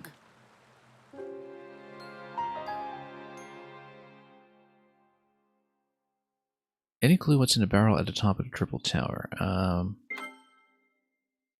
Not yet. But we'll find out. We had such a good attempt earlier, too, that got me over to the Captain Construct. Before I got flanked by the ice guy. But, yeah. Anyway, we know what the first move is. Go straight for this. Okay. And then I think we actually want to recall out of this so we can freeze this momentarily and loot. Okay. Oh, well, so much for that. Yeah, lightning is a problem in this one. I mean, we can't take a single point, but this doesn't really do much healing anyway, so... And we don't have the bow. Oh, we dropped it up above. Okay, I see. Or rather, the enemy dropped it up above. Yeah, we have to get out of this somehow. Queen Helga, you're about to go to sleep. Yeah, have a good night, and thanks for dropping by to say hello.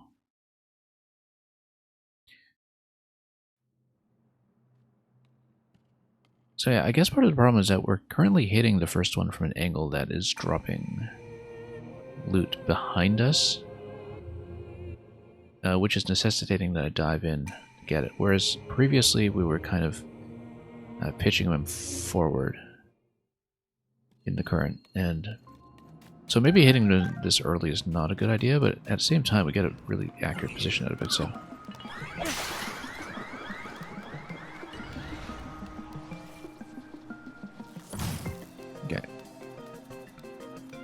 But we just kind of go here and swim towards the position I want, then see if we can get out of here safely. Got the bow, let's get out. Get out. Oh, it's gonna be a problem. Okay, a little bit of elevation will help when it comes to dodging the lightning effect in the water. A little bit of elevation, but it's hard to stay on this platform, so we'll... Oh, also, here are the bombs, okay. Yeah, actually, if we can... Oops. We can't. No.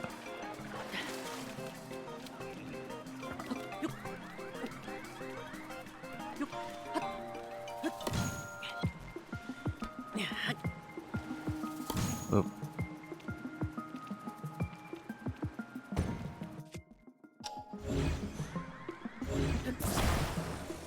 Maybe if we get dropping them this way. Oh, there's a spike ball up there too. Okay, and they kind of ignite temporarily, which means you can take down the platform like that.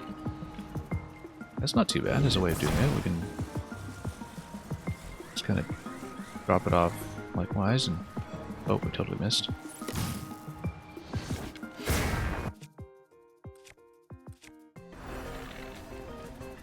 For arrows, not much to work with, but knockback, good. And we continue riding on this one. We don't have to deal with the flank from the ice guy at the opposite side of this ring just yet. We just need to not forget about it. Whoa.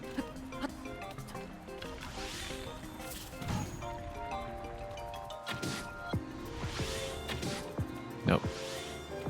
A little bit inefficient there, ammo-wise. I'm going to take down this platform here. Can I detach it? I can't. I'm actually trying to break this thing apart, but... Because you can grab it with Ultra Hand, you just can't do much with it. And the ledges do matter here. Okay, let's make sure we have line of sight so we don't get flanked. And... climb. Yeah, because the way is to go up, and then... You know what? Let's enter the next ring. How am I doing for hearts? Still on 5. Great. We're low on ammunition, though.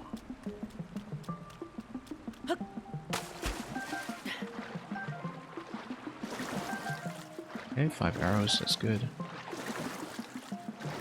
Seems like it's mostly just a captain that's left, though. I think we actually did take out the outer rings. I'm gonna scan just to check. Nope. Okay, good. Good thing we noticed, because now we know to take out this guy. Here, blue.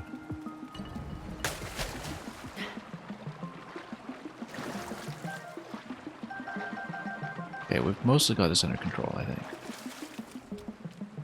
After a really bad start against all those lightning weapons. And, of course, the current is just going to take me way past. It's okay, we'll ride it out. And catch the next one.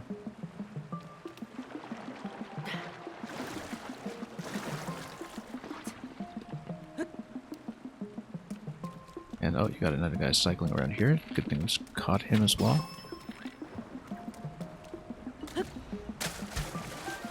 Currently out of line of sight of the captain, so we'll try to maintain that advantage for as long as we can.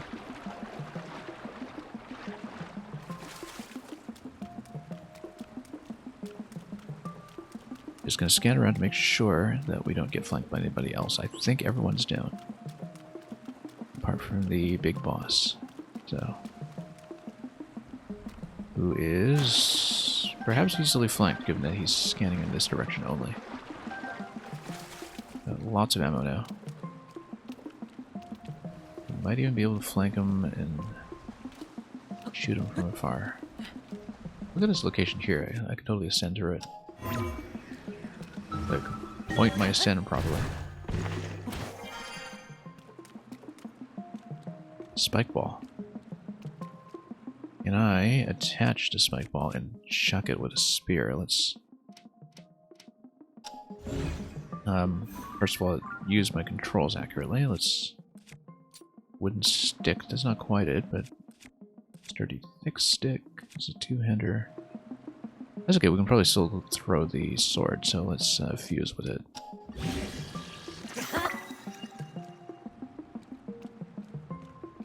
And maybe just take him down with some shock.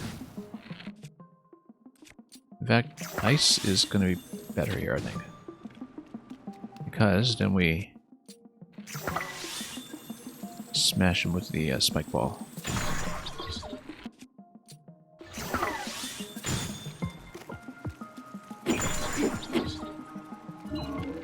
Doesn't quite drown, but yes, he does.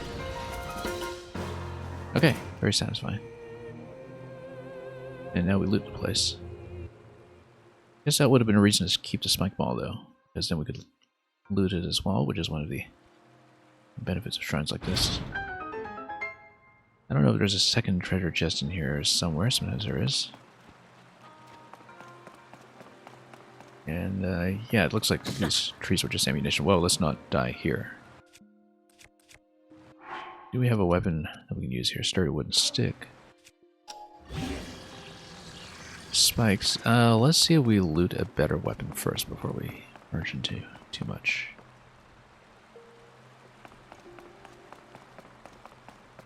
Yeah, I wasn't really able to get much fruit off of this. Everything's been expended.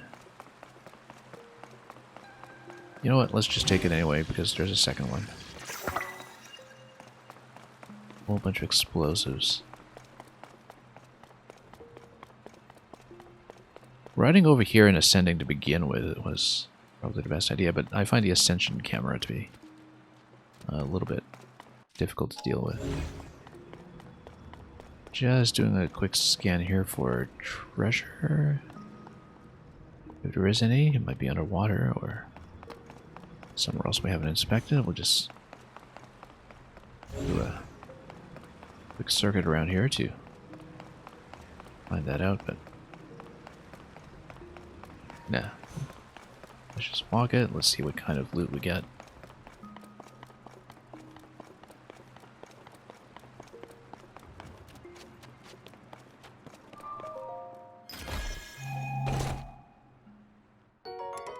Cap 2 Reaper, I'll take it.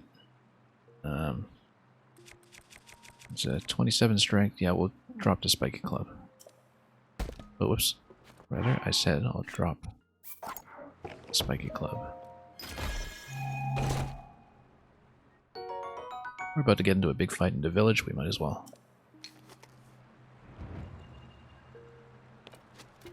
Pick this up and see what we can do with it, so. We really do need to hit a goddess statue at some point. We're building a bit of a backlog of orbs we haven't cached.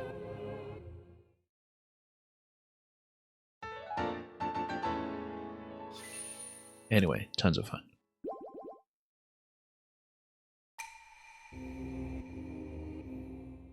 Let's keep going. And let's see what's next.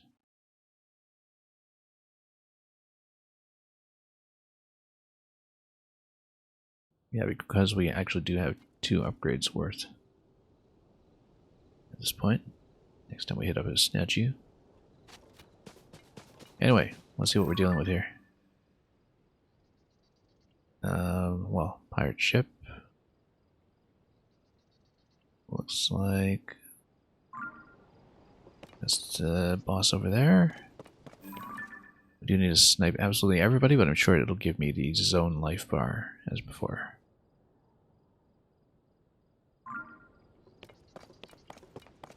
Yeah, we'll just figure out a way in. Also notice, I think, is that a well? Yeah, but it's a smoky well, so we can't really jump down that thing right away. Is there anything that we want to stock up on over here? Not really. roll a boulder or something. I don't know. Let's take a look at the initial point over here. We can probably enter pretty obliquely.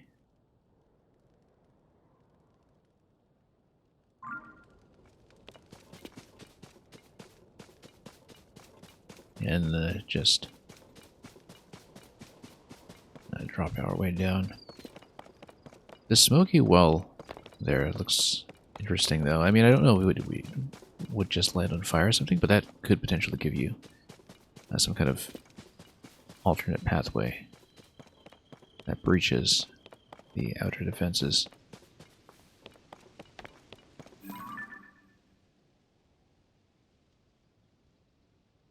And yeah, I'd try it. I don't know if it's actually safe to go down, but we should try it just to check.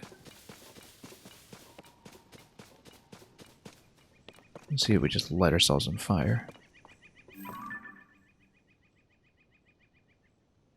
Yeah, they've really done a number on this place. Unfortunately.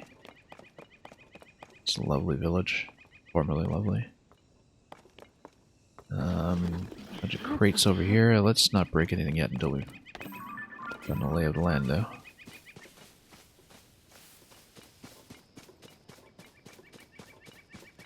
Yeah, let's go for this. See if it can be entered.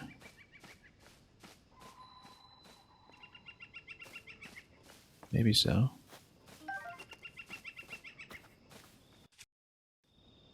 Oh, this guy right here. We should maybe snipe him first before anything is alerted.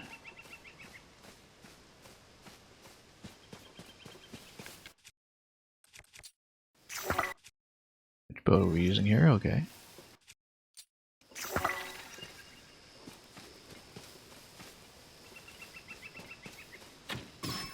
Okay, good. Love those curved shots with geese eyeballs doing all the targeting on my behalf. Okay, is it safe to land? It is, it's just a little smoky.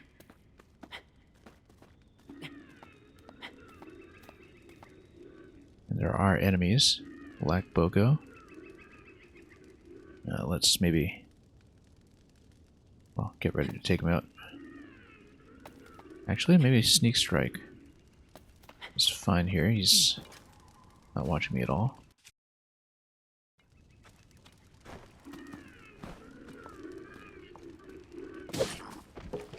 Okay, down.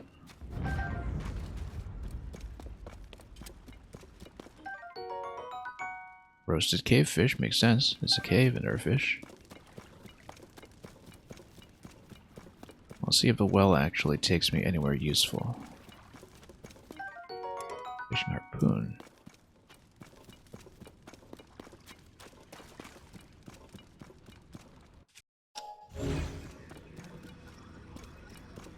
Maybe it gives me an ascension point somewhere interesting, but I also don't see anything to break our way out. I was hoping it would connect to some other point in the village that would allow us to bust out and flank somebody else, but yeah, I'm satisfied with just looting this one guy, I suppose. So let's ascend out of here.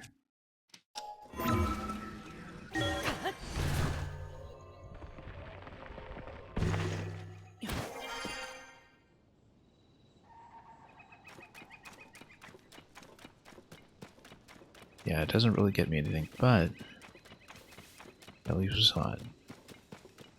And I guess because there's a requirement to take out everybody here, we're not seeing the life bar yet for the zone because we haven't attracted their attention, but probably the reason there's just one guy tucked away there is because it is a requirement to kill him, and the idea would be that you have to hunt him down if he's supposedly the one that you're missing. So let's just kind of do the perimeter first and see what we can remove.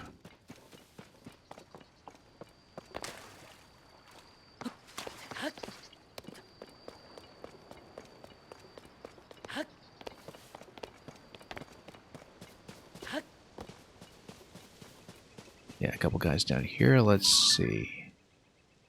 Can't quite see their colors here, but that's a blue, then we can just take them directly. I should start to identify them by their headpieces, actually, because we know the headpieces are lootable, and the headpieces, or horns rather, are lootable. And in such a way that often does reveal who they are.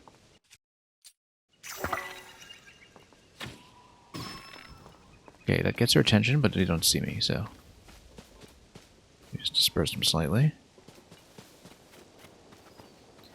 And yeah, the trident headpieces, those appear to be the black ones. So we just learned how to identify them by silhouette. That simplifies things slightly.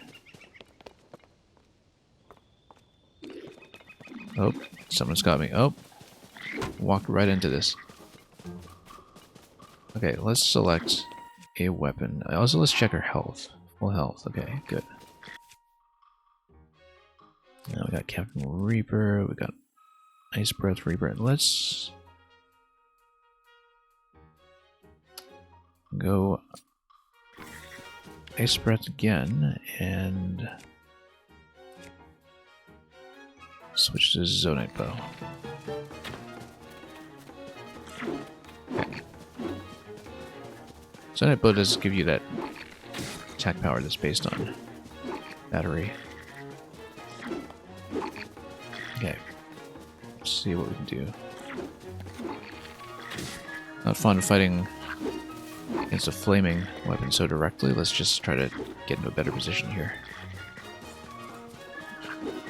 I've got an idea. Cannon shield. Oh, totally missed.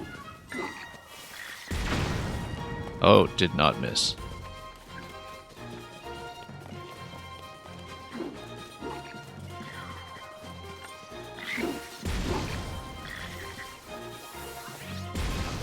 Okay. That's actually really difficult to aim. Now they're on fire, which... How are we doing for shock arrows? We've got plenty of shock fruit.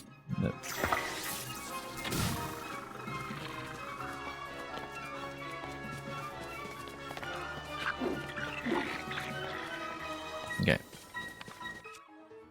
Just gonna stay away from him for a moment. Let's not stand too close. Okay, good. Nice and critical. Oh. I guess we're pulling aggro on everybody else now that we're using the cannon shield everywhere.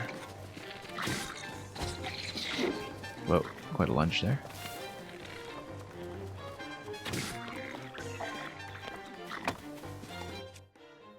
Okay, so let's make sure we have a shield up. Oh, cannon shield is almost done, but not quite. Did I hit myself there? No, I didn't. Okay, good. Okay, down. The other guy's gonna toast. Alright, not the most cost efficient. I feel like I could have fought that a lot better, but... Whoa, what a snipe. Okay. Let's fill up. No, he's hitting me like crazy.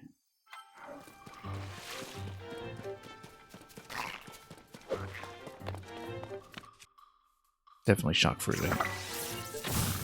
Against the electric shield, yeah. And then we go freeze. And then we go... Captain 2. So he gets the shield down. And we'll just rush him down because he's dropped his weapon and has been disarmed. Can't be complacent against Lizalfo's attacks though, because they do have that inherent water blast. Cannon shield's almost down, right? Let's just use up the cannon shield and then... Yeah, so you can kind of aim with a cannon shield, but not very accurately. I feel like we do in fact want to use that then. And take the Night Shield with me.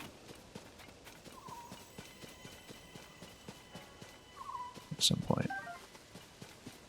How are we doing for health? Okay.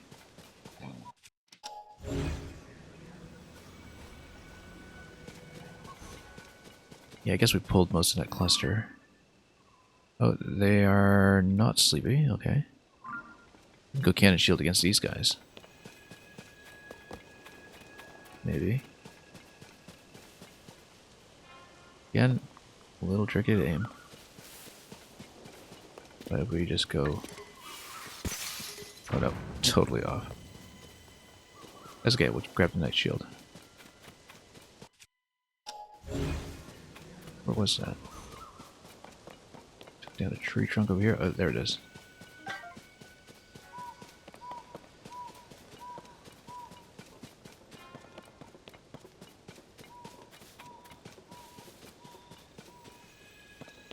Okay, they're sleeping. Let's go Sneak Strike. We know the Captain Reaper is just a little short in damage. Captain 2 Reaper is probably good enough. We know that a 30 damage weapon earlier did enough on a Sneak Strike. So we'll go like this. And we'll just snipe them both. Hopefully with a one-shot.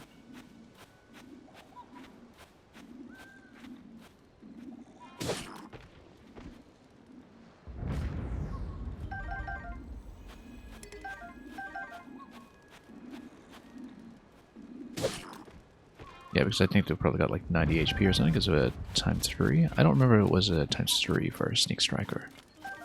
Some other multiplier, but it's a big multiplier anyway, and we know we need a weapon with probably 30 some damage against those ones. So, okay. Got a couple of bows here. Dragonbone Boko. We should obviously drop the standard Boko for some of these.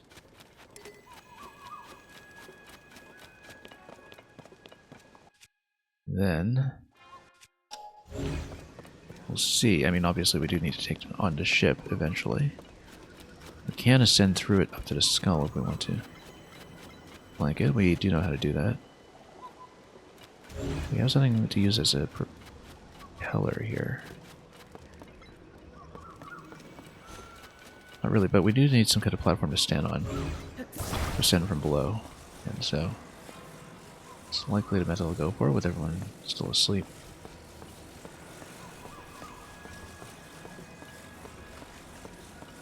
Hopefully not totally lurking. Is that in position? It totally isn't. But we can get on top of this. And probably ascend from here.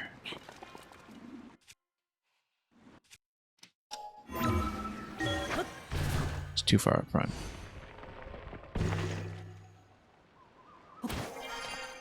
Oh. Oh, too close for a Sneak Strike. That's too bad. Oh. Okay. Let's just let them calm down and maybe go back to bed. Yeah, because I'm out of the line of sight. Oh, no. Still a little bit alert.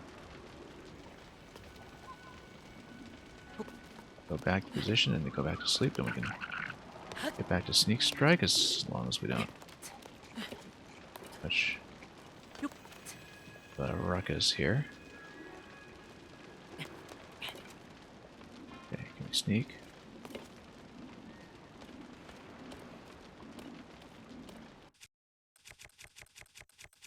No way to snipe him. Yeah, the ascend point seemed to be at a pretty bad angle. What I wanted to get done, but nobody even manning the watchtower at this hour, apparently. I need to make sure the Liz Alpha's up there doesn't spot me, but yeah, because he's going to have some kind of fire weapon and try to flank me. We'll simplify this as much as possible.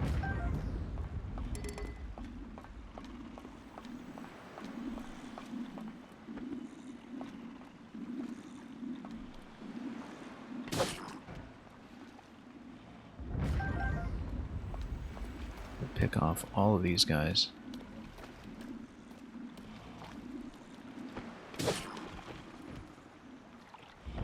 Remaining two probably have to go down together.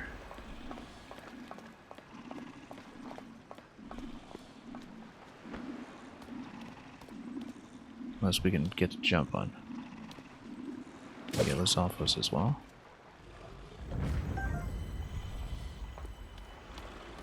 I don't have a good sense of whether ascend makes a lot of noise. We should try to sneak up here while the guy's busy eating, chowing down on his meal.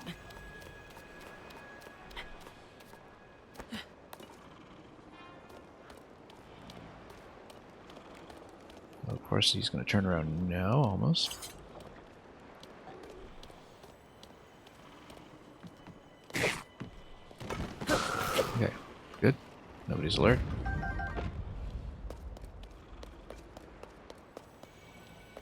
We'll take him down last.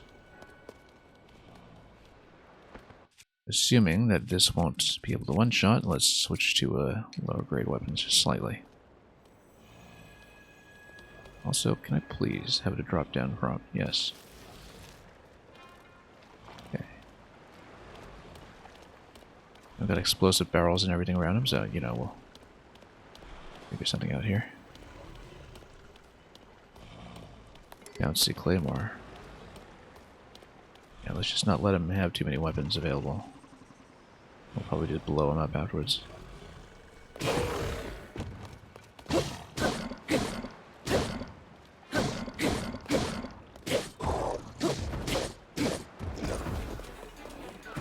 Okay. Fire arrow. Go. Blow him up. And then we just get in there and finish. Easy. Still got a lot more in the zone, apparently. But how are we doing for shields? Dragon Bone Boko. Oh, yeah. I want to just fuse that just in case.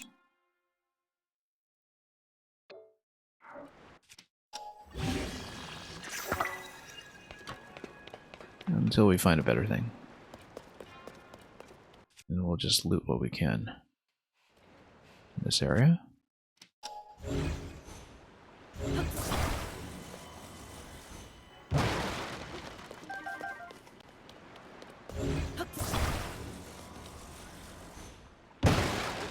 Ammunition is best because we don't need to worry about inventory management.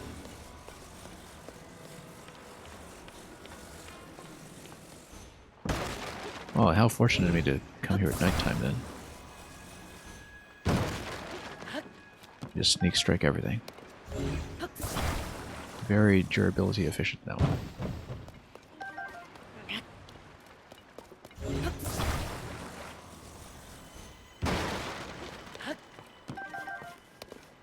And I was starting to run a bit low on these too, so let's make the best use of this that we can. Also, I wonder if it's more efficient physics-wise to kind of turn these in a corner and have them strike on a point. I think it is, instead of having them hit straight. That the force calculation actually does work intuitively here.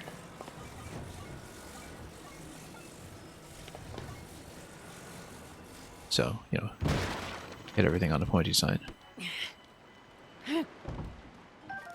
Anyway.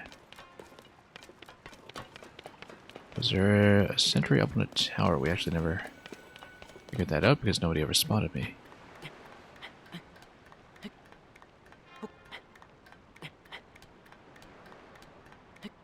It is daytime though, so no more of that sneak strike business. At least for now. Let's see here. Which cluster are we missing? We haven't really covered this side of the village yet. We have also haven't really checked some of the original buildings. There might be some invaders in the interior.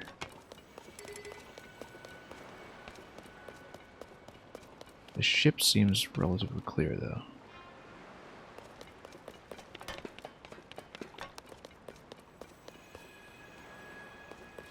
Oh, the old fish market. Completely deserted. Very sad state of affairs. Alright, let's head on up. Yeah, so the well's an example, a very good example of the kind of thing we should be looking for. We haven't checked inside the buildings. Like I said, we should heal up precautionarily. Just to be safe.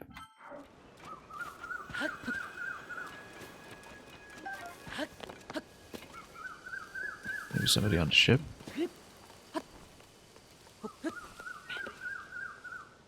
Not that I can see, but this is interesting. It's flooded.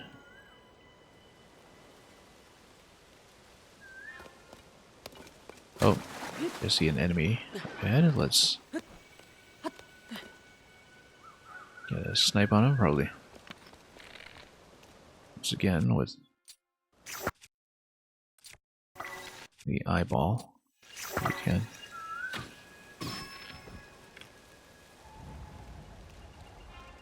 Not many points down on that one, though. Let's... Oh, 2 black bogos. They're just kind of hanging around. We have to do a lot better than that previous fight against 2, though, so let's see what we can achieve. Let's see if there's anybody else around that's going to reinforce them. Oh, he's going to try to spot me.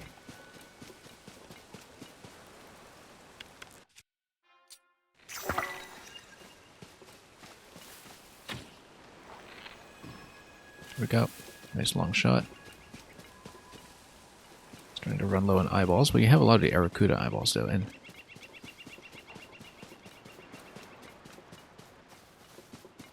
yeah, that's going to deplete them a bit. It seems like it's the black ones that are the main issue to deal with here.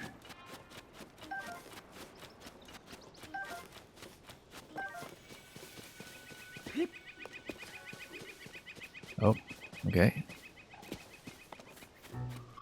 This guy getting a little aggressive. Hey, that's just get him to... Whoa. Okay, I did not mean to push that log. I was trying to run away from it. And we got a little bit stuck in that interaction. Just backing into things. Okay, he's going to try to charge into me. Oh.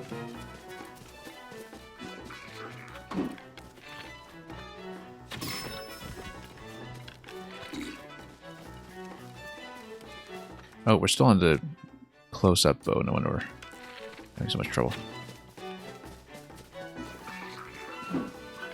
Should actually use a high-damage bow against this guy, but oh well. Whatever. Let's just try to shock him. There it is. Standing a little bit close, but he gets the weapon dropped. And we can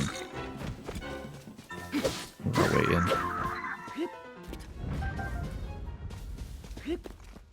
Okay, once again, let's get some loot. Point your way down.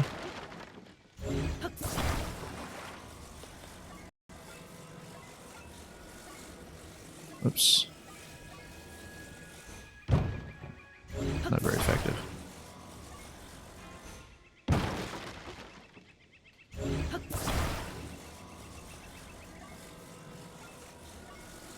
Could have actually picked up one of the logs, perhaps. And just fused a weapon to do this. If we have a weapon to spare it. You know what? Why don't we just pick up his club? Just temporarily drop one of ours. Or just use rock hammer and just trade up to that if we want. Yeah. Don't need to be that super efficient. This rock hammer is actually a little worse than mine though, so.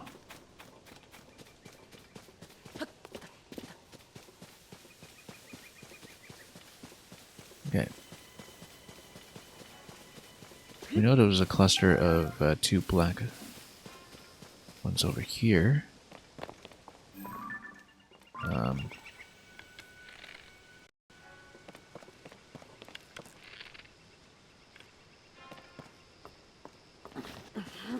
Try to go for a hit shot against these guys, if, depending on their facing position.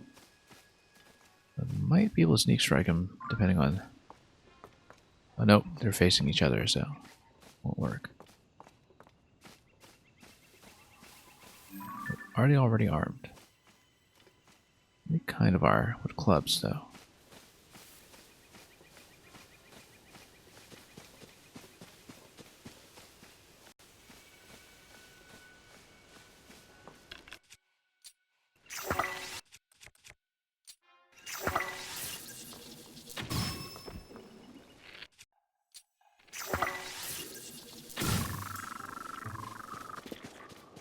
Okay.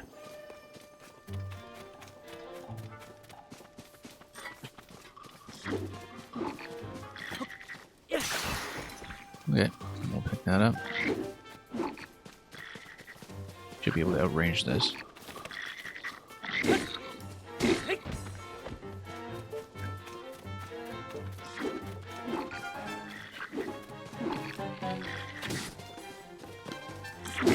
Whoa. A little bit slow, that's why I don't tend to favor the slow weapons.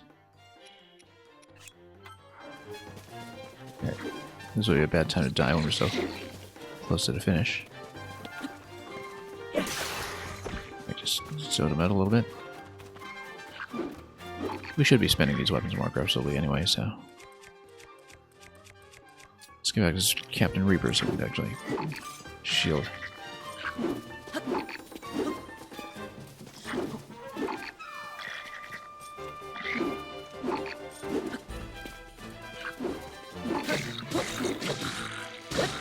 Okay, great.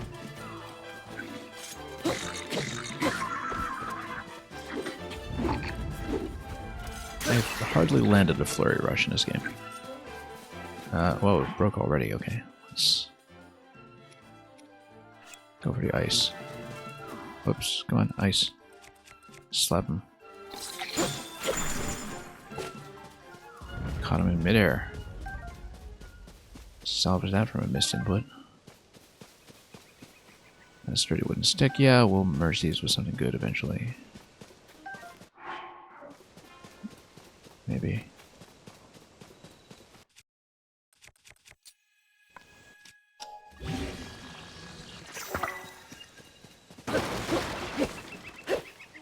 This is a new wall, isn't it? Yeah. Or was it the existing one? No, it's the existing one. We checked it earlier. There's only one. It looks fit.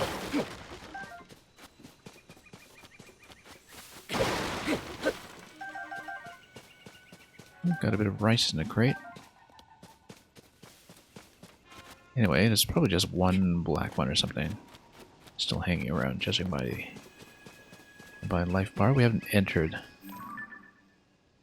that building yet. Maybe looking at that area. Hang on. Keep activating the wrong control here. Oh yeah, no, there he is.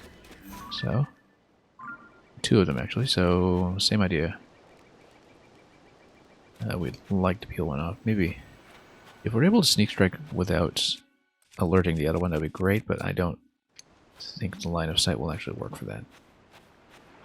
We were really surprised anyway, given that we'd be walking right into the other one. On the other hand, if I'm obstructing like the... Oh yeah, no, totally. Oh, three of them. Okay, let's run. Those alphas as well. Yeah, let's run away. Health 5. Okay.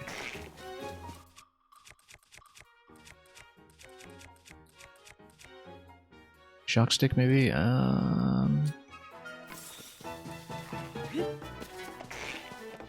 Go ice. Get him first.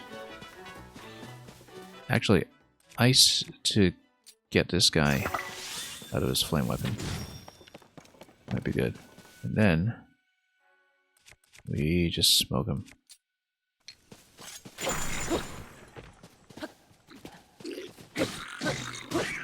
Okay, simplify it. Whoops, nope. I was trying to pull back. And once again, I was just standing there a moment too long. Okay, we're down to all of the ones that are 4. Let's just drop ice on this guy too. Okay. Disarms him out of the fire weapon. Makes sense. And we're down to 1 more. Just Lizalfos, I think. And he's on fire. Through no fault of my own, he's just fire dancing. If we can sneak up on him, that would be great, but... Oh no, I too. Let's see if we can... like him slightly. He's dashing around quite a bit, though.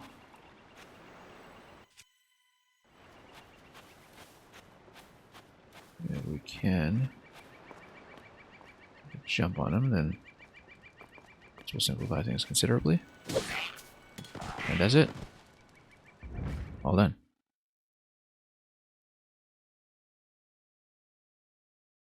Hmm? Oi!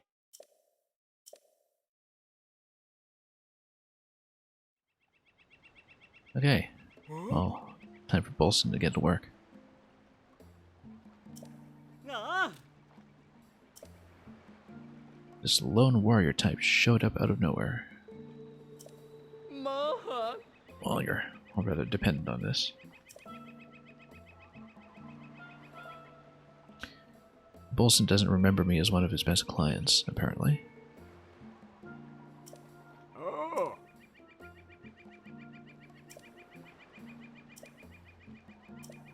Oh! Mm-hmm. Okay, so let's see how quickly the town is restored. Whether we have to leave and come back, or if it's also a continuing quest chain or something. Oh! Once the village is rebuilt. Yeah, I'm sure we have to supply this or something. Repay you for all you've done, and one day eventually. So maybe this is a major development quest the way that Tarrytown was in the first one. I mean, it was already the Tarrytown racetrack quest that we've seen, which is something that develops gradually, but perhaps this is something a little more substantial. And it's nice to see Lurlin Village get its time in the sun like this after being kind of a secluded bonus that was very much just an intrinsic pleasure for explorers in the first game.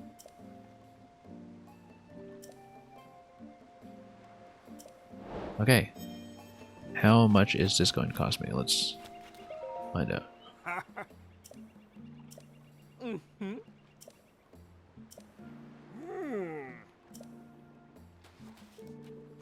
Yeah, the place is a mess, so... Oh. Mm. Yep. Oh. Gotta get the boats back in order. Okay, logs and rice. Interesting that he's asking for logs, not for wood in small quantities. Well, I mean, he's building a boat, of course. Palm trees as central buildings. Central pillars in buildings. Logs have to come from somewhere else. Yeah, we'll just bring trees in elsewhere.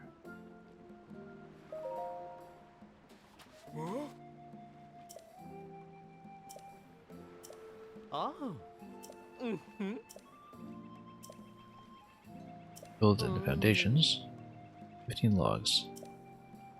No palm trees. Okay, that's fine. 20 bundles of rice. We will need to work on that because we're actually very short in that, and we don't know.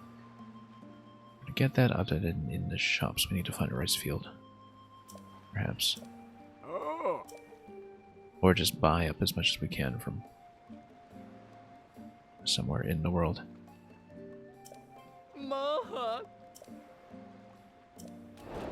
Okay. No palm trees, that's fine. Not even ones from outside this area? Yeah, I guess he would probably detect that. Anyway, let's make sure we've looted everything here.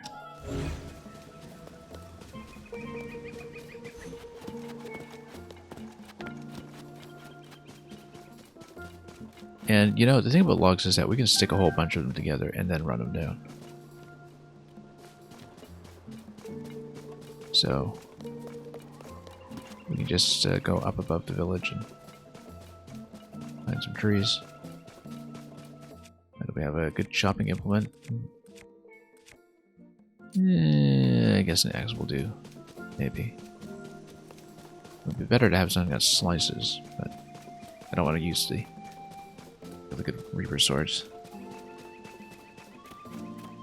That's a Wind Cleaver was actually quite, not Wind Cleaver, but the Eightfold Sword is actually quite good for this. Eightfold Blade. Also, yeah, this thing, I think this was the rain-dependent platform that we saw quite some time ago, or maybe a different one. We'll return to that eventually, but first, some trees. So yeah, bring them down as a single bundle. That might be good to do it. Just get up here and start chopping. Maybe even just blow everything up. Okay, these guys want to be set on fire. They'll be set on fire. Suits me just fine.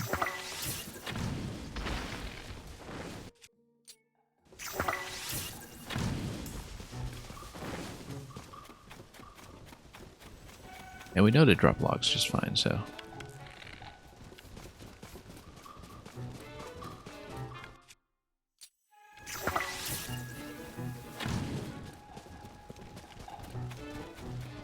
Anyway, we can probably just tap him at this point. Oh, the whole grove is coming alive. That's fine.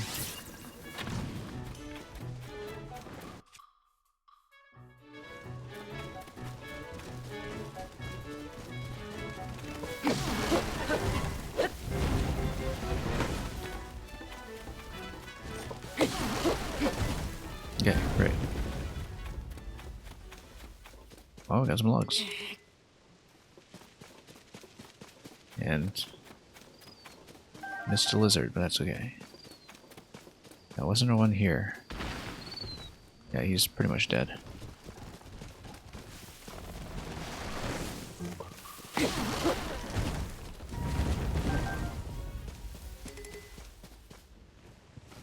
Oop.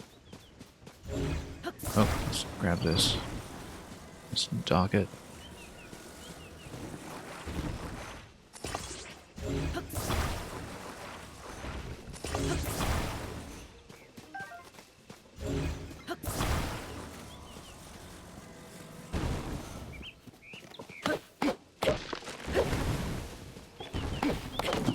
Whoops, didn't mean to chop that. There goes a log.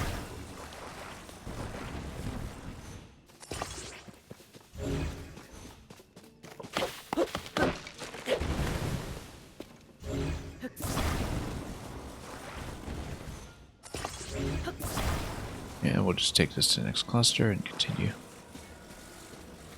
But to see about that rice, though. That might be a little harder to come by. We'd likely have to ride into the nearest town. Anybody to activate? Yes. How about over here?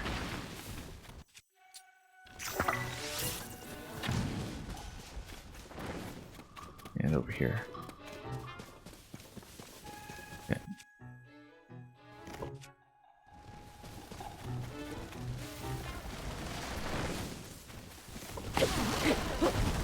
Run. Okay.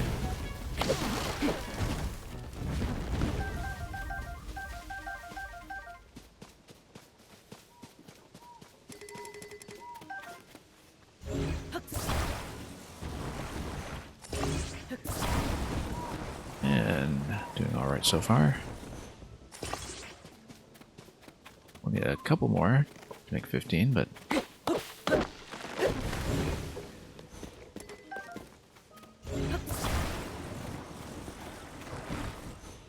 this should be done in fairly short order.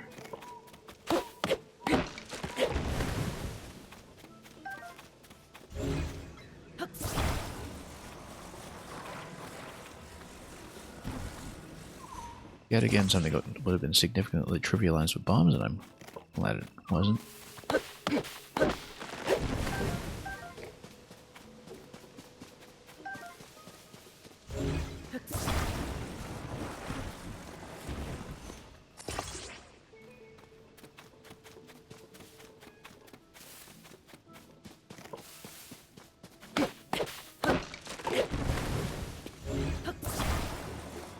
Now, I assume we won't have to turn in all the logs at once, but we shouldn't assume anything. Health, okay.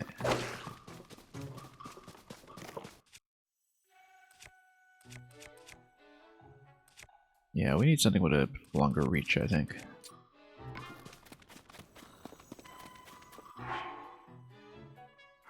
You know what? Got so many sticks here. Okay.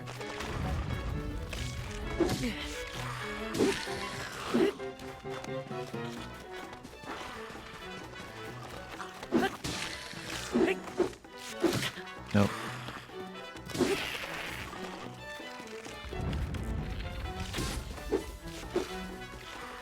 Really have to get the headshot on these guys.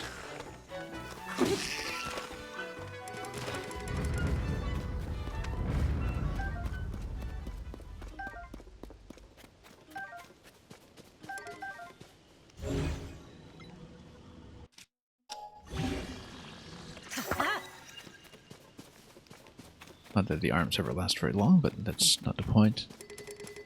It's just for that initial burst of damage. Okay, we got some logs. We need some more. I see more trees.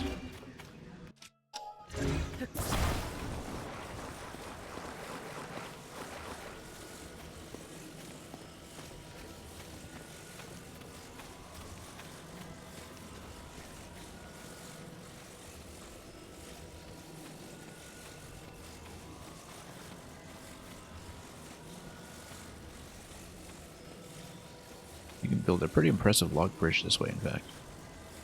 Just by itself. 1, 2, 3, 4, 5, 6, 7, 8, 9, 10, 11. Okay. Next grove should do it then. The blood moon rises, which is maybe not ideal at this moment, but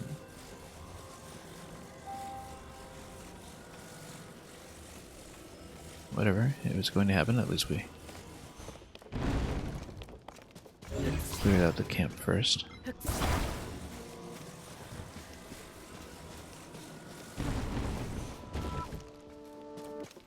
These trees are a little bigger than I would like, but the other ones will do. We've got plenty of logs available here. Also, what's in there?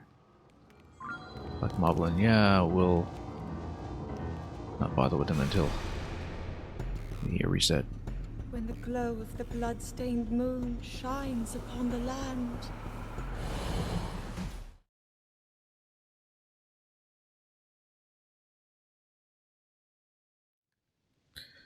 Okay, Black Moblin, we can probably sneak and smack him.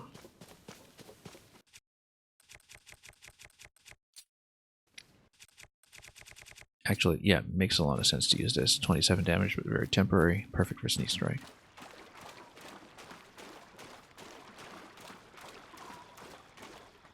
We don't want to lose track of the logs, of course. So hopefully that's not out of range.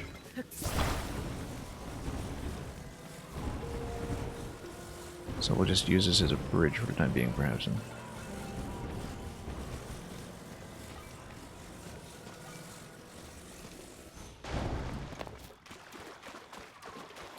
just stay within view of it so we can continue what it is we're doing. Sneak strike, and we'll probably have to switch out of it pretty quickly after the initial hit.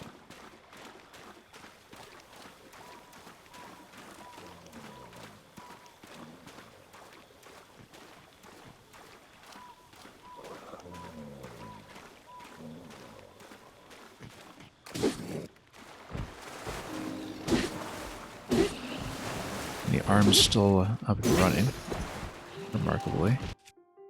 So we'll just smack him some more. Right.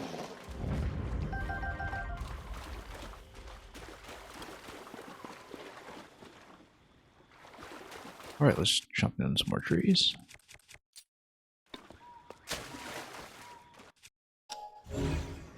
Yeah, log's not valid, but no one's maybe, so.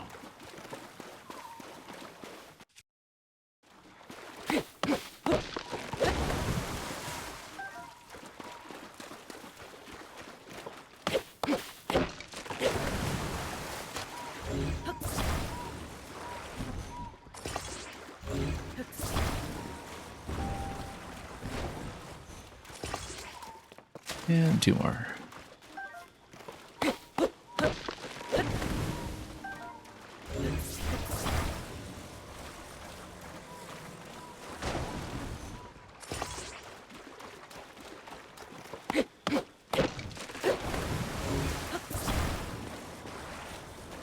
Okay, all set. The rice, oddly enough, may be the harder part.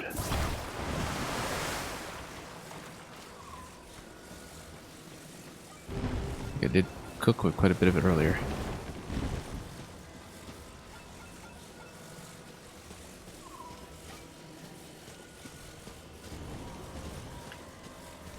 Anyway, let's maybe move this in closer, and then... Luca tried to crash the game? No, I actually do need this. I do in fact need this many logs. Or something.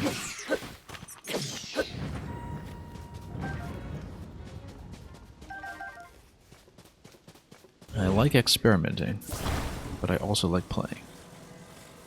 So it's not just experimentation at the moment. Where was the way back down? Let's figure this out. Oh. Okay, down the slope.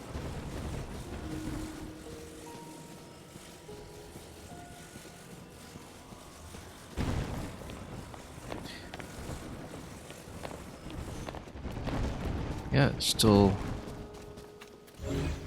learning a lot of stuff about this game every day, though. When it comes to what is or isn't possible.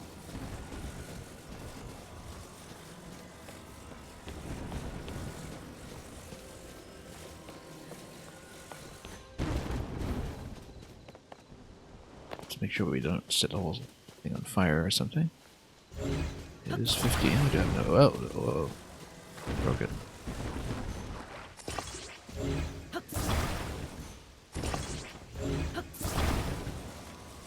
This is over to the shrine, so let's just keep walking.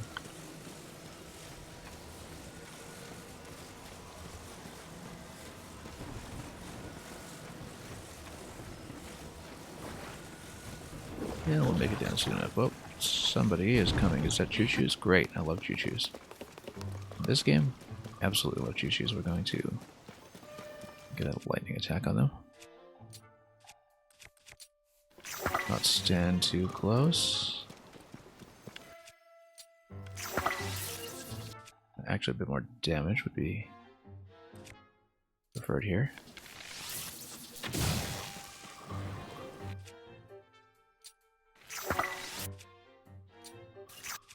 And then let's switch back to the low bow. Wonderful. You really like how the soundtrack sounds cursed? I hope that's not just my audio. It really is how the game sounds to you. Maybe it does.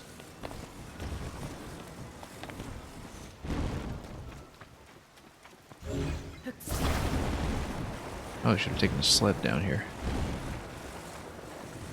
That's good. We'll walk it down. We'll see about that rice. It's the game for sure? Yeah, that's good to know.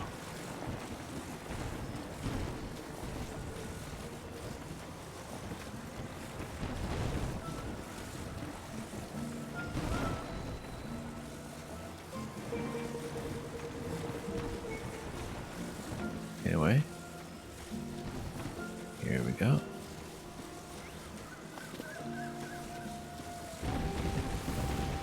As far as highly recognizable musical spoilers go, if you're just listening on audio. Where do we drop this off? Let's see. Where did he even go? Need to bring him all this stuff, but we don't really see what a drop-off point is.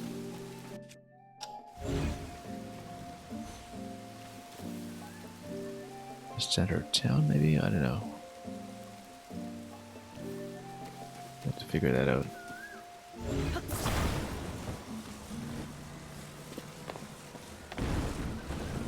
Yeah, let's just bring it into town, see what happens.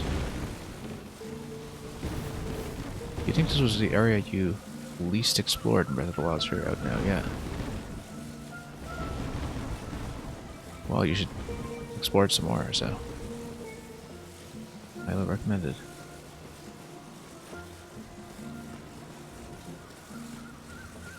Okay, there we are. Found him. So I just... Yeah, okay, great. He smells high quality lumber. Ah. Right behind his back. Let's see how the detection works here.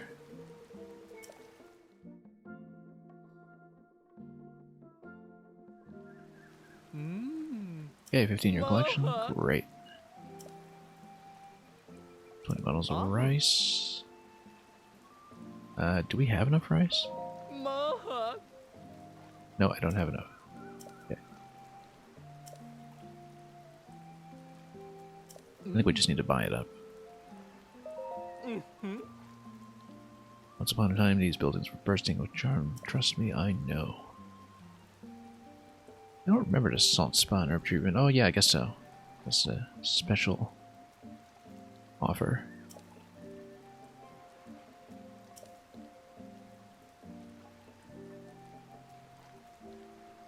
Treasure game.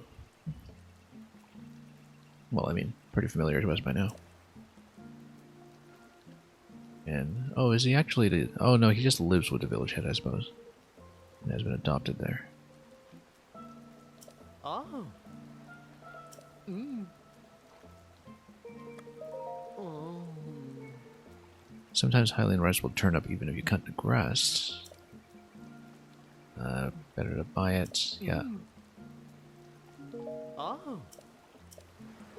Yeah, we might go back to Hitino anyway.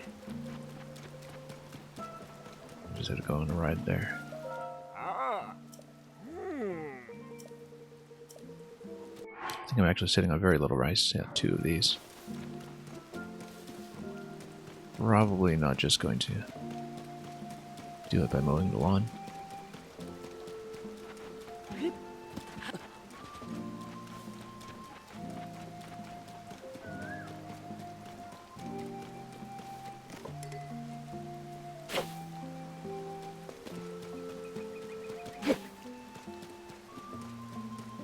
Yeah, I'd rather not grind it out. I think. Unless there's a very obvious rice field, we should just head back.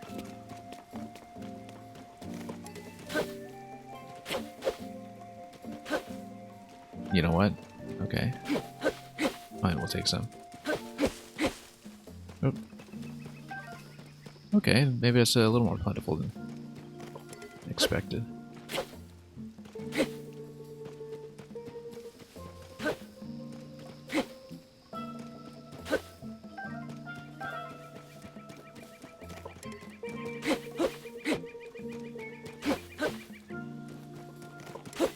But we're still probably going to buy the rest.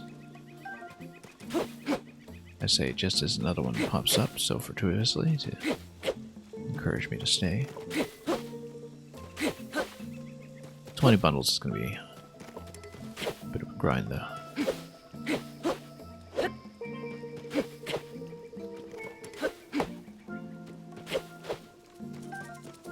Yeah, let's just head back.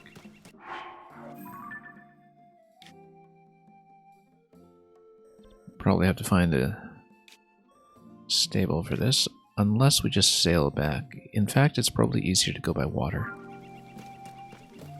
Faster to go by water.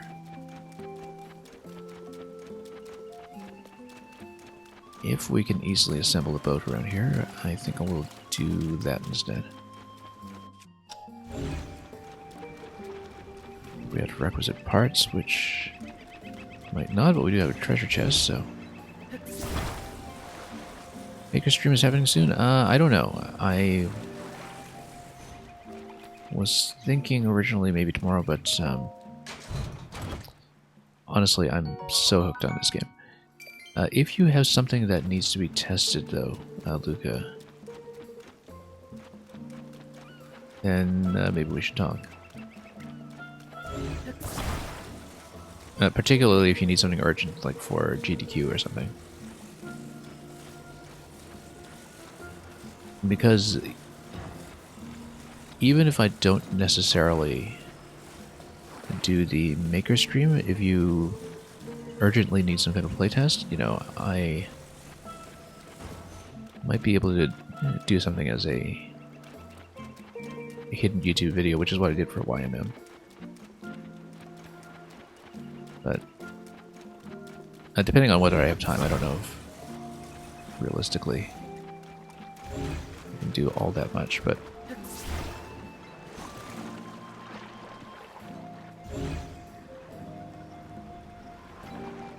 yeah, we'll see.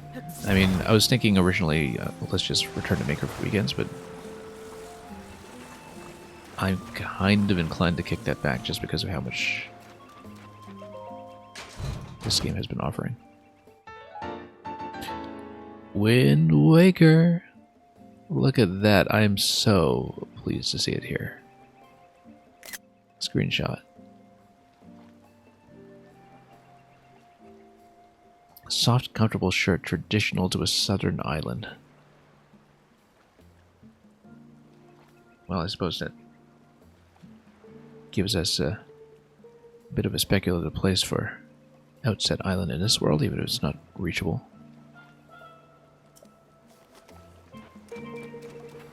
Wearing something else right now, of course, but if we manage to get that upgraded. I'm happy to see that out of the box. I was thinking, because I have the Toon Link amiibo, and that's how we got this shirt in the first game, I think. But I don't have the amiibo on me. So the amiibo that I have for The Legend of Zelda are Toon Link and 8-Bit Link.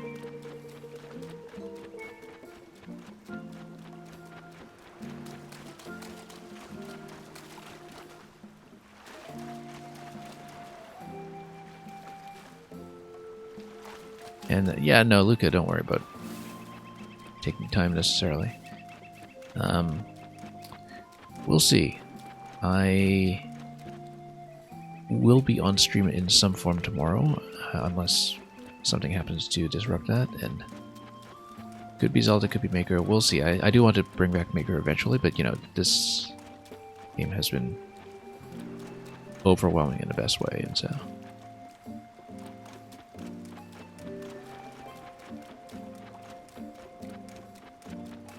Looking forward to whatever it is you have to show me, though, as always. I mean, it's always a good time, right? So...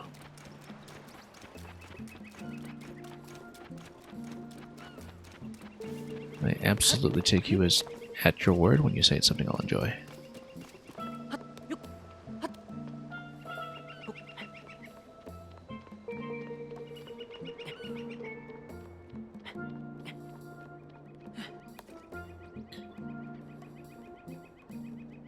Okay.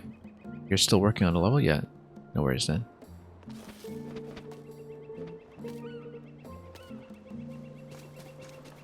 I mean, I don't mind doing early playtests either, but...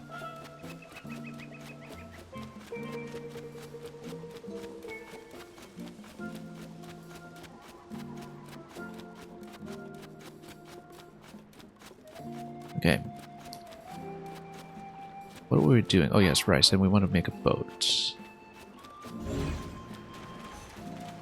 And of course it makes so much sense for this costume here to be under the pirate ship, but... Yeah, so like I was saying, I have the Toon Link amiibo, I have... Oh, horses, great, that's even better, we'll just take horses back.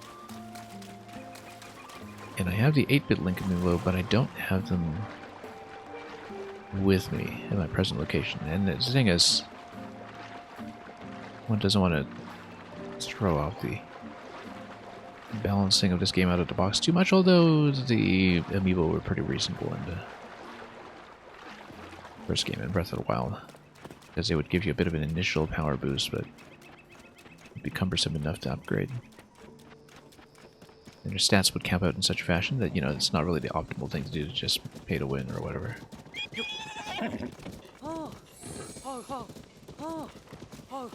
Okay, let's just ride back to Hitino and see what we can see. We'll probably run into all kinds of trouble along the way. Whoops, my bad. Probably get into all kinds of trouble and get completely distracted, but the idea will be to make our way back there and pick up some rice. Yeah, if we built a boat, we'd just go directly by this path, but we've seen that already, so let's see the horse road. I guess that means we probably won't be exploring too deeply in what was originally the Three Brothers area, but we can do that on our way back. Because I would like to do this restoration quest.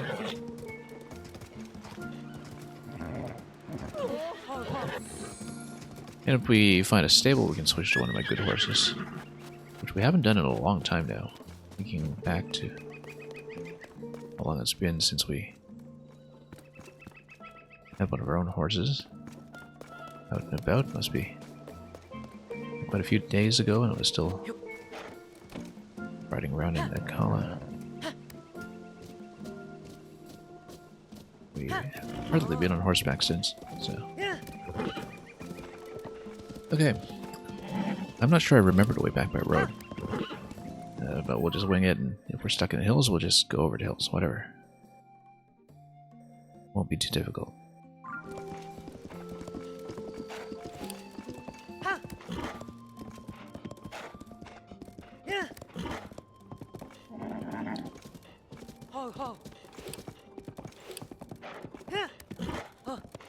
And we're unlikely to keep or register this horse.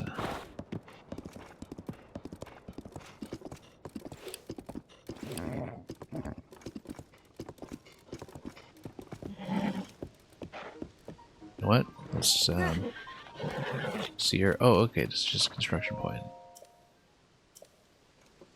It's the Hudson sign guy here.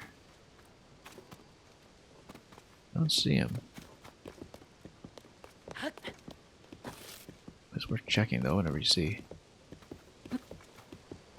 this kind of thing. So I don't remember if this is the path.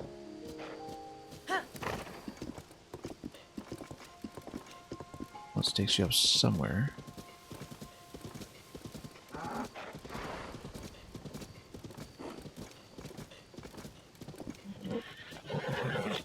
I think we go around. I also don't quite remember.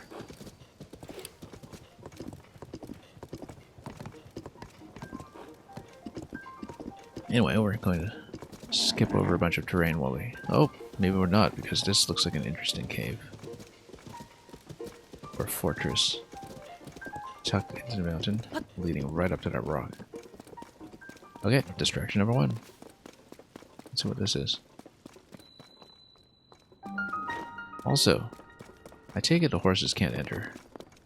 They have to get stuck in a step or something. But we haven't actually tried this, so... Is it like Yoshi and the Ghost Houses for this? A few years ago.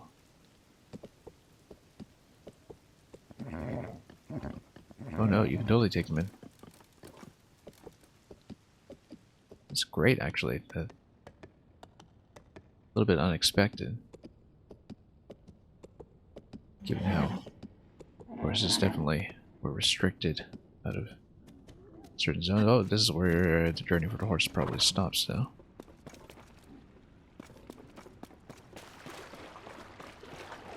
Anyway, a little bit of a treasure point here. Let's smash things.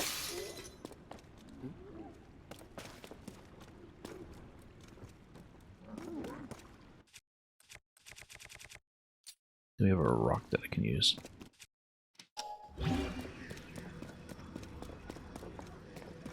Maybe outside.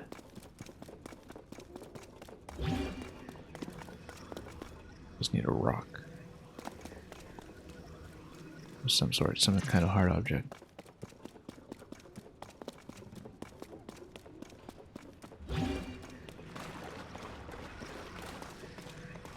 Actually, if you ascend up through here, we can probably fight and loot something.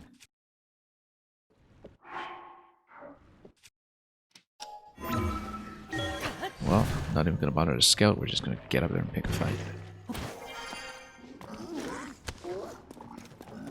Oh, Harblin. Whoa, okay. That was a harder hit than I expected. That's okay.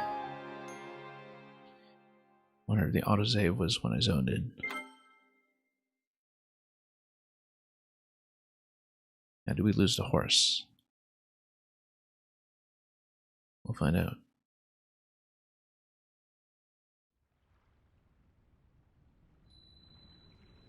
No, he's still here. Okay, so we just need to be a little bit more careful. We can actually ascend just off to the top platform. Maybe we can just snipe this guy directly now.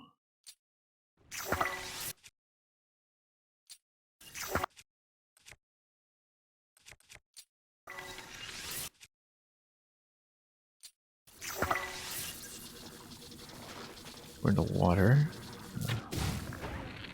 Just drop shot him. See if we can get him to fight now.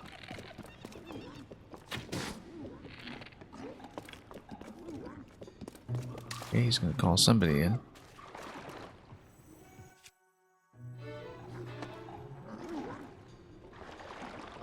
Are we gonna send straight up? Okay. Oh, and he's gonna drown. Great, perfect. I can't swim. Sure, I mean the other one could chase me too, and then it's gonna be two black horriblins suffering something horrible.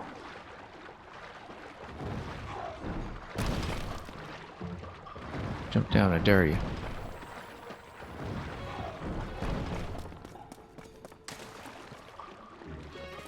Come on, we'll play. I could actually use some rocks.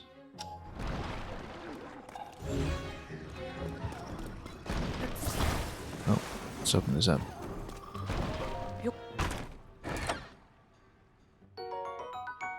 One flower, we'll take it. Just one.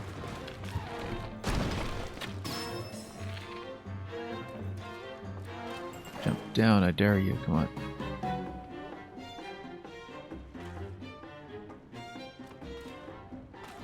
I didn't listen closely to this musical cue before, actually, to this point.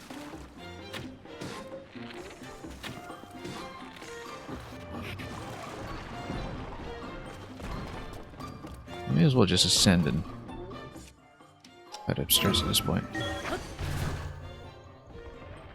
We can lead him into the water. Well, we'll just make him drink.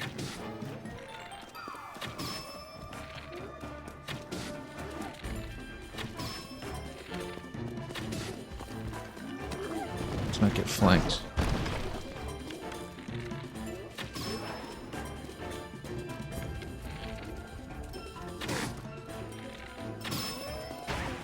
A definite risk, in fact.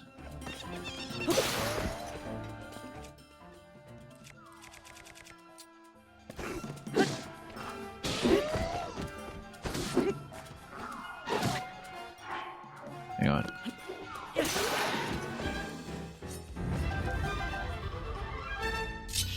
Love the victory music here, too.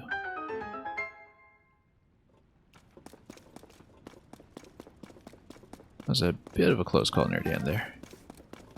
Deciding to poke him with my weakest weapon, maybe not the best case of frugality here. But if we can find a rock or something to bust through this wall and mine the place a little bit, that'd be ideal. Yeah, let's create a plank.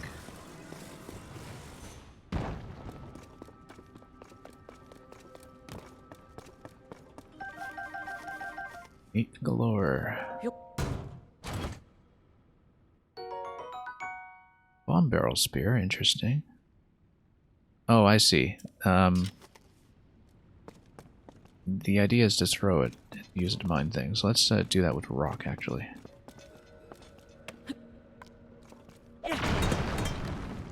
Because I'm certainly not just whacking something with that. Oh, and you get to keep the throwing spear after that. It's fine.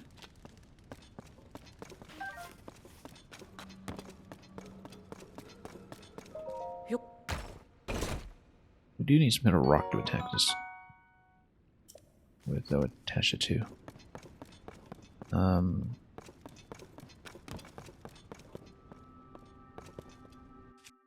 Yeah, it would be really nice if we could find one. Some kind of hard objects, otherwise I'll have to be once again reduced to using things that are much too good for this purpose.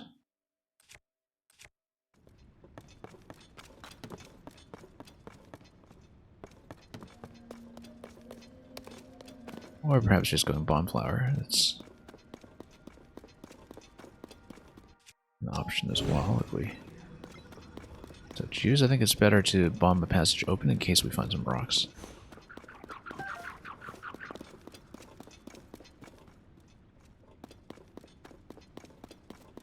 Or enemies on the other side, perhaps.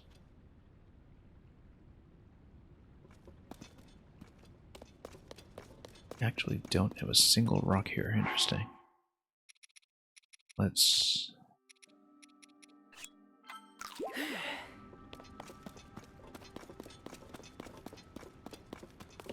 see what we can do. Yeah, probably just bomb it then.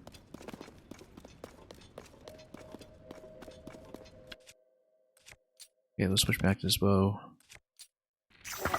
We're doing pretty well for bomb flowers, so I'm not too miffed about this.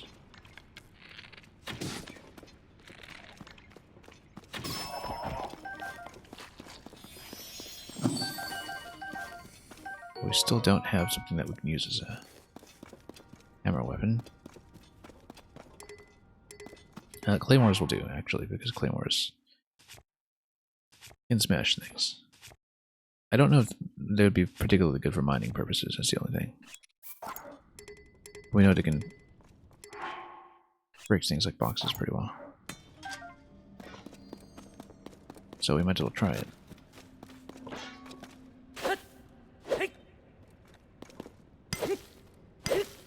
Nah, I feel like that's ineffective. We just smash it.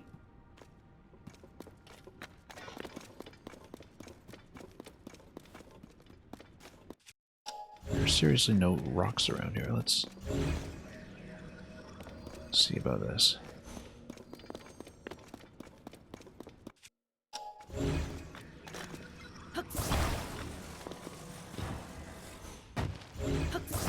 Smash things.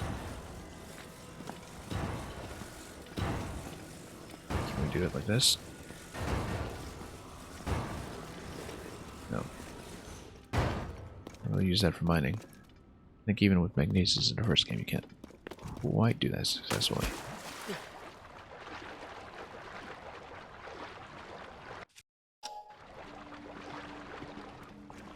But just find something hard to work with here. Otherwise I'll have to step outside and grab a rock.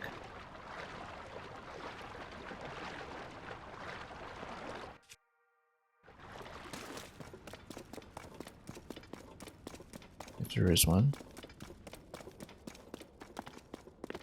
Kind of shockingly difficult to that happen, but there is something you confuse with over there. Let's actually just grab that. We'll come back here to the cave and to mine it accordingly. Just need a rock of some sort.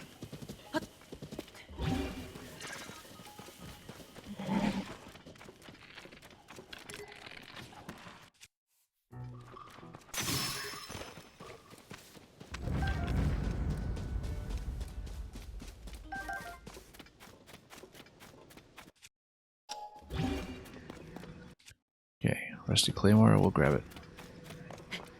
We can fuse it. It's rubble, yep, we'll take it. Okay, now we've got a smash weapon.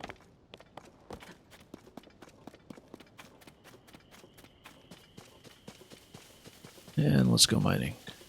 Until this breaks, which it will pretty soon, I bet.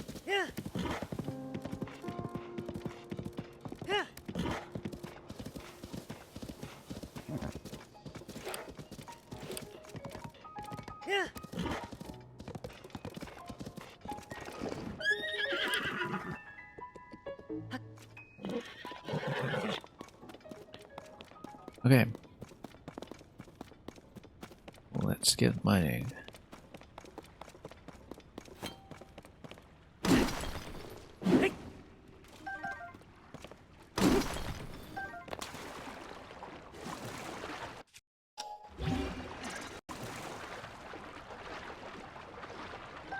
Never know when the cave fish will come in handy someday.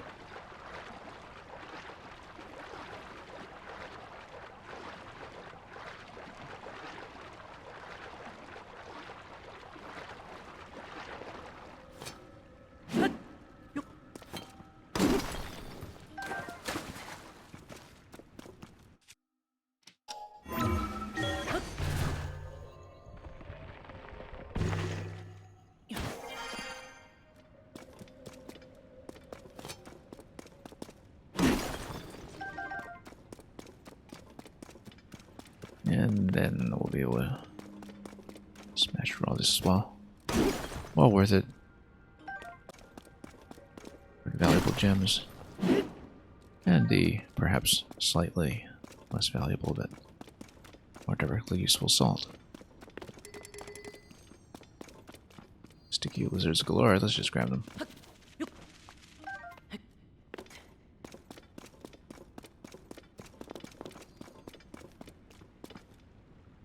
I wonder what happens when we descend further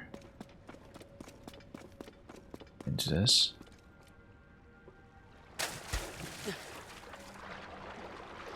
One way to find out is to drop something like a wood plank in here. Or, well, we'll see.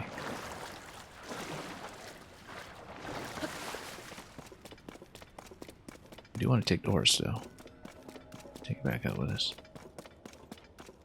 If it is still here, it is. Okay. Also, shrine.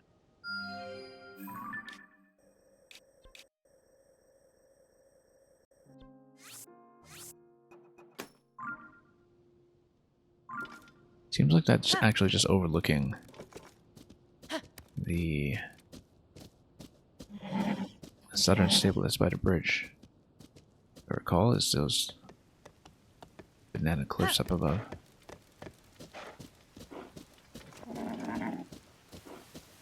I don't remember if it's that late that we have to wrap around to the path that we actually want to take, which goes the other way. But we have to merge into a different path. First, I remember the village was kind of out of the way.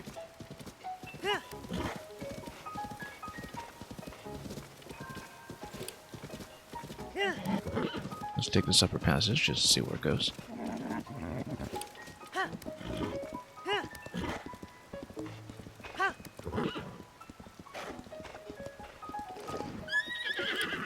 This guy's handling is not too great, but you know, we don't have much of a bond yet, so.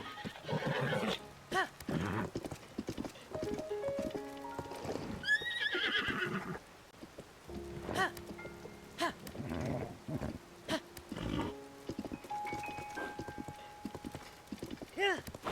don't think this is an actual passage. Promising as it actually looked.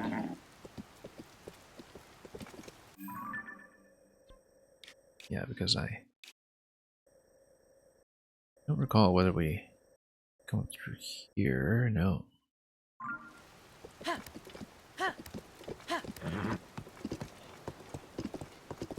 Well, we'll see.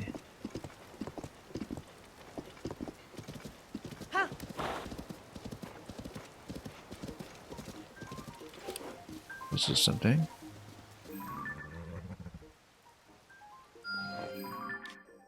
I marked this one. I just marked this one. But yeah, exactly. Right above the stable, in fact. The question is, where was the branch to head up here instead? Because maybe taking horses isn't going to be more effective, so...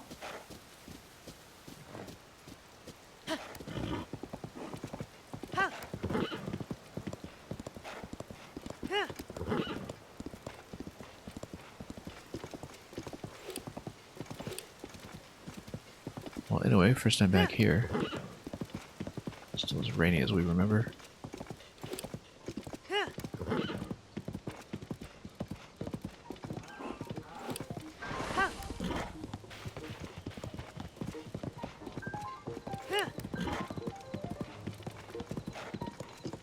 I know the green dragon's going to come by, but here's Floria Bridge.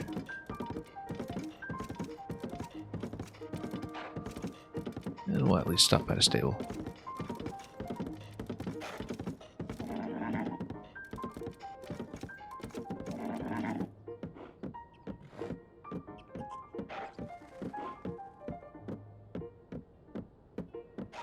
And here's a Korok who needs to reach his friend. We'll figure that out.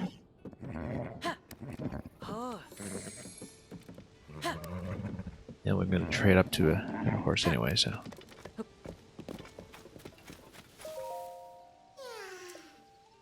How far up are we talking? Not too far, actually. Might be better to do it with a horse-drawn carriage, though, so... We'll do it that way. Side stable. Beetle, what have you got? Beetle believes me? Yeah, of course you do. Energetic Rhino Beetle.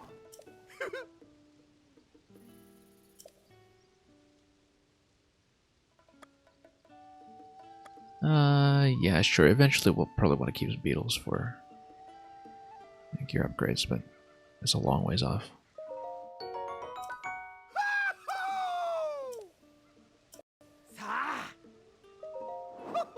You got no rice, but let's see. Definitely want more arrows, as always.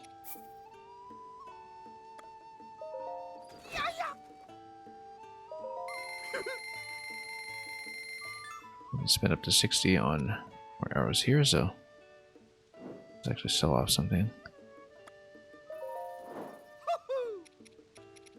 Probably just not a ruby.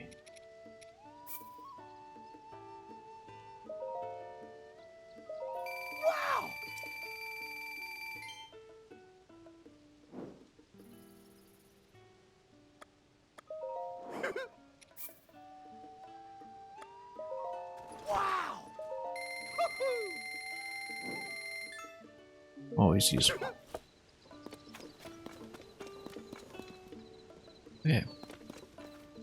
Let's go to the stable. Let's register it, check in, grab the points. And oh yes, we still have to deal with Korok. That's okay. Whoa. Ah. Yeah, it's still rainy.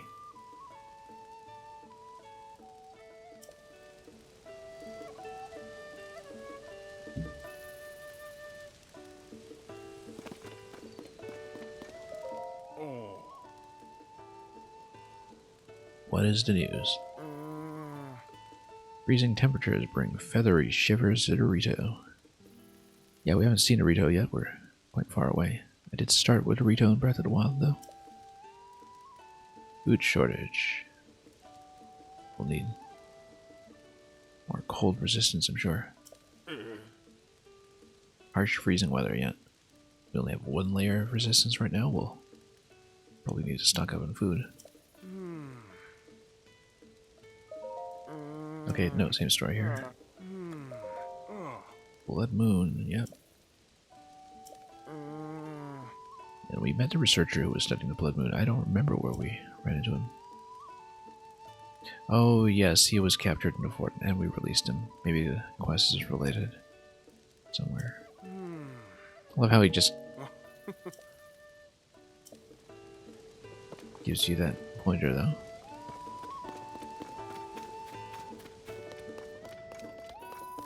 Did we talk?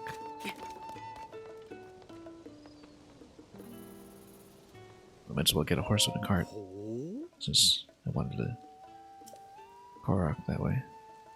Receives orders from Princess Zelda herself. Well, it's almost certainly evil simulacrum Zelda that has been heavily implied. Opened a sanctuary for new animal species. Very suspicious. I bet it's something like a Lionel. Yeah. Whoa.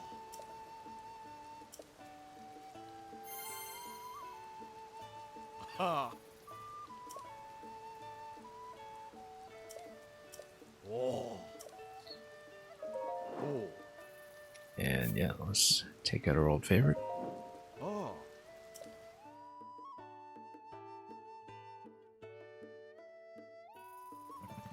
Ha. Thanks for waiting. It's fine as is. We want a towing harness. Oh. Oh. Rain is almost constant here, yeah.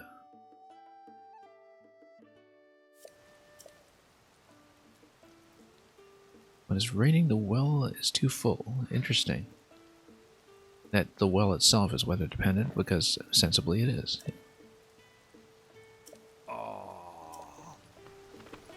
Well, I mean, we can always stay the night or something. I mean, we had made the rain dissipate back in the first game, but I guess it's back.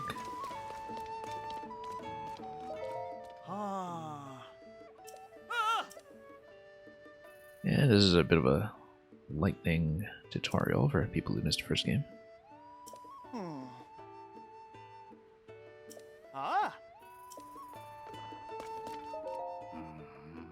And look, 3 brothers. Oh, this time there are caves. That's important. Oh? Ah! Yep, and it acknowledges that piracy is done.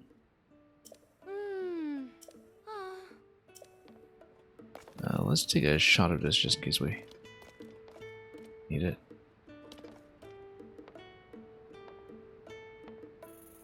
And with the beetle flag over here, we'll let beetle water into the shot. Or not. Okay. I want to get the recipe, that's all.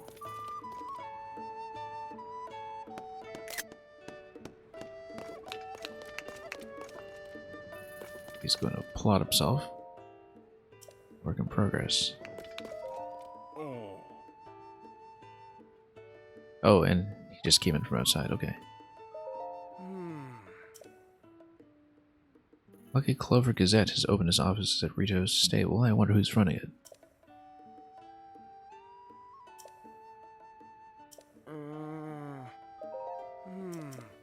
Yeah. Okay, so that's going to remain the same.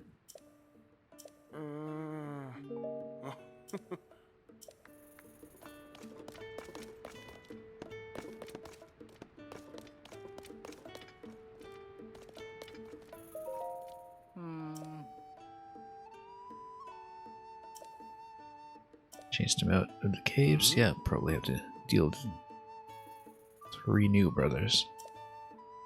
I mean, we did take out the old ones. I guess the Blood Moon restored them, technically speaking.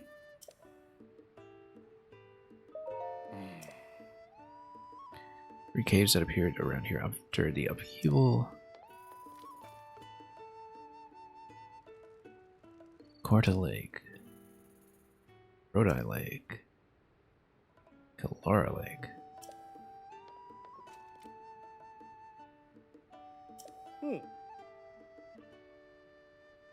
Okay. Yeah, I guess maybe the Blood Moon just revived them and moved them in. That's right. It's the same.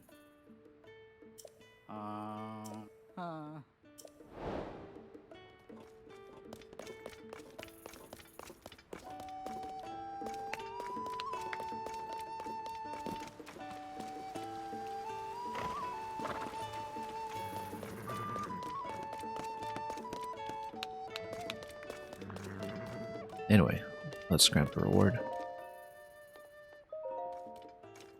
Oh. Oh. Ha. Marvelous saddle.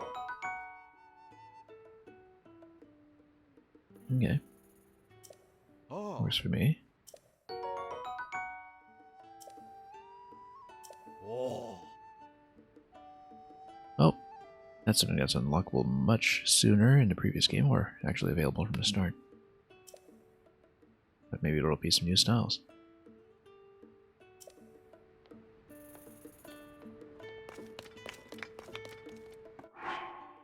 Let's get another Melania here. Ha. Oh. And maybe the Oh. rain will dissipate for the purposes of entering the well. And we'll cart the Karok over to his friend. That'll be another priority. Once a century. Oh, a golden horse. Now that's interesting. That'll be the new target horse in this game. In the northwest by Snowfield Stable. Keep an eye out. That's why we have an extra slot that we're going to leave open for those purposes.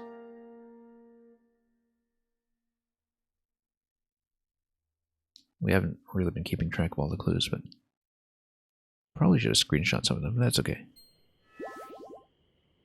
Ha.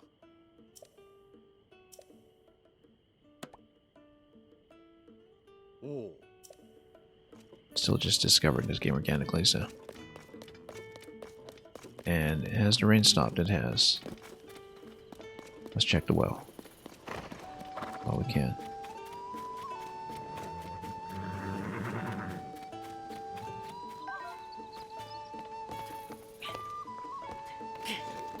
Look how abundant the wells are.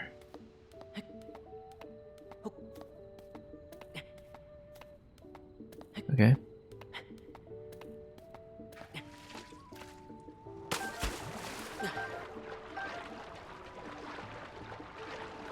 Do a little bit of mining down here.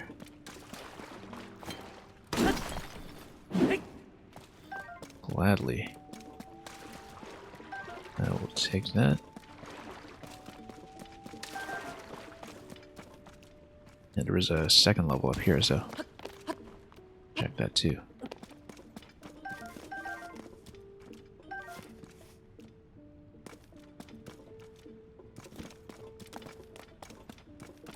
I mean, there's a certain regularity to some of these wells, but at the same time, they all have this very natural look to them, so.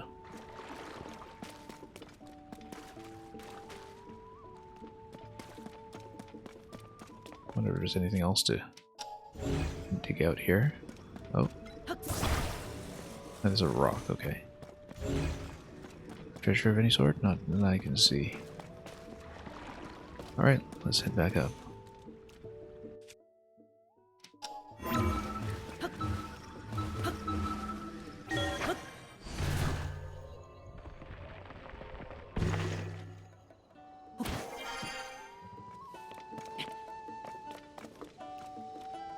Actually, I wonder... Oh no, we could ascend through here as well, so it's not really necessary to go below.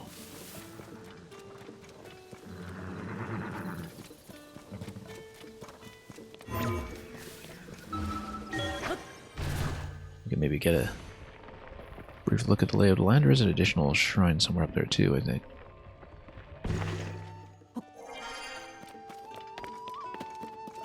Like I was saying.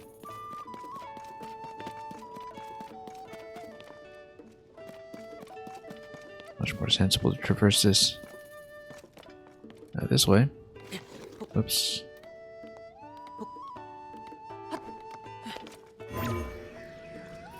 Again, can't really aim this thing ever.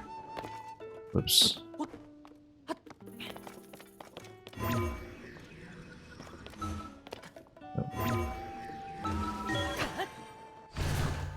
At least that was within range.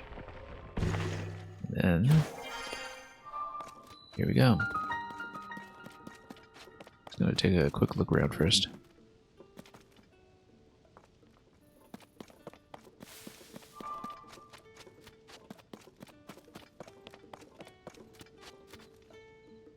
Yeah, we know about the 3 protos at this point. This structure looks awfully curious. Don't really know what's going on with the old Spring of Courage, but that's the area.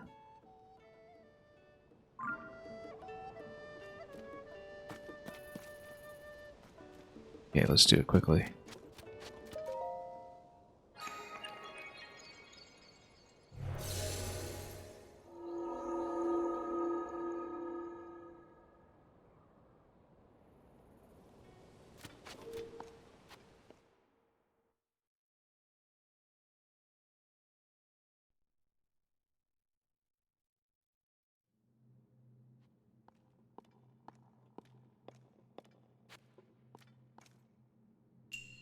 Building bridges. Yeah, we could do that. Again, it's one of the shrines near the stables, and those have been consistently among the simpler ones.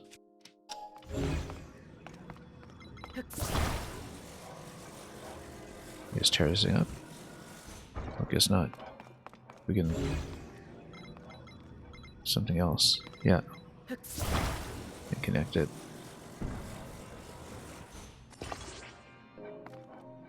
Just gonna need to look around for treasure as well, of course, just in case. Whoops.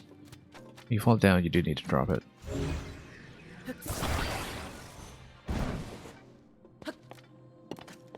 And climb these platforms? Not really, but just lift this. Or string it up a little bit, yeah.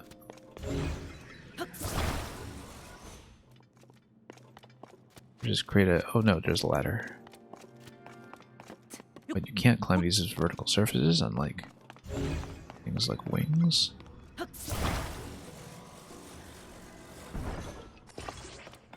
Kind of a hidden use for glider wings, in fact. Okay, it's just a bridge course. Now we can unfurl this a little bit. Again, I'll scan around for treasure just in case. I think we just need to... well, yeah, we can just connect.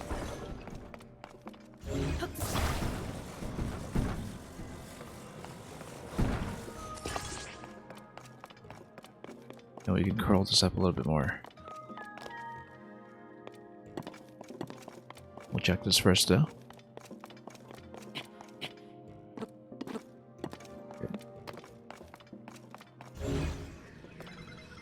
In fact, we can just move a middle piece in and connect that instead.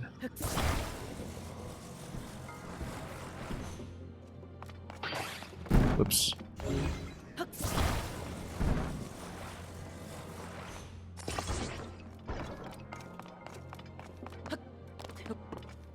Yeah, we can tighten that up, but let's see this first. Nothing. Okay.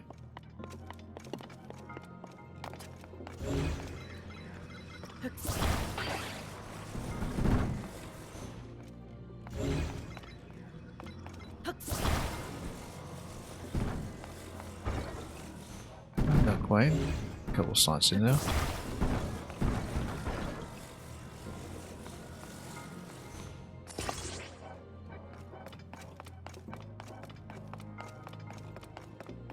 I don't know if that'll quite do it, but might just be a tiny bit short.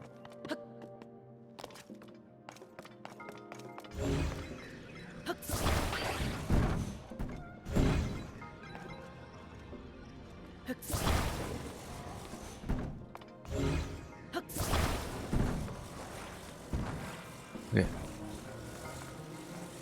Let's go this way. Oh, whoops. A little smack by that. Too much weight pulling it down, I think.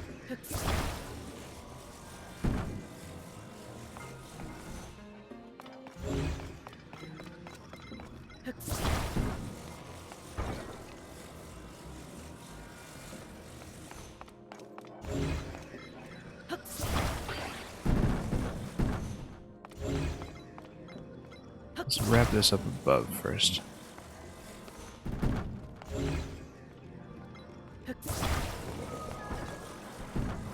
Get to support it just a little bit differently without it really dragging.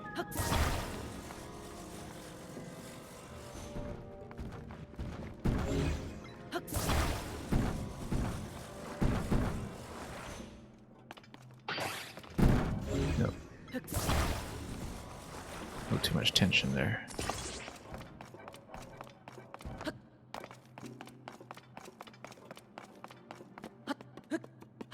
Problem is, we can't reach. Oh, I see. That's interesting. Oh no, that's okay. It was just a... the platform's being specially detachable or something.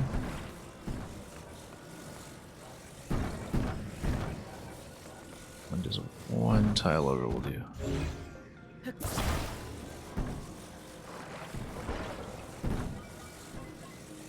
Rotate.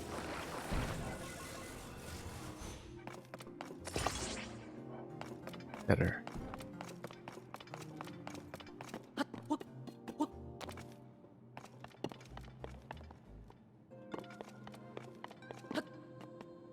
Nope.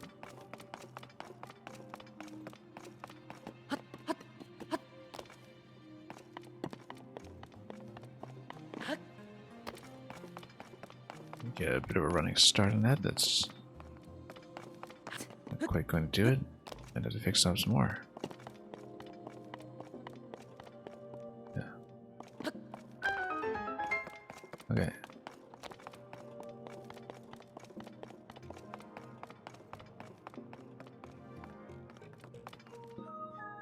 Now, let's see. Connect that, and then probably move that piece to use it as a bridging point.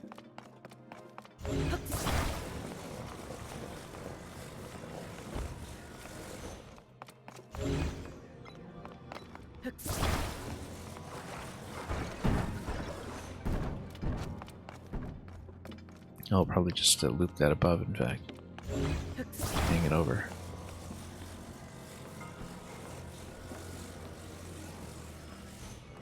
Which means we should attach it to the end first. So we can pull it.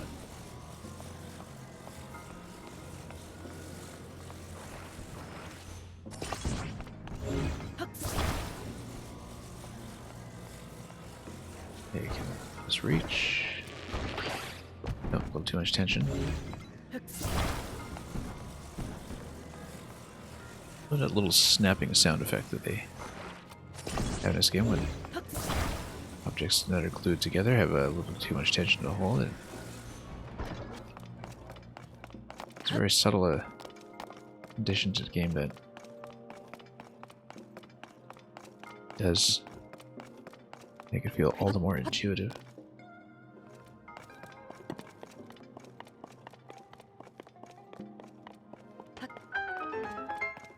Now, bonus treasure chest over here, we'll obviously try and go for that.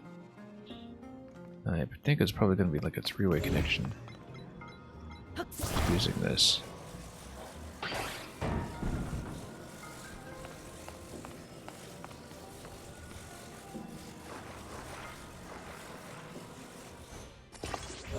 Maybe we bring this up and connect it.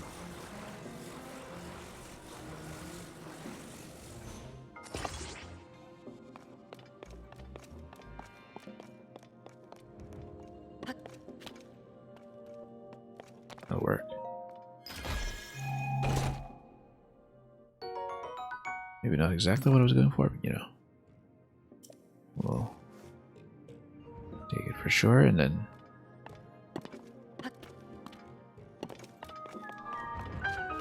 looks like it's it for this one.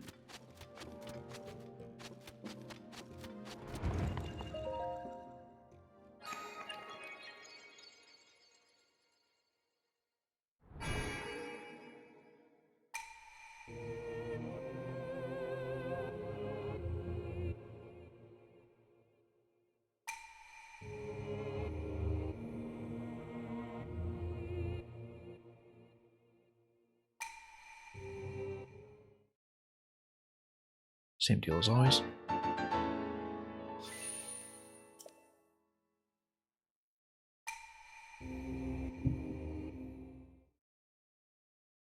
I'm thinking for the next set of upgrades, we'll just do 1 heart and 1 stamina. We are getting very often into situations where I'm pretty close to being one-shot. And getting one-shot if I even have a little bit of health chipped down. There is this kind of protection for being hit from 100% health, I think. That was also in Breath of the Wild, but don't recall exactly. Anyway. Let's do the Korok escort. What's that? Oh, look at that. It's another Gleeok.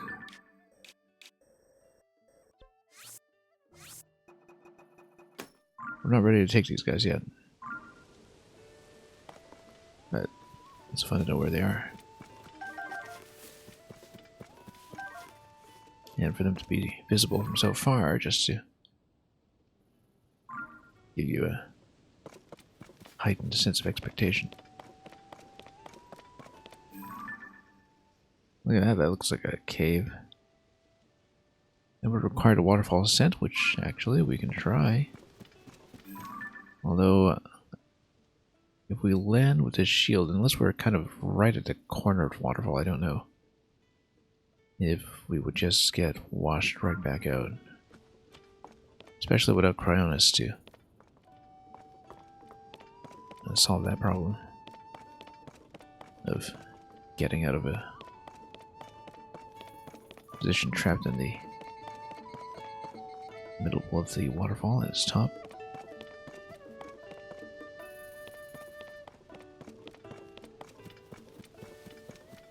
Anyway, while we're still able to, let's check this area.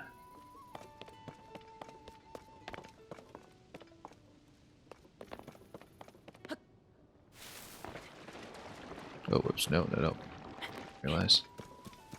That's mud.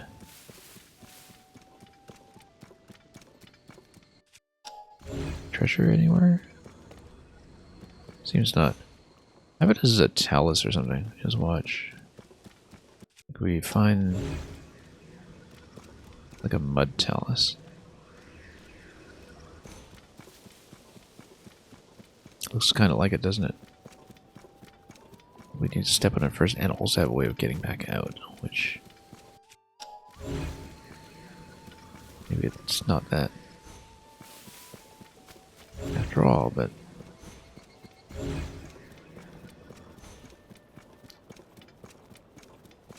we like to check these things. Maybe if I drop some logs down here and create a bridge over to it, that'll perhaps attempt to resolve that question.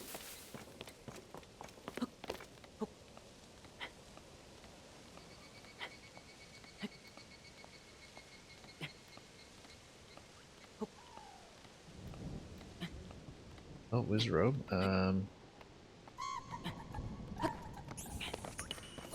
We'd better snipe him quickly. Because lightning is going to be an issue here, especially if he starts to storm.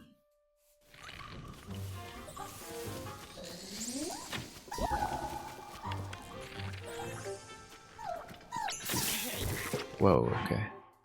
That hits hard.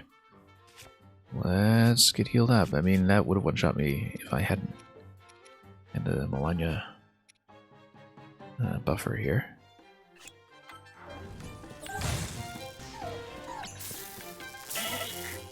Again.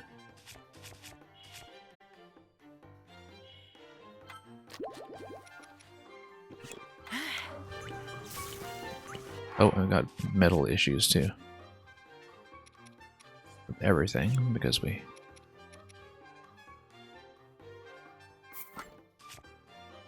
didn't really think ahead about that. The Frost Reaper is actually going to be good here. Let's see, and the bows are good.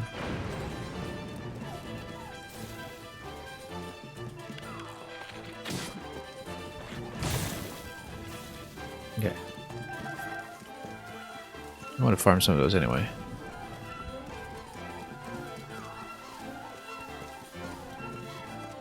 This guy's really quite powered up.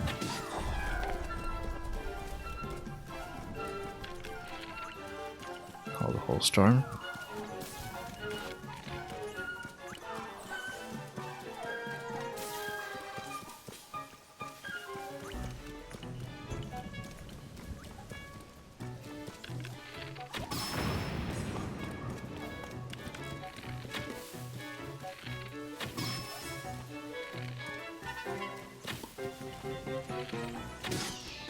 Don't want to get too close to the keys.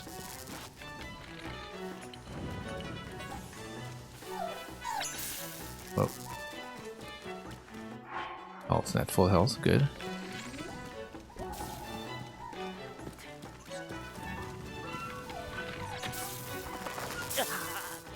Alright, let's heal up. We don't want to take any chances whatsoever when it comes to this one.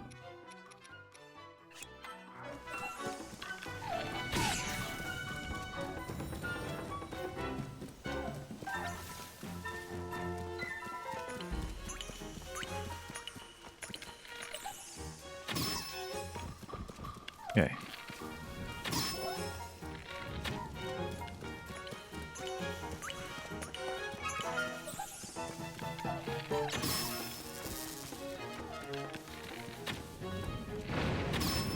Like I've been saying all along, this has been such an archery-oriented game. Unusually so, almost. Couldn't remember if Topaz is more valuable here than Ruby, but...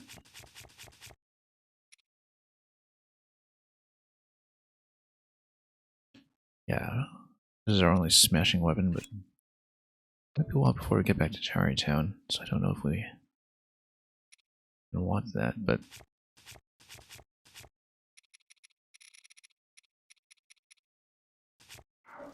we'll probably just drop it. I mean, we spent a lot of resources on this guy, but...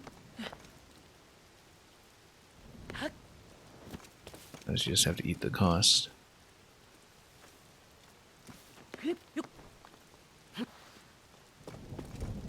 This guy used to take an offering in front of him, I think. For Korok, but... not today.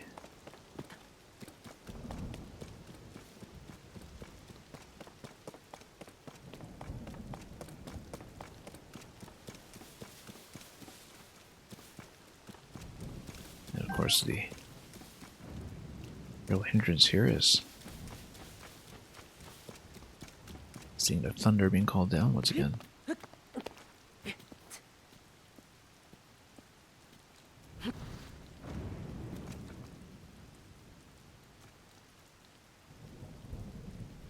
would have assumed that maybe there's something like a Korok up here, but we'll...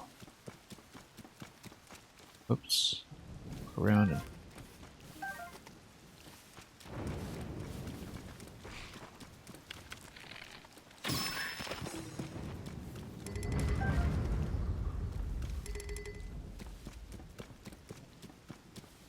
switch back to a lighter bow. No, we have everything up to 24, which is great.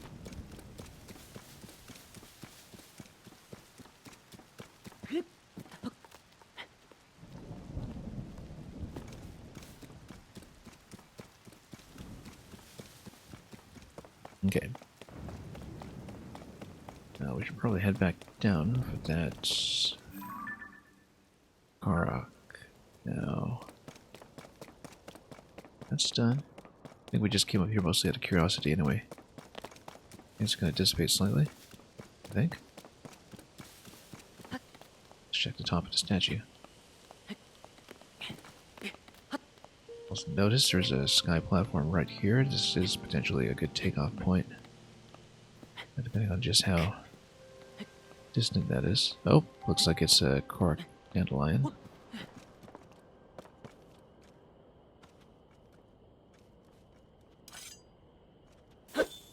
Whoops. So how shall we get up? Where'd that go? There we go.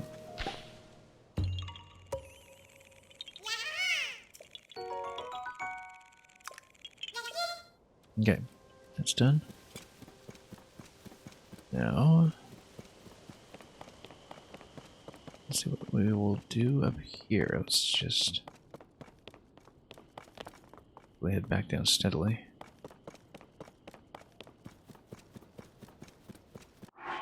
Again, don't know if we want to necessarily trade anything out for the topaz rod. I guess it would be useful to drop the hammer, but we always need stone tools for mining. It's probably a better trade-off in the long run, so.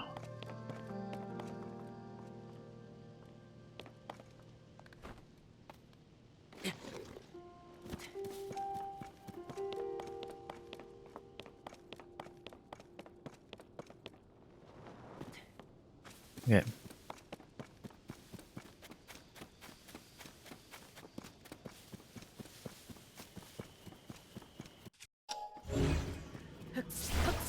Might as well check the water. Oh, we got somebody here. With that backpack.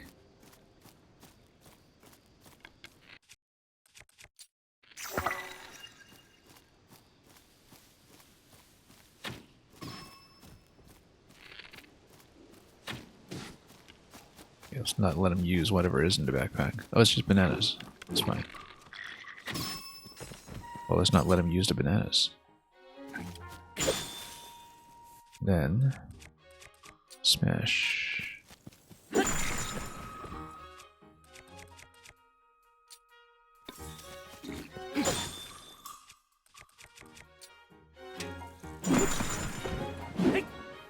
then he'll just drown. Okay, that works. We really should use knockback more often.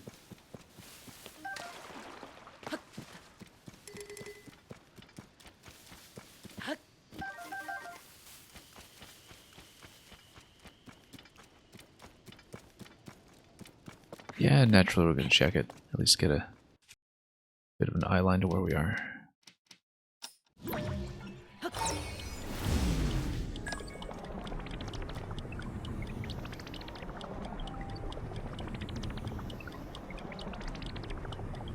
That actually gives you plenty of height.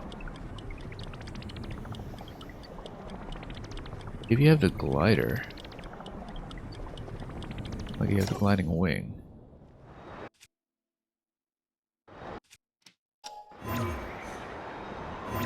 it should be possible to jump into that over to whatever that island is doing. And so we should try that, see if the ascension still works. If we take this with us. Now the problem is that we would need some way to accelerate forward with it. Don't know if we have that. I mean, the idea clearly is that you're supposed to use the standard glider here.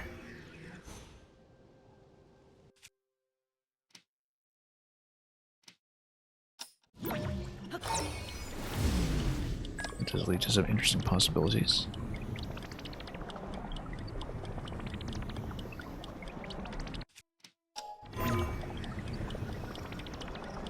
And let's get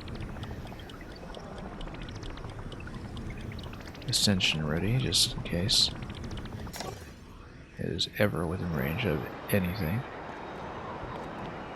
which it is most definitely not.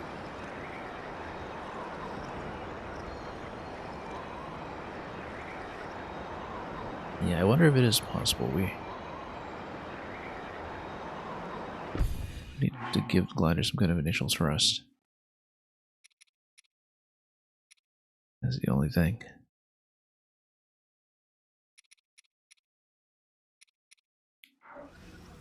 In fact, ideally we would have a rocket, but we don't have rockets here right now, so...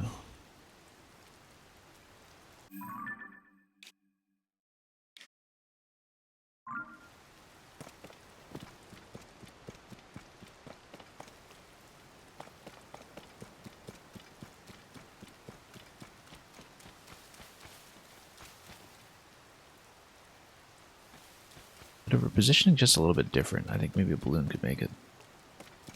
The elevation's not that intense. The problem is, previously we discovered that with the balloon.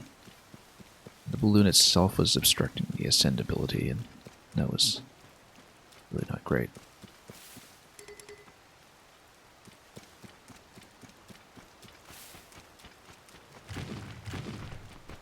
Oh. Yeah, tell us. We'll smash it anyway.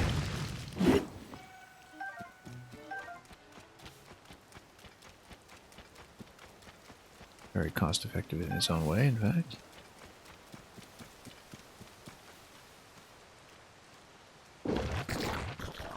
Oh, do you choose? Yeah, we'll go lightning against him.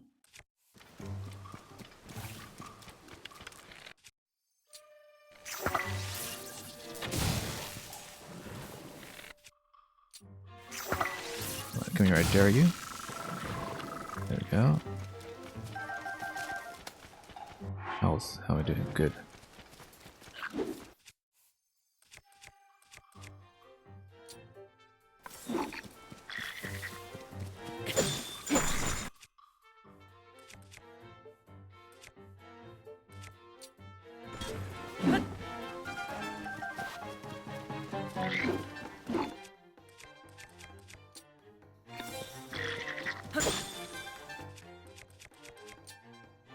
Smash him up good.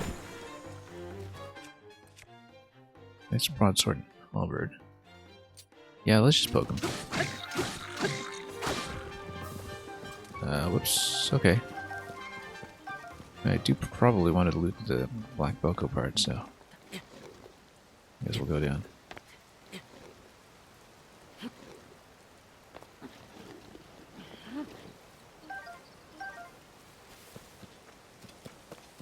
Yeah, fairly easy platform up to the sky here. We just don't have the means to reach it yet.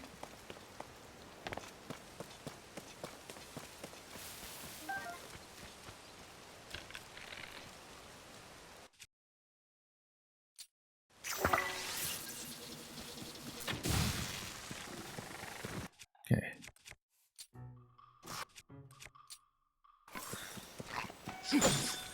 Oh, we got company here.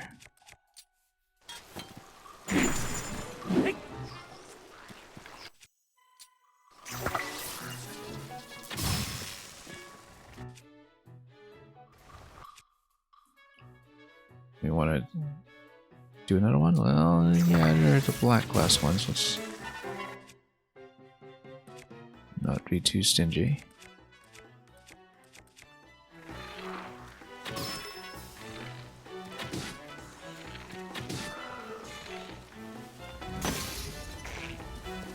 Okay, one bow down, that's okay.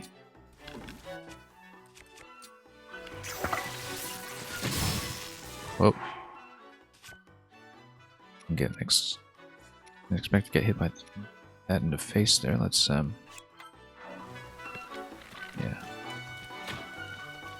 Standard Lizalthus business.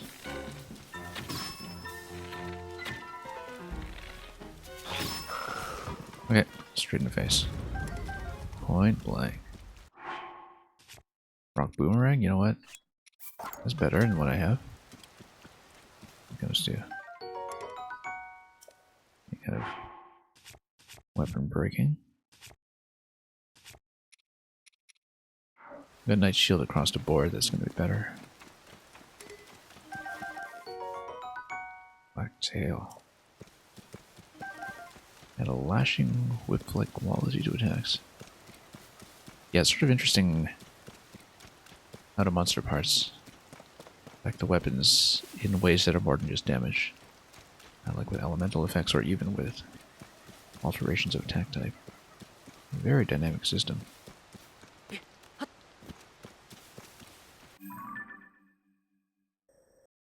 Anyway, we should probably Head back there and let's see if we can find a pathway over to eventually acquire some rice at Hatino, which may be our destination today, unless we find a better one.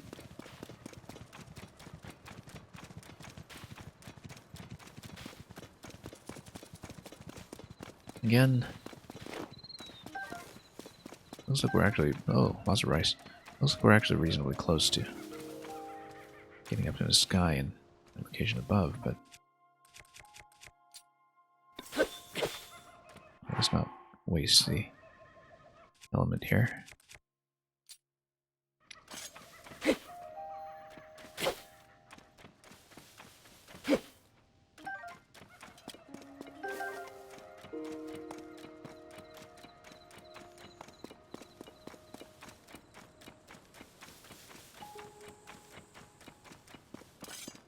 Okay.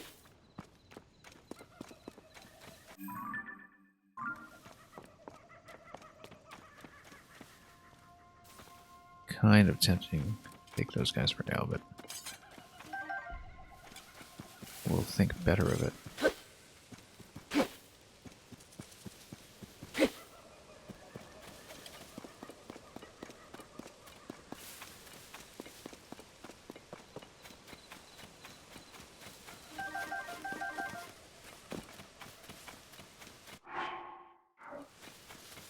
Okay, back to the stable, and then we'll get the Kark over his companion.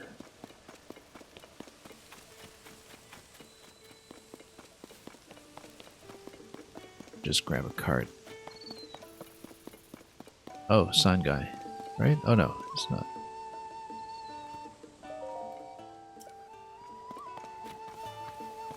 We checked the watchtower. Don't even recall. Go up the fast way? Nope, not really. It's not really a sign for that. Maybe too uneven a surface. Nope.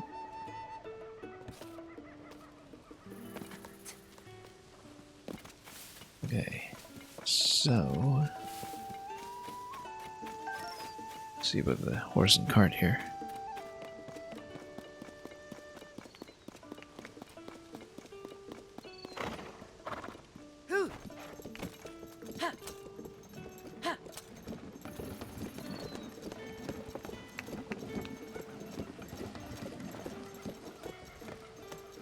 Alright, stop. We'll bring over the cart and then get it to reach us around. Whoops, there we go.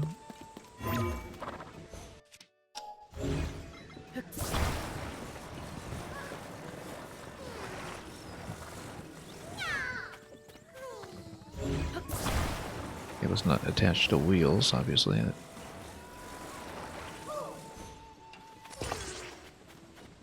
It's something that did take a bit of finesse last time.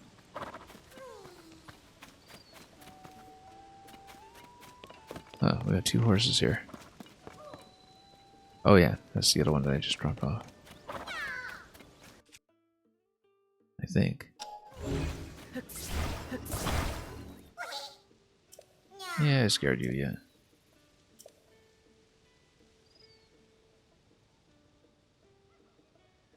No, did I? I don't think I even moved them.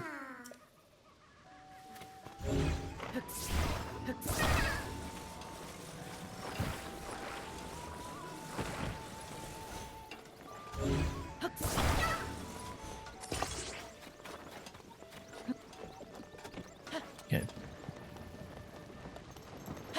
Let's do it this way.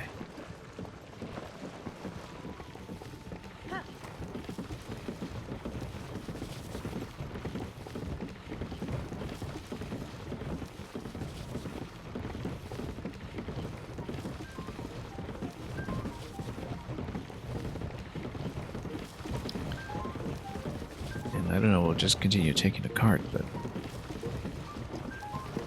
not against that idea.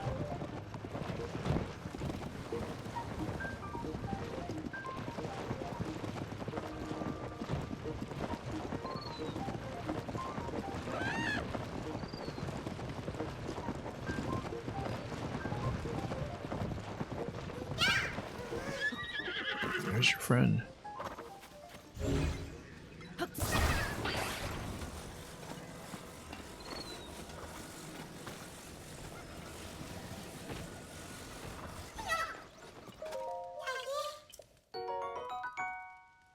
Yeah, haha.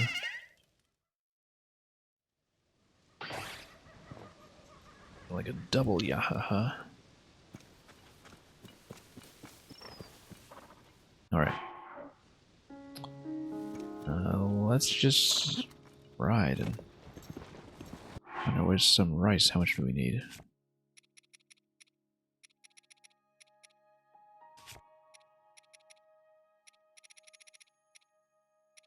Oh yes, that's the reason I eventually want to go back up to Tarrytown and to Makala, is to cash that in for the horse. The horse deity, rather.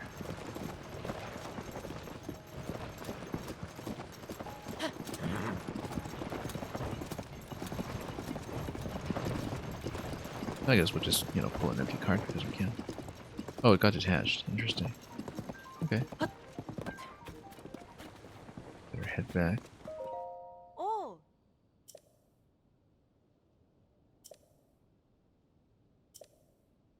Ah. Survey team. Yeah, we've met them. They're underdressed. We took up the hunt for Visco's treasure. Yes, we heard about that much earlier. Oh.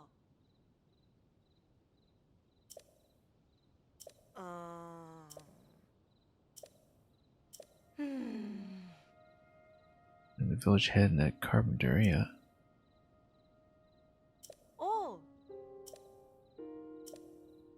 At every stable, there's a certain someone who's reading the newspaper. I don't think we'd actually quite caught on to every newsreader. But that's okay.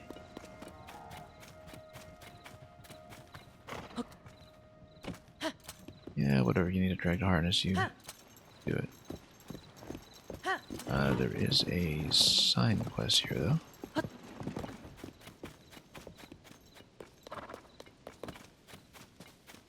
Yeah, it's gonna beam through the middle here.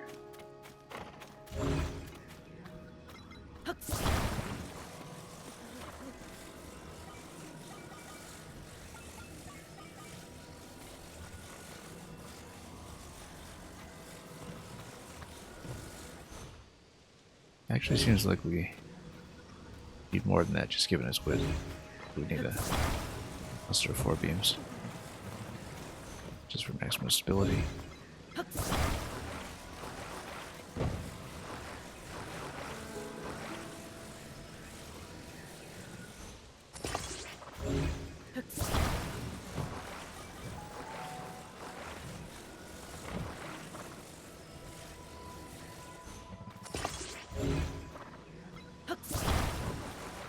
One more should do it.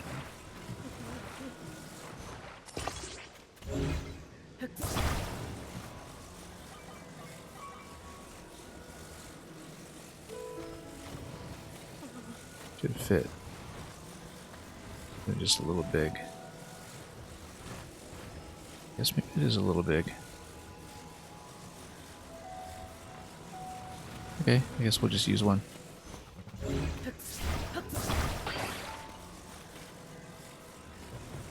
Maybe in a square configuration though, just to keep things stable.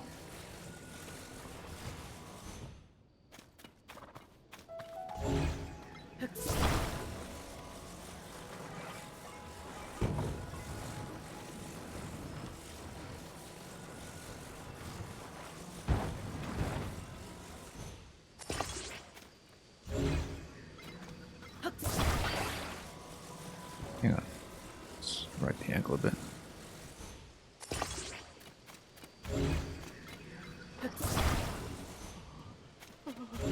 No, we need to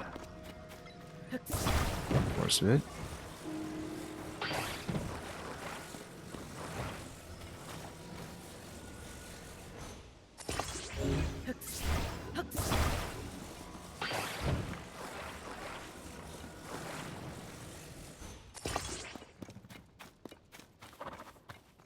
And we don't actually know which way this is going to fall, so...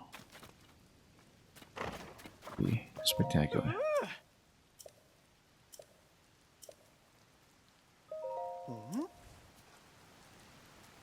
Okay, that works.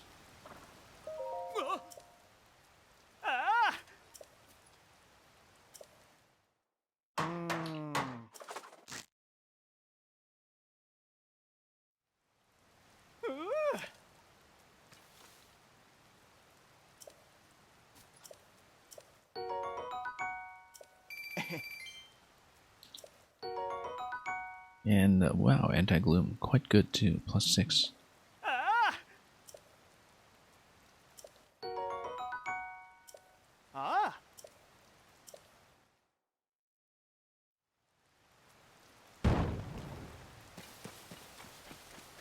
And okay, now everything can collapse at once.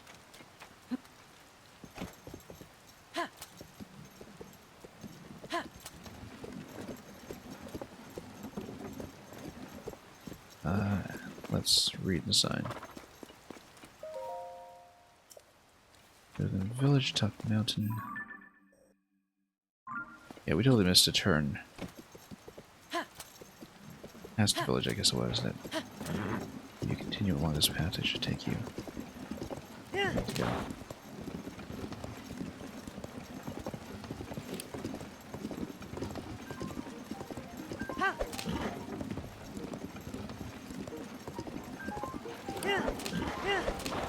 We'll just let the horse proceed on autopilot here.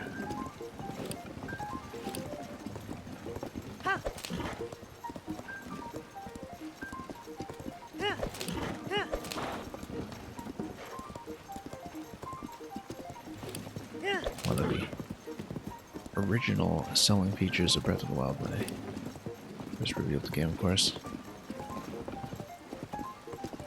There's no construction sign quest there, I guess not. Oh.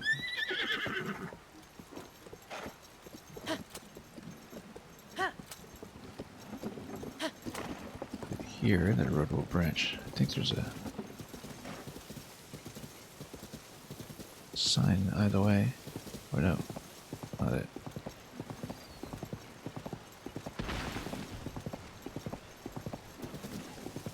I'm here already, of course.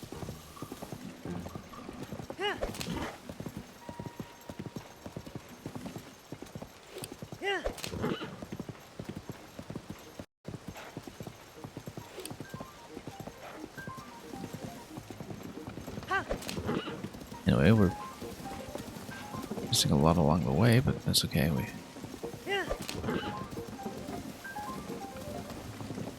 probably want to get the village quest done first anyway, so let's find out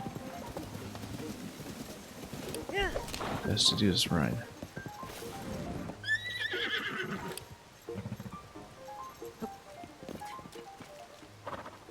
Okay, I was wondering what this point of interest was.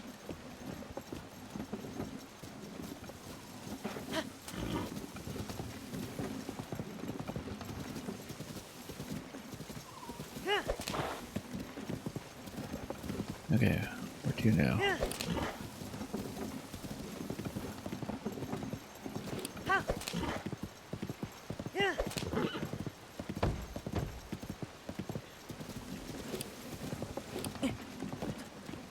Not just another enemy base. We'll see some of this on our way back over.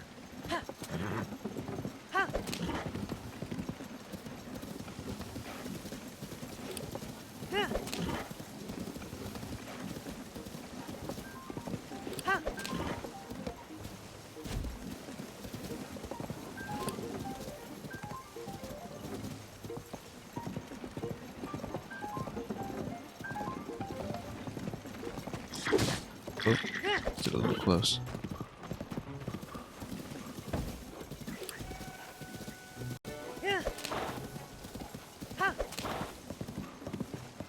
Well, where there's smoke.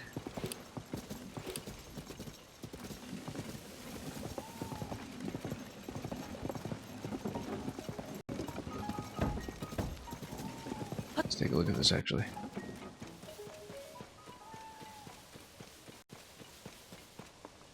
Yeah, we probably could. That's that fortification, but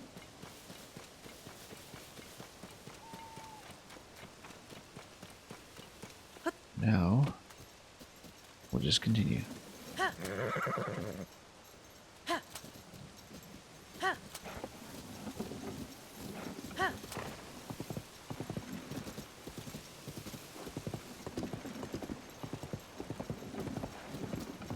On the other hand, it is right here. And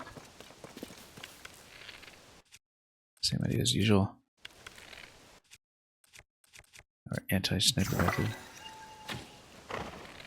Whoa. Okay, that works too, I guess.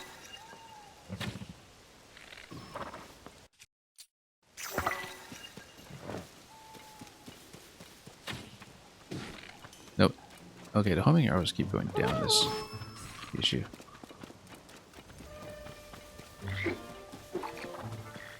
We don't want to fight too close to the horse here. Let's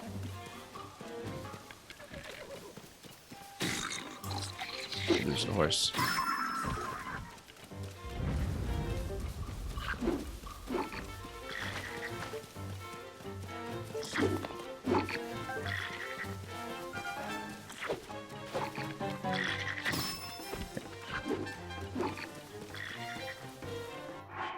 We have to heal up, actually. That was getting much too close.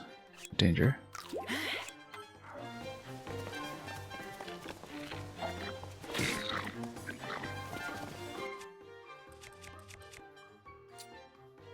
Same idea, I guess.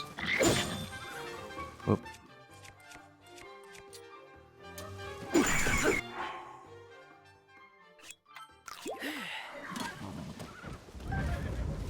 Yeah, sure, we'll take the rice.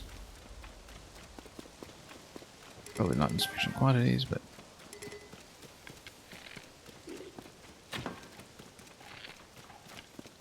Oh, that was a sound of collision against a shield.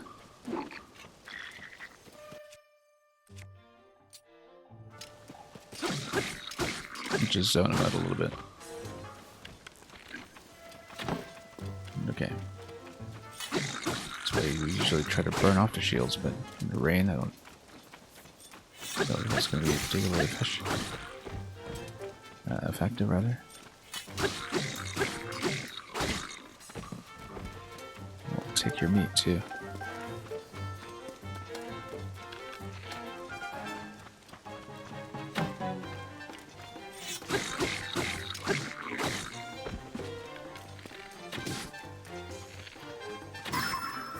Okay.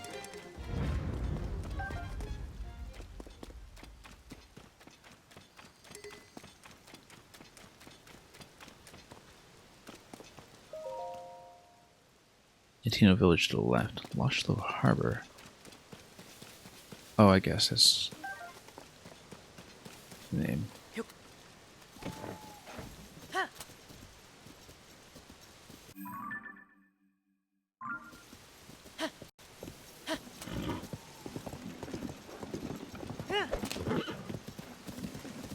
You know what? We didn't even see there was more to do in that fort. Other than just killing off the first few defenders. And with doing so, it has progressed towards getting even more finished.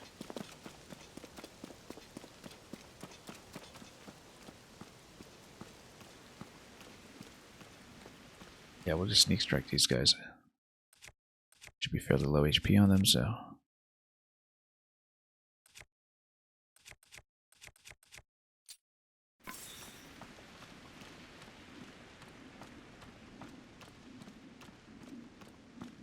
Wearing out that ice weapon, but... it's okay.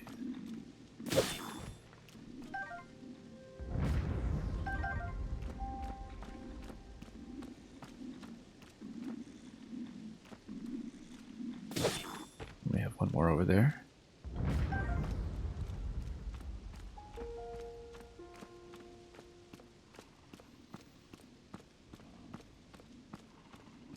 to a couple of companions here. Let's make sure we... something a little tougher.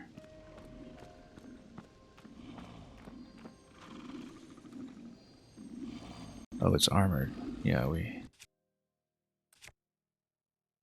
probably have to hammer it.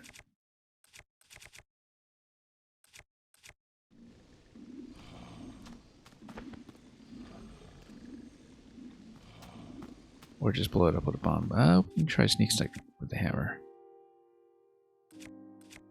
And saving this one.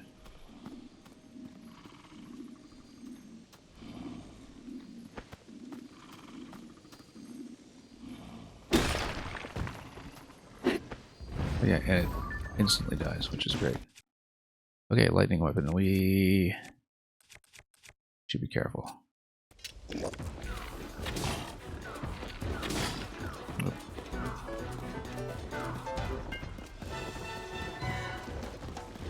Yeah, big swing.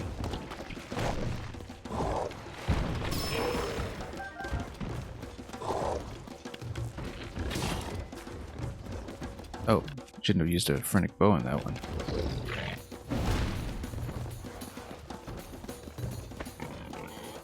That's not something we get to use all the time. Also, look at that spinning attack that he has on a bow, very long. Not on the bow, on the lightning weapon, very long range on lightning spear.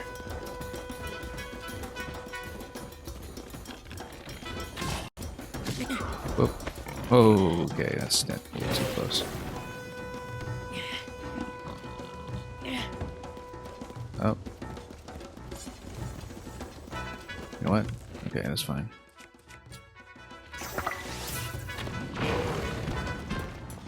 Then, let's just whip him.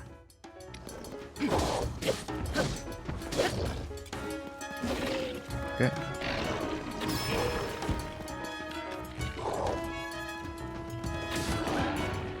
Okay. Done.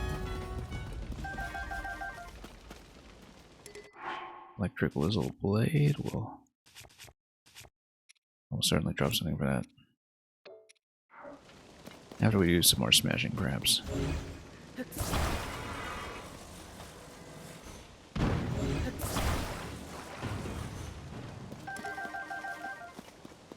Yeah, we'll take some toasted food.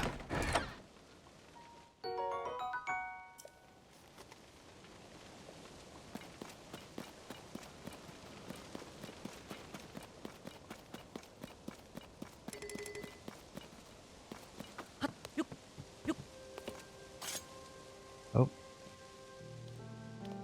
We do want to sneak this guy, I'm pretty sure. Just do it nice and subtle without having any issues. Interestingly enough, taking from the backpack does take priority over attempting to sneak strike. You can't actually sneak strike into that until a certain point. Okay, let's not blow ourselves up here. Let's be very careful where we're standing.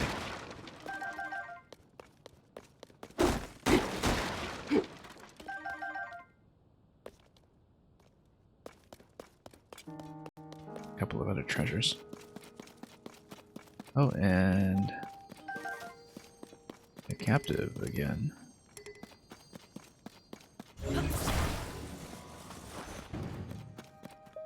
Oh. Hmm? Yeah, we deserve more. Oh.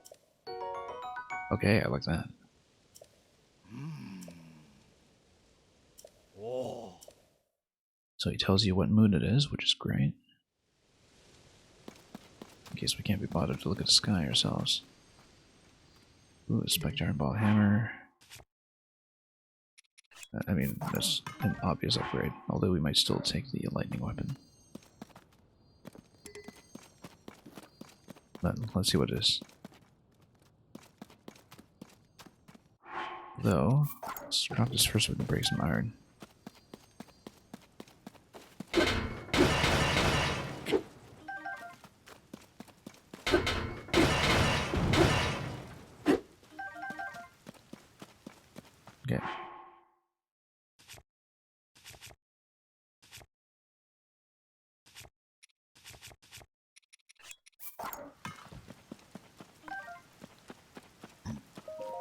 hopefully not something that fills the inventory even more.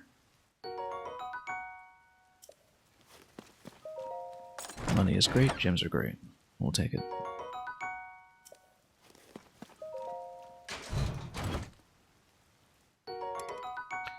Hard wooden stick.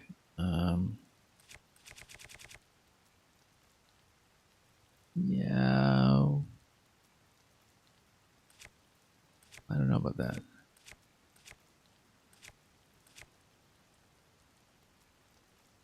At this point, we probably should just drop the ruby sword, but let's see, because if we can attach it to something like a spike ball, that'd be great. I mean, there's a lightning weapon as well. There's so much to choose from. We have a good lightning weapon already, so.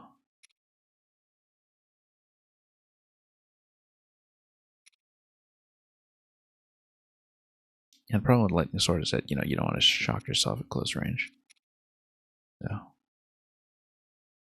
maybe we'll keep this.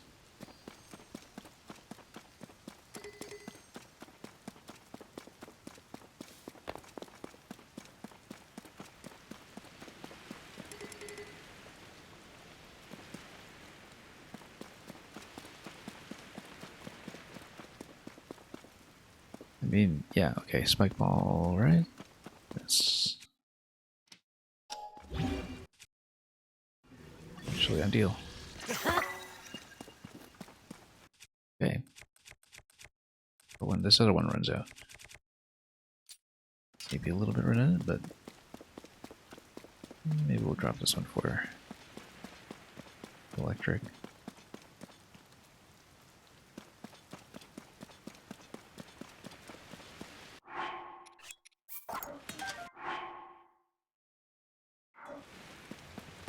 As a two-hander too, in fact.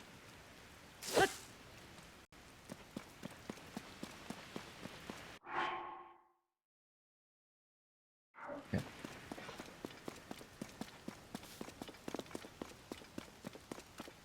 Let's continue.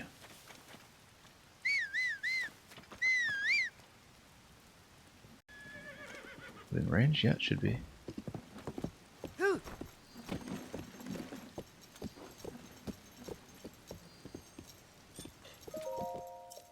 Okay, let's continue. Not lose our place.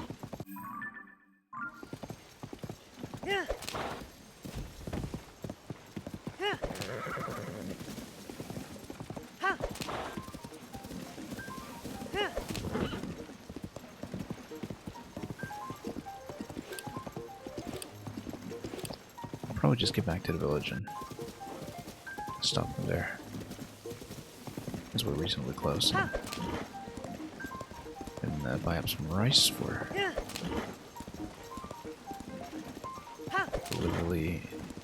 delivery rather to Everyone Village. Try to get that restoration quest done as soon as we can. Yeah, we'll skip some of this for now. We'll be back this way anyway. Not bad. Don't you worry.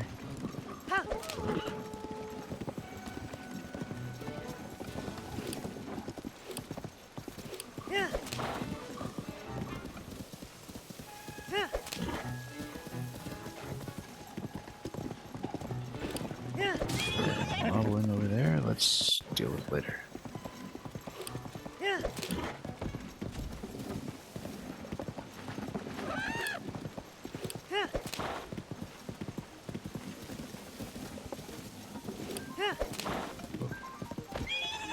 So I'm gonna stay on this path here.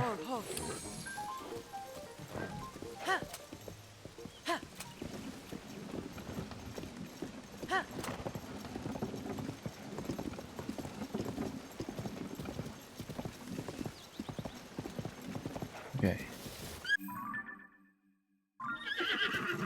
So,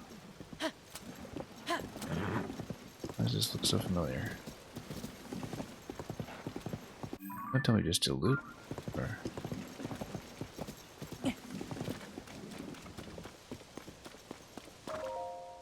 we totally just did a loop. How did that happen? What did I miss? Oh, yeah, okay. I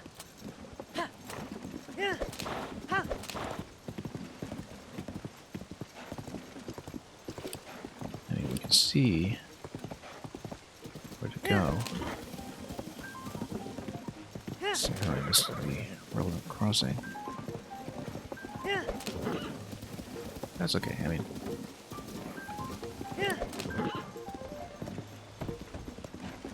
Still covering our sense of geography here, I suppose.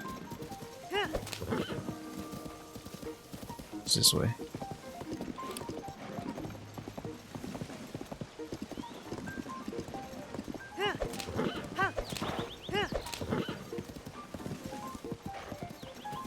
And here's another one. Sure, we'll do it.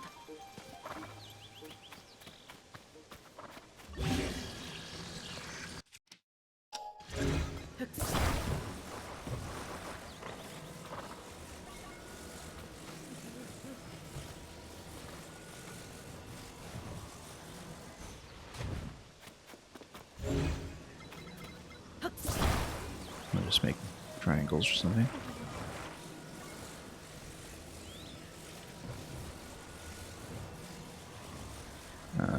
One here.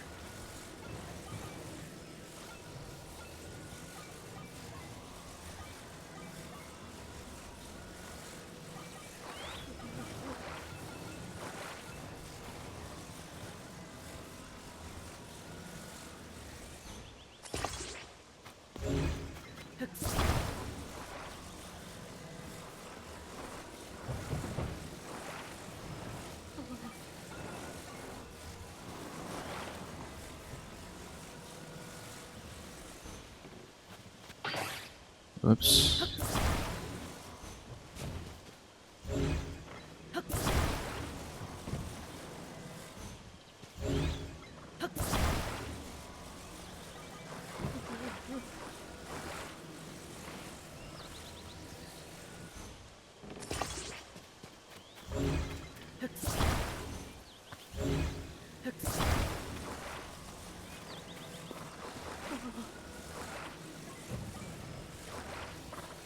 Usual principles apply.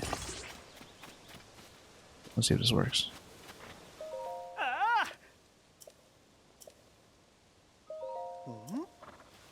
There we go. Very simple.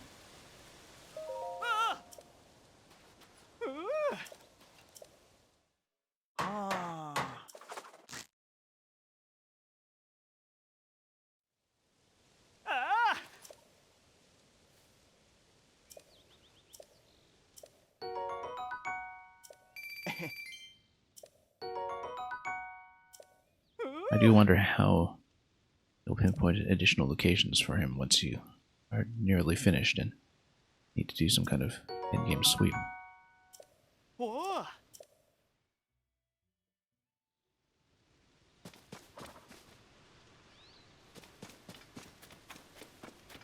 Anyway.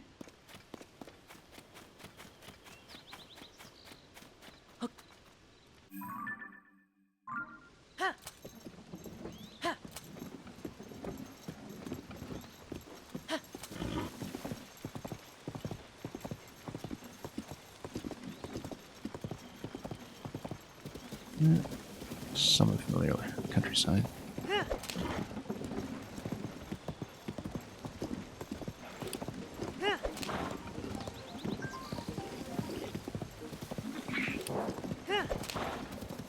Yeah, we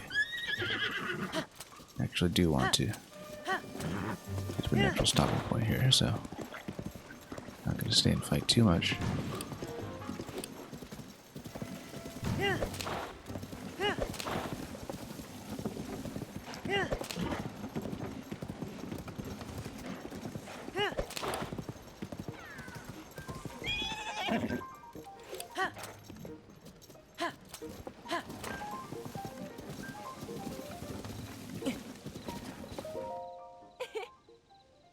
Well, she's definitely in the CC Club.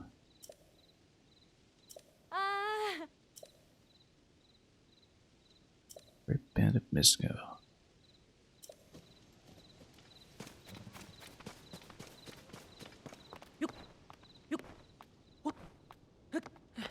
Okay, where's your friend this time? Oh, we have vehicles to build.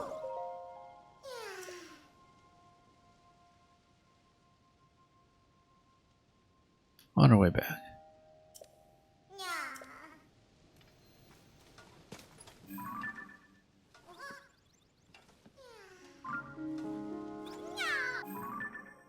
I mean, we're going there anyway, so let's latch him on.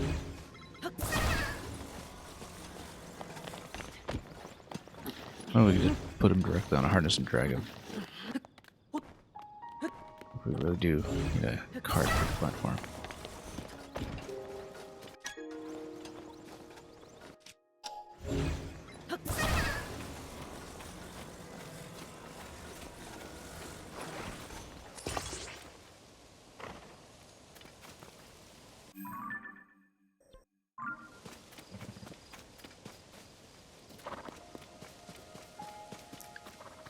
Showed me the village is that way though, so do we remember how to get there? I would say oof a lot, but we can totally drag him. Probably not very comfortable. But we're totally going the wrong way now though.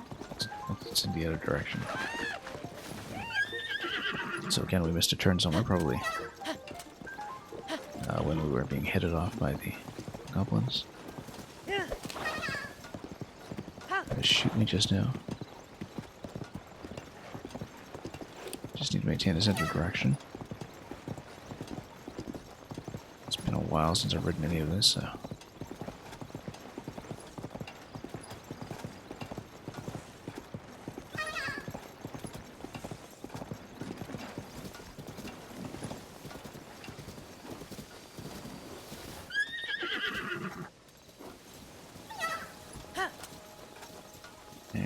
Yeah, I guess we could grab a cart here, but why would we? Oh, that's why. No, Adino Village is that way. Why do we miss it? We missed it.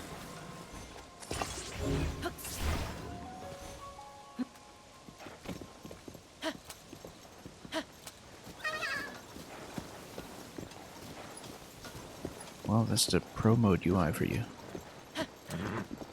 People who lack a sense of direction. Did we just pass on the road much earlier? No. Yeah, we did when we came down the slope. This guy trying to firebomb, he's saying, run. Yeah, we just missed a turn off. That looks of it.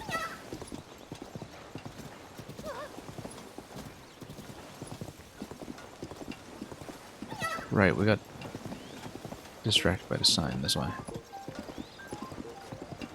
Threw off one sense of direction.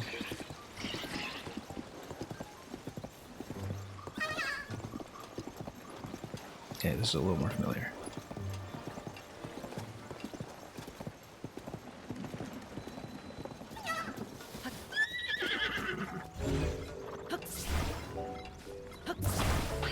Well, it's not the most elegant, but it works. It's got a soft backpack.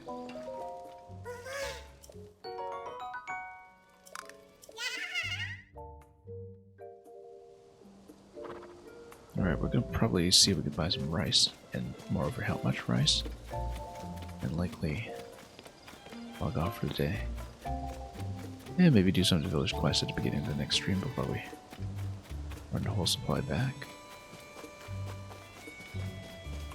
How much do we need?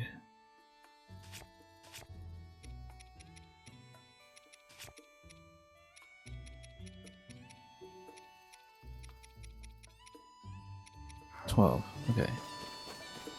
Maybe a little bit more on backup as a cooking buffer. Dye shop, hat shop. Where's my food shop?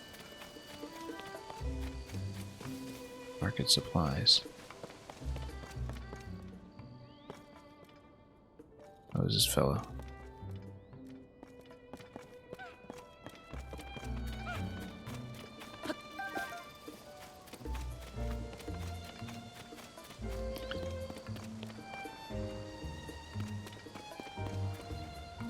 this place seems to have changed. And visit a school during daytime operations, or I'm just trying to remember where to buy food around here.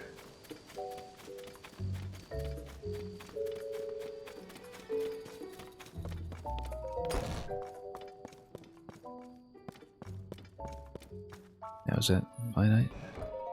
Oh. Only 6, okay. Or only 5, rather. Yeah, we'll have to do it. Ha. Oh.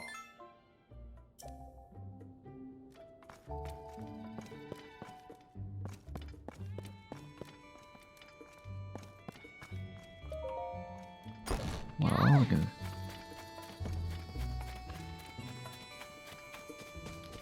probably shop for some more.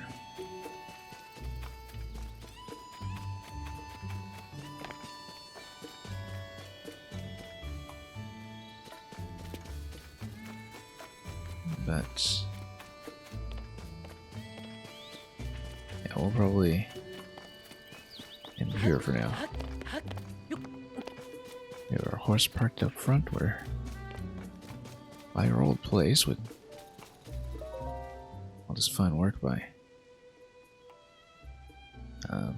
Olsen Construction. But anyway, it seems like player housing this time, now that Zelda has taken possession of this one, is going to be over in Tarrytown, where we know there is a building quest once we resolve everything with Hudson's daughter. We'll do that. We're, again, a little under-resourced, but interesting that it just advertises that right next to your former house. Knowing, of course, that you're a likeliest customer.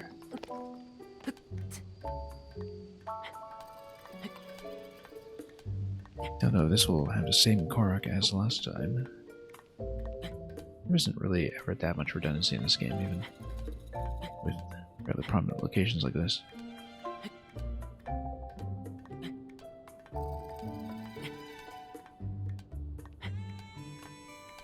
And look at that, right there. There it is.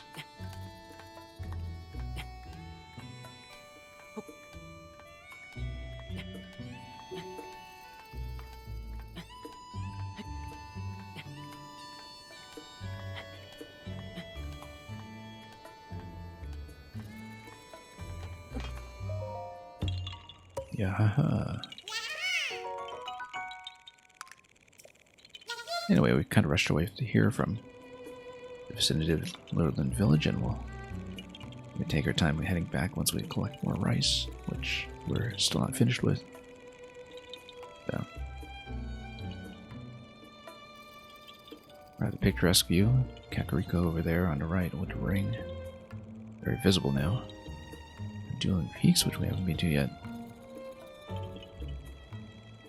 I guess, yeah, what remains of the Great Plateau is a lot of what's been wrecked over there, perhaps. Anyway, sounds like as good a place as any to stop for today. We had a pretty long sitting, very productive. Had lots of high seas piracy on our tail, but we took care of all of that in the only way we can.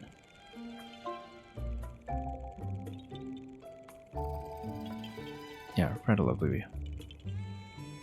We'll just finish on that landscape here and admire everything there is to admire. Whoops, no, or not. Or we can take a massive hit. Okay, sure, we can do that too. An excuse to say it in the end, perhaps, or rest up in our own bed. Zelda's bed, I suppose. Since she's not here to compete for it.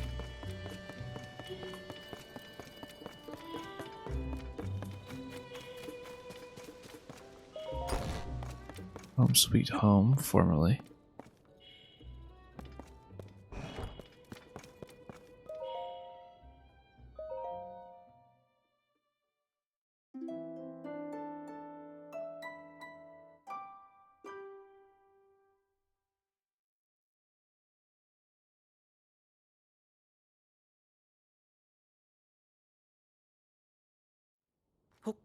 Actually, that doesn't heal you. Yes, it does. Of course it does. I had my doubts for a moment.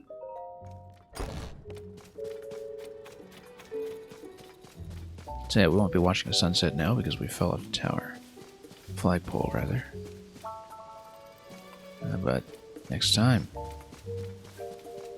we'll continue some business in the village. So, that's all for now. And more of the village awaits when we next return to Tears of the Kingdom. Thank you so much for watching at any point in the stream, whether it's live or on the VOD. And we'll be back for more very soon enough. Probably tomorrow, even though I did originally say that maybe we should get back into a regular schedule for Mario Maker. I mean, I think the impulse is to play this instead, and so likely that'll happen. Hey, look, there's Adra flying around in the back again as we look at the mountain from the other end of where we were earlier today, all the way over at Eventide. Anyway, thanks for watching. Enjoy the lovely exit music. And until we meet again for even more of Tears of the Kingdom, have a great day ahead of you. Enjoy whatever it is you're playing, however you choose to take it, and above all, fare thee well.